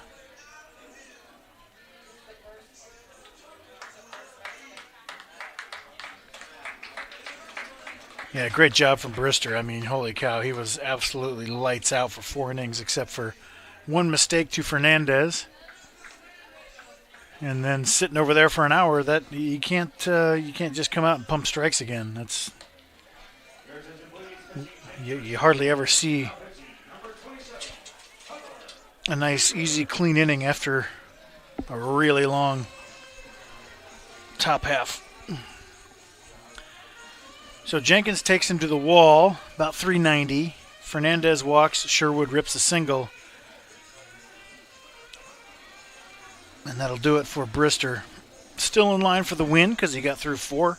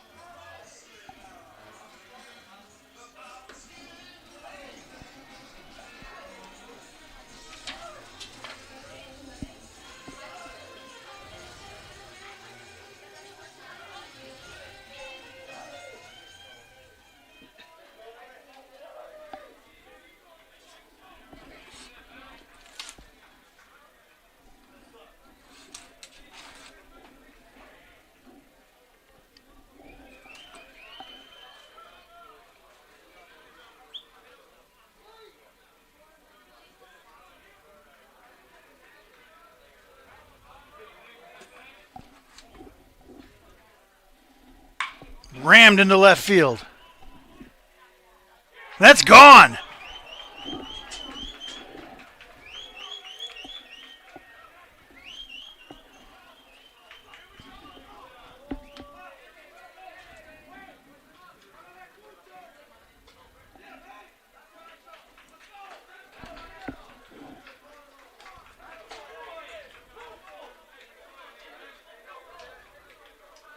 Now batting number 8, Josh Torres. Here it is again.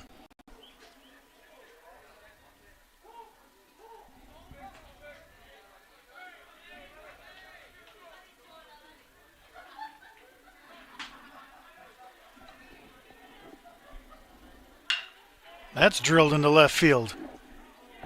Sliding catch unable to be made. Torrance reaches with a single. And here come the Pioneers.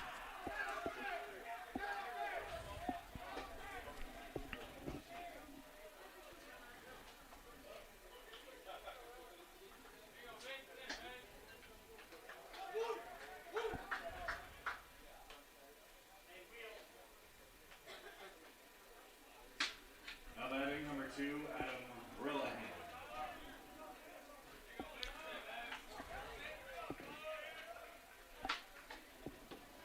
Adam Rellahan. Pioneers trail 8-4. Well, I thought it was over. The Pioneers in the dugout did not. 3-run homers are nice.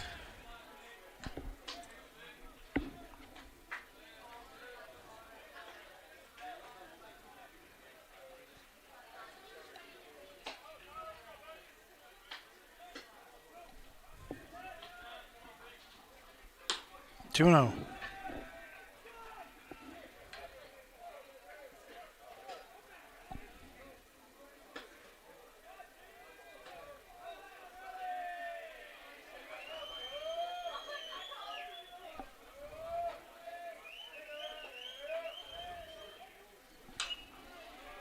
Fouled away, 2 and 1.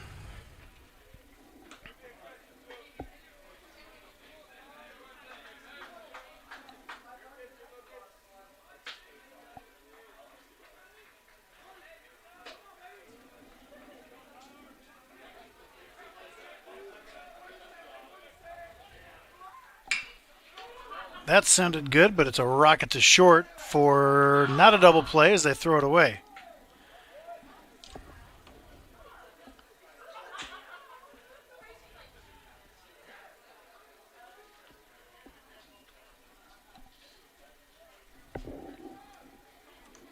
So he reaches on the fielder's choice. Rellahan advances on a wild throw. The batter, number 23, Jocelyn Sandoval.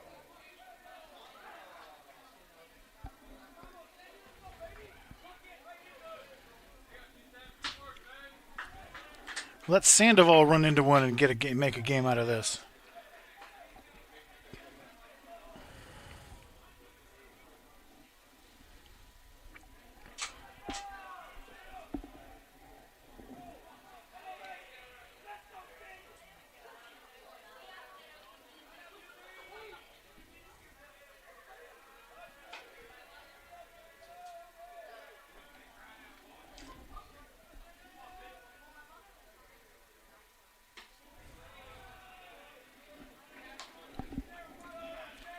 Sandoval struck out in the first, grounded out in the fourth. He's 0 for 2.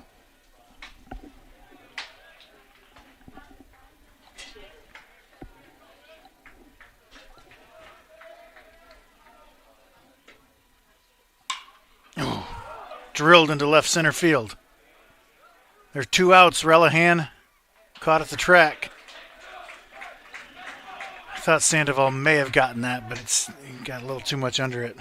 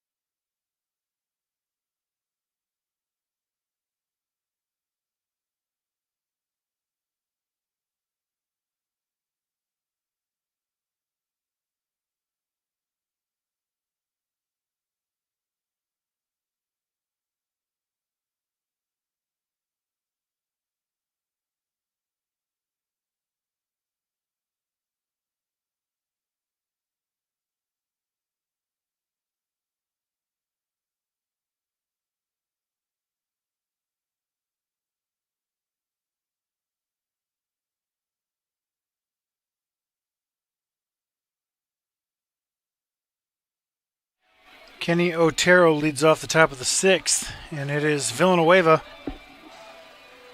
promising young right-hander for the Pioneers.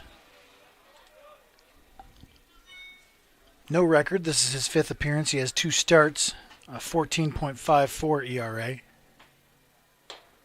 Swing and a miss. Yeah, he can tie you up. 8 2/3 innings, 14 hits, 7 strikeouts. Opponent's hitting .412. Hasn't quite found it yet.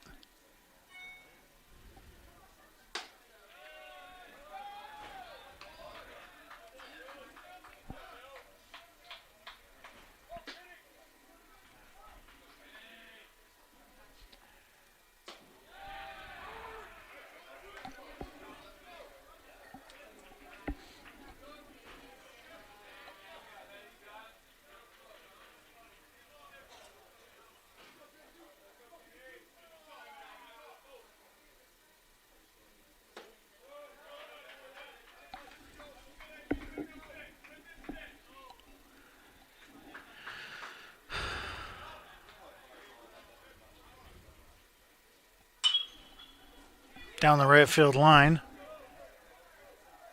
Foul. Yikes, that would have been trouble.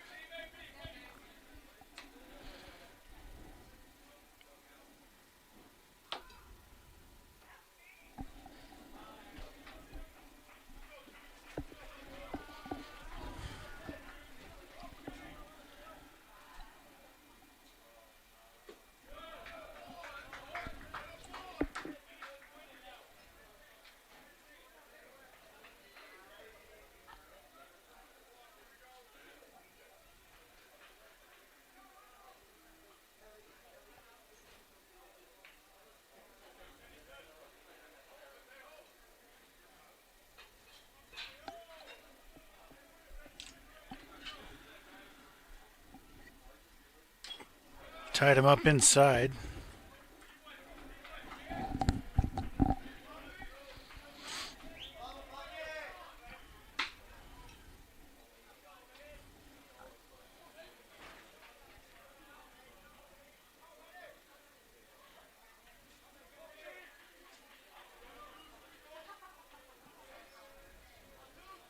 Another full count pitch. Rammed to short. Healy is there. 1 away. And these guys are hitting the ball hard. Seems like everything is loud, you know? The letter, number 9,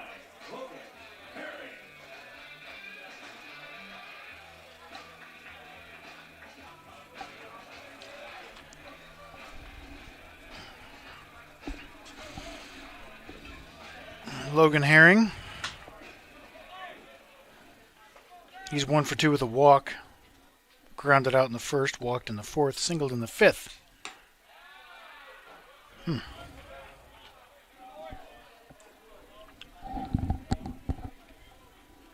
Looks like Villanueva likes to work quickly. I like that. Some Mark Burley action. Man, I think you got to give me one of those pitches, don't you?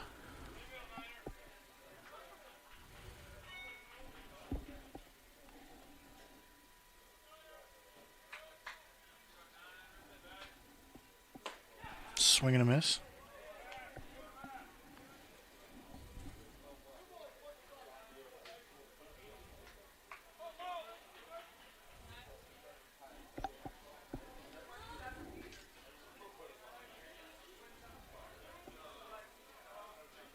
Swing and a miss.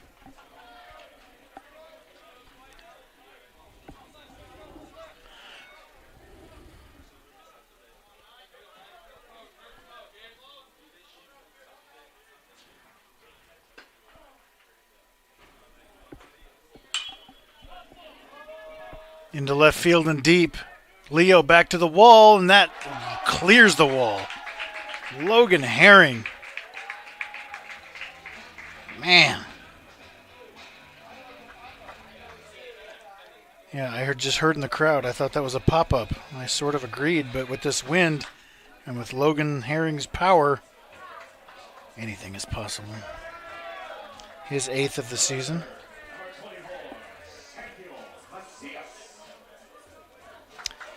It's a big run, 9-4.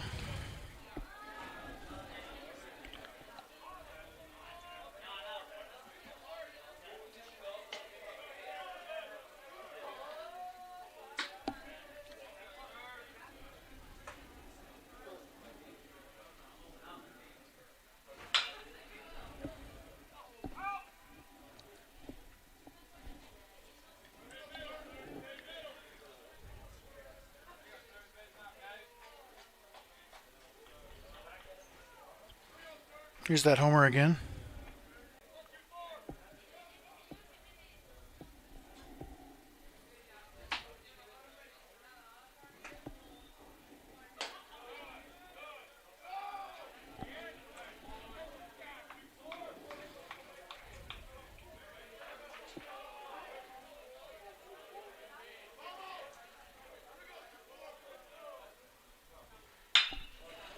That's drilled into right field, right at Torrance.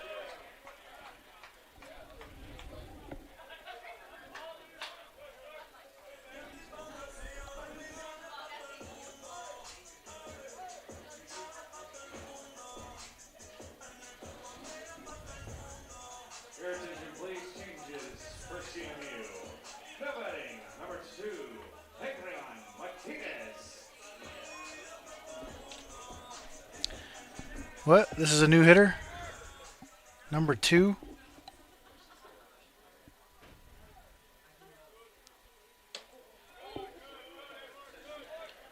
Martinez takes ball 1.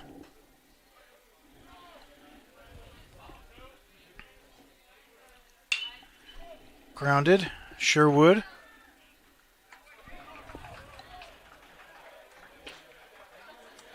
One run scores. We go to the bottom of the 6th, down by 5.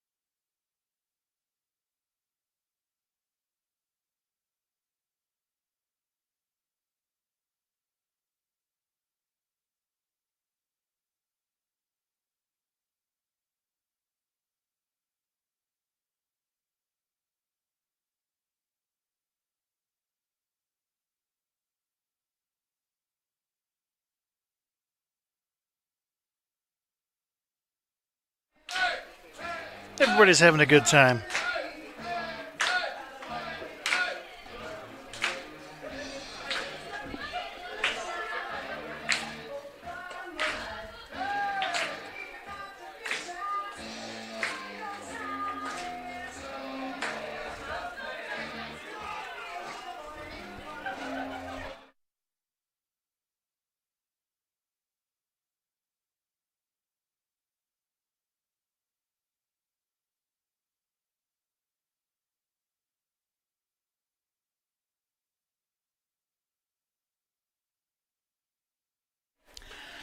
Dante Freeman leads off the bottom of the 6th for the Pioneers. He's 0 for 1, struck out in the 2nd, hit by a pitch in the 4th. Homered in game 1. Man, this guy looks like he throws 95. Atkins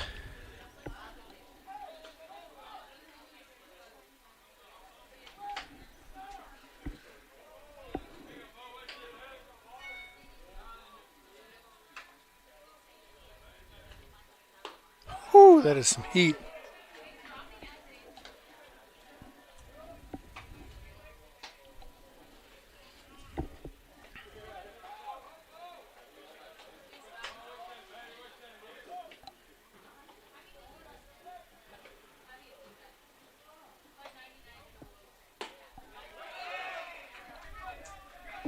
Swinging strike two.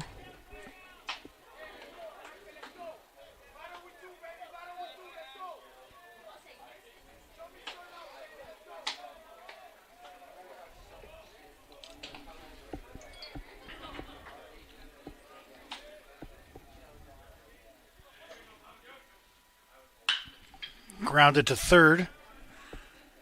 Third baseman backs up and makes the long throw, one away.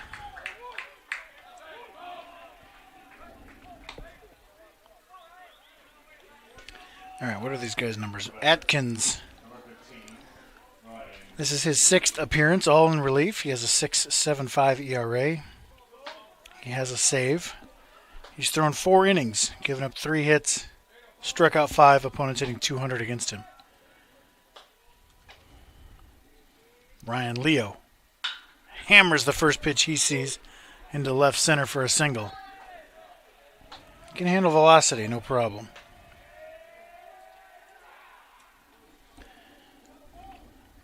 I feel like this is a good matchup for Jenkins as well.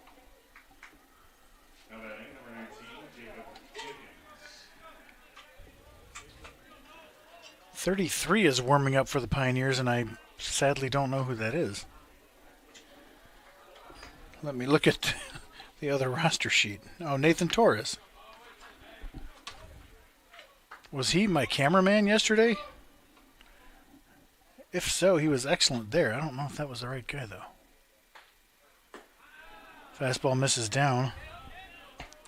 1-0.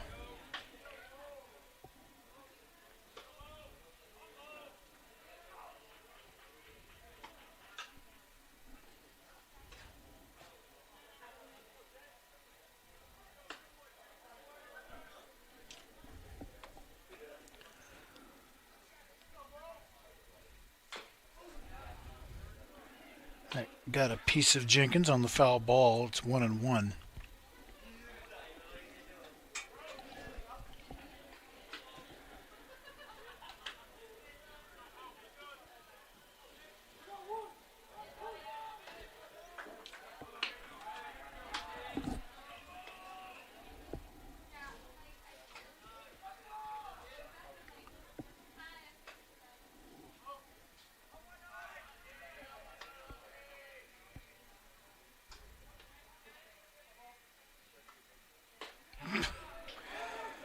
Here, let me compliment that 95-mile-an-hour fastball with a tight slider.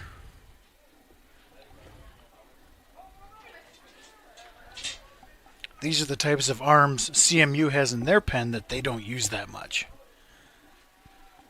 That's the difference when you've got an absolutely deep bullpen for a number 5 team.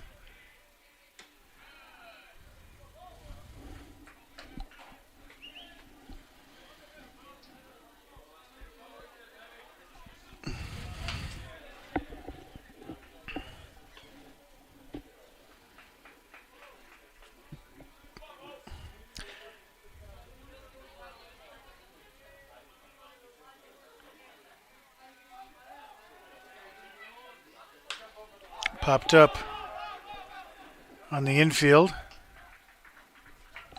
2 down.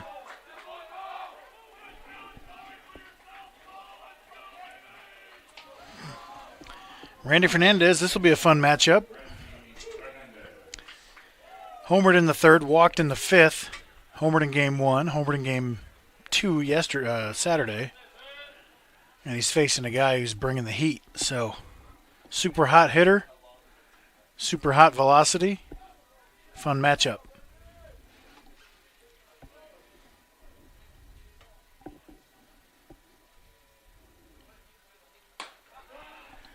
Here, eat a slider real quick.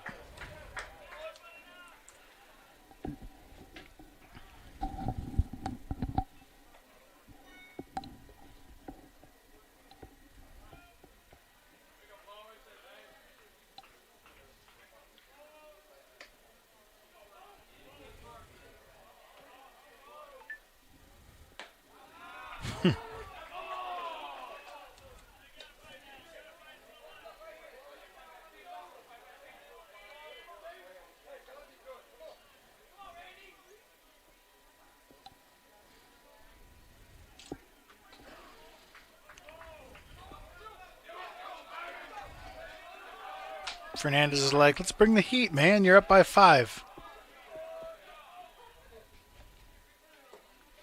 There it was, but it was easily taken as it was buried.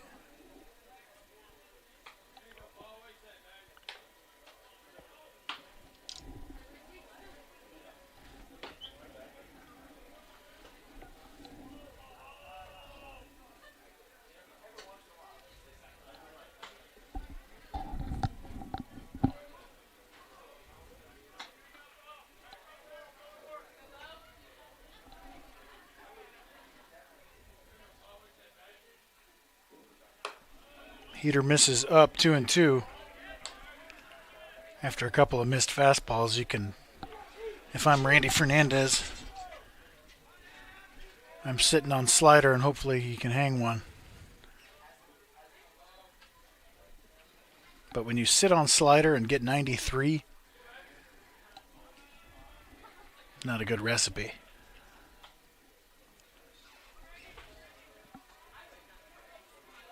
The 2-2. Blew him away upstairs. We go to the 7th, down big.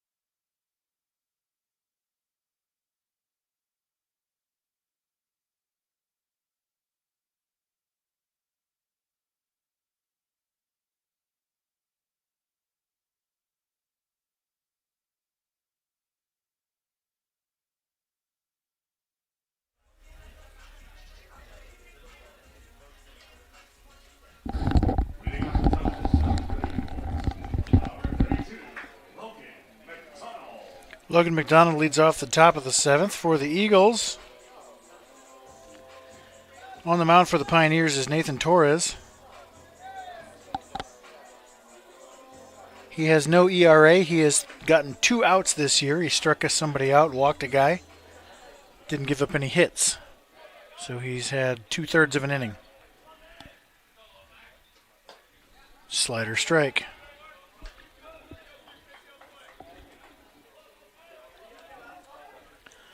McDonald is 1 for 3 with 2 RBIs and a run scored.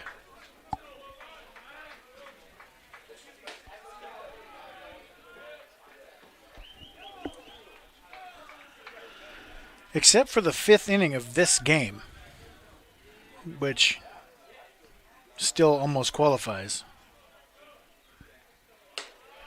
This has just been an excellent 4-game series. Big hits, big plays, big pitches, tough at-bats, big outs. 3-1. Looks like Torres has pretty good velo. I haven't seen much, obviously. Lights are on here at Estes Field in Fayette, Missouri. We are on the campus of Central Methodist University. It is a home game for the Pioneers on the road.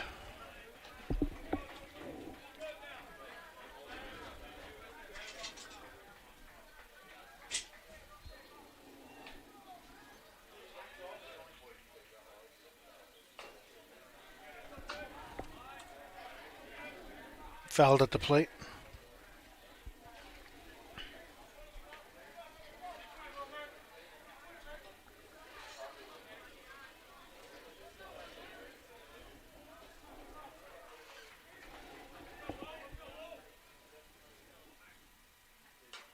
Slider fought off beautifully by McDonald.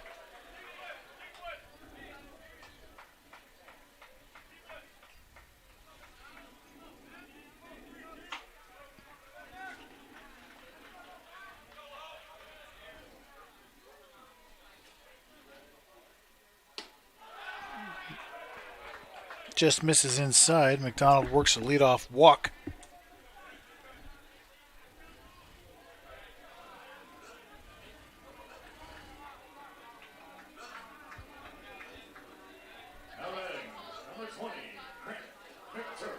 That brings up Victor. He grounded out in the third, homered in the fifth, and walked in the fifth.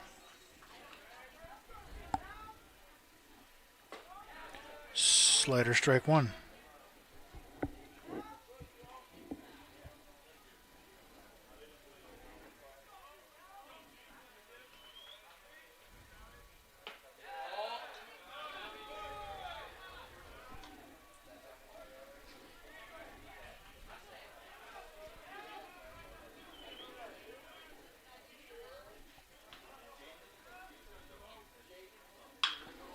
Into right field.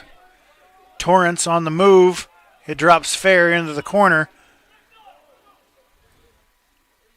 The runner at first was tagging for some reason. That's a pretty bizarre. Third base coach is saying, "What are you doing, bro? What are you hoping to do there?" It's a small thing when it comes to base running. But there's no reason to tag there. If he makes a sliding catch in the corner and you get to second, hooray. But if he doesn't make the catch, all you get is second base instead of first and third, nobody out. It's a huge difference. In a game like this, it's probably not going to come back to bite them. But you don't want base running mistakes like that in a close game. So the coach is like, "Hey, man,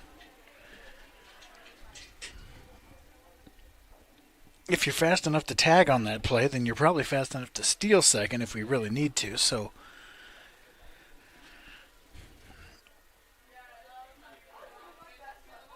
practice good base running.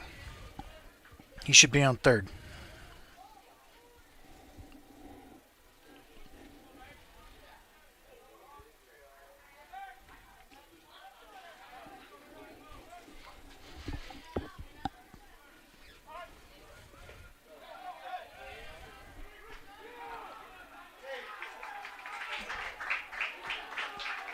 Oh, and that gets into the dugout.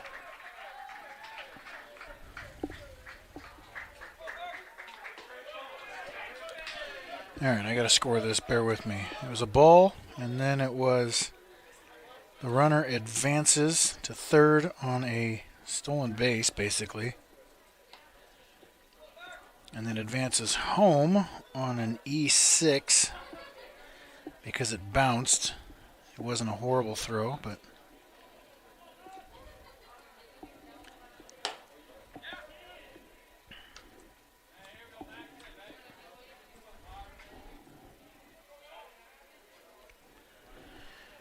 and it's 10-4. So on the bounce, McKay had squared to bunt, and then the pitch was bounced.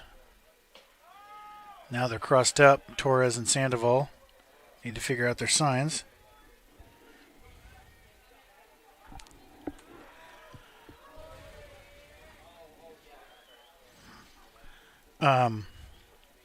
So McKay squared to bunt, pulled it back on the ball in the dirt, and the runner got caught between second and third. Yeesh.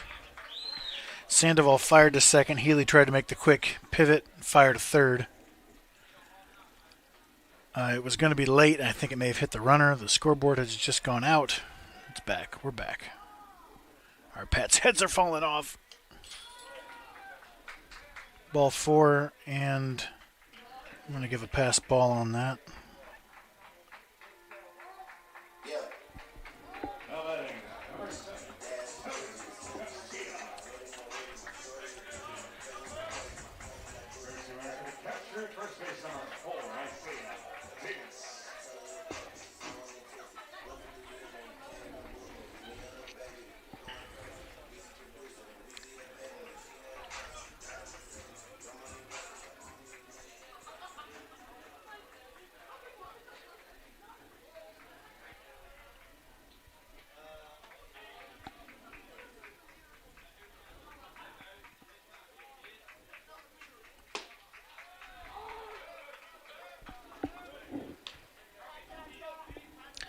Called strike one to Garcia, grounded into a double play in the third, 2-run homer in the fifth, reached on an error in the fifth as well.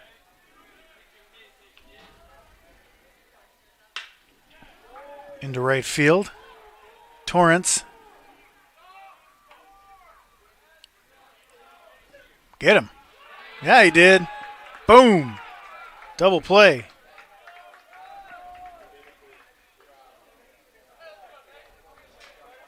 Beautiful throw from Torrance.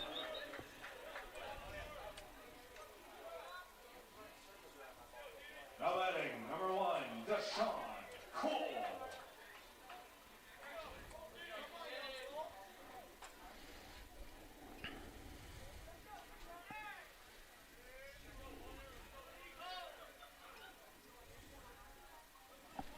I feel like Davis should have tagged and advanced on that as well.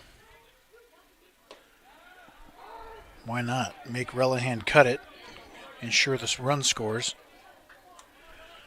and then you're on second with 2 outs if they throw him out at home. Again, small base running situations. He did tag up, but he didn't advance, and I heard the first base coach say, stay right here, but why? Bust it to second, especially on a shallow. Got him at first. Jeez. All right, then. So ball, he's out. Let's say picked off 2-3.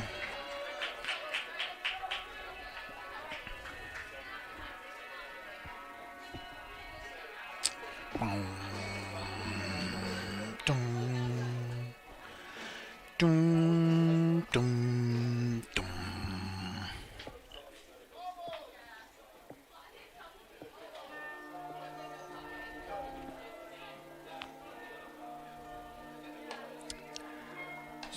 So, walk, single. Now pitching number 28, Edwin Ramos.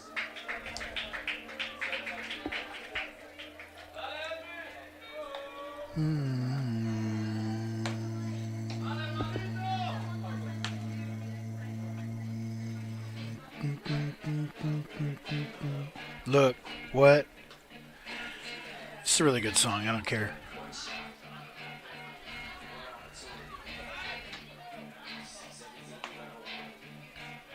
Watch this flow real quick. It's 28 pitching. Ramos, the left-handed pitcher, comes in. His palms are sweaty, knees weak, arms are heavy. There's vomit on his sweater already. Mom's spaghetti, he's nervous.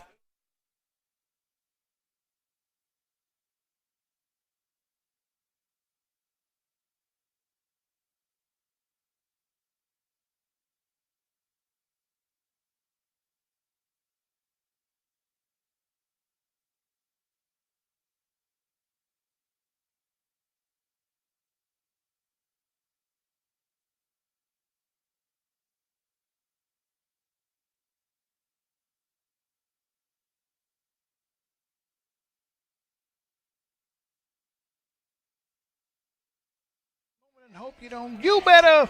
All right, Nick Wagoner pinch hitting for Bryson Sherwood. You get a righty-lefty matchup going for the Pioneers here in the bottom of the 7th, trailing by 6. Ramos' first pitch. Misses down for a ball. It's 1-0.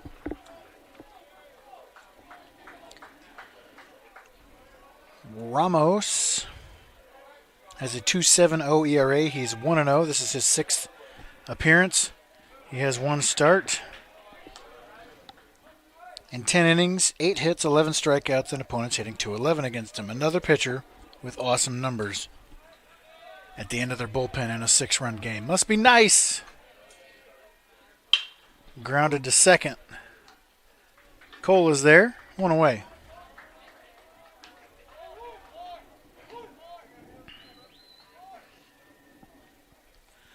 Austin Healy flied to right in the 3rd, hit a 3-run bomb in the 5th. He's 1 for 2.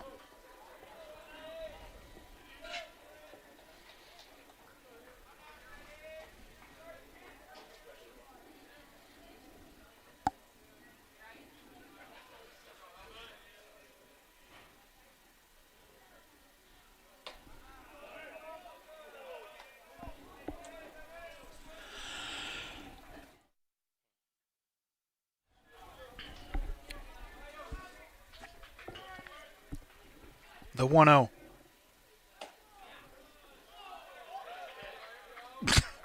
That's a strike. Even Healy was like, really? Okay. You missed that one, Scott. 2-0.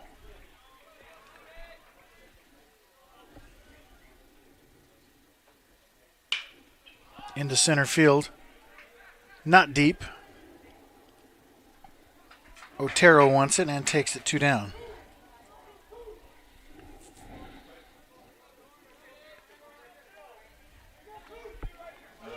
Number 8, Josh Torrance.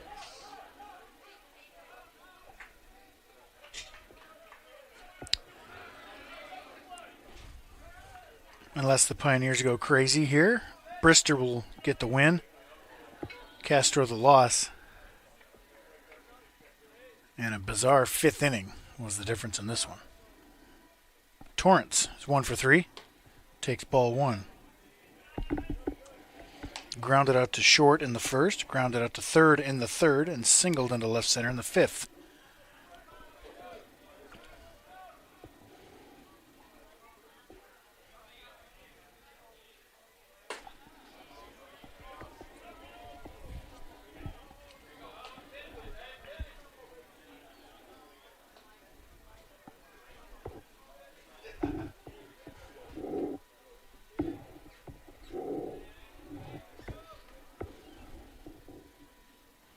The 2-0.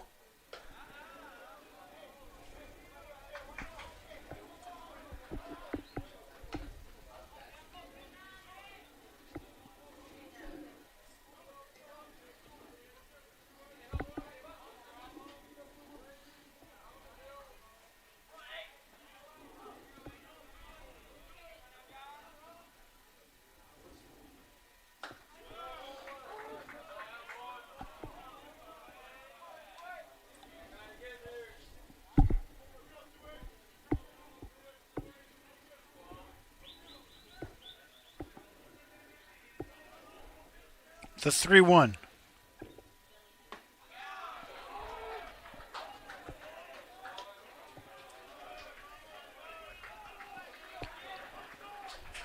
Full count, 2 outs. CMU 1 strike away from taking 3 out of 4.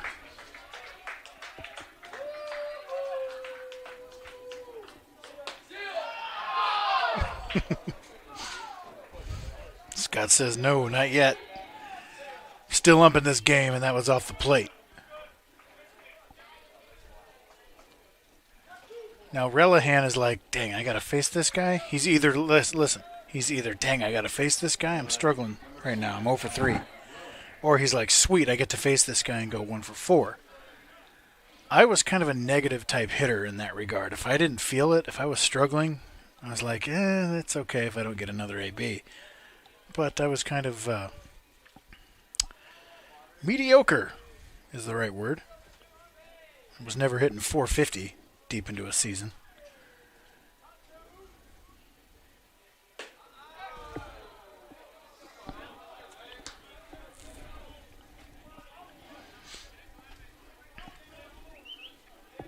Guys who hit 450 think they can hit anybody, and they're always confident. So I don't know, though. I don't know this guy.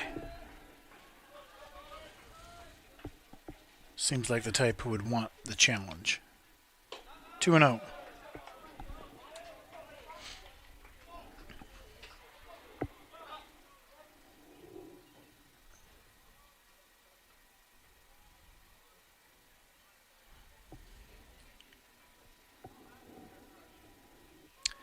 Got a quick mound visit, and Scott is saying, hey, he needs a hat of some sort. And it's like, but does he really?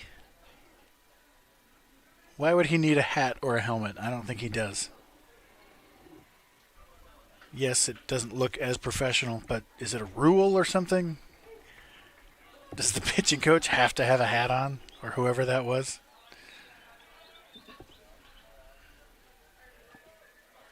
I submit that he does not.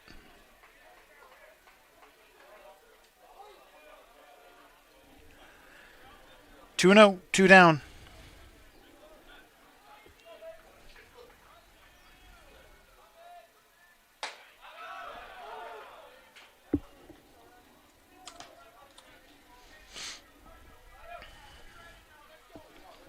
Once this thing is over, I'll be out quickly. Just FYI.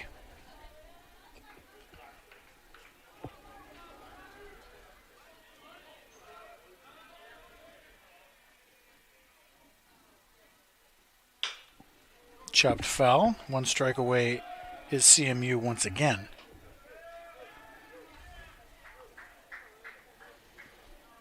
Pioneers need 6 more runs, so the tying run is to Jacob Jenkins.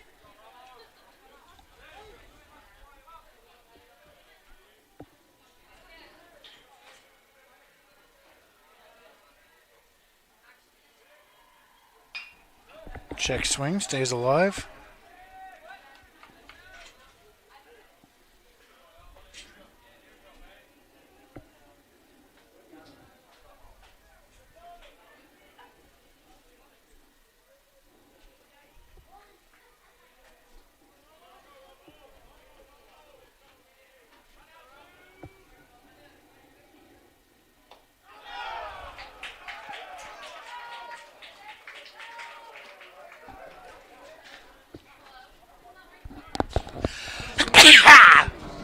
That'll do it. Thanks for watching. Thanks for listening.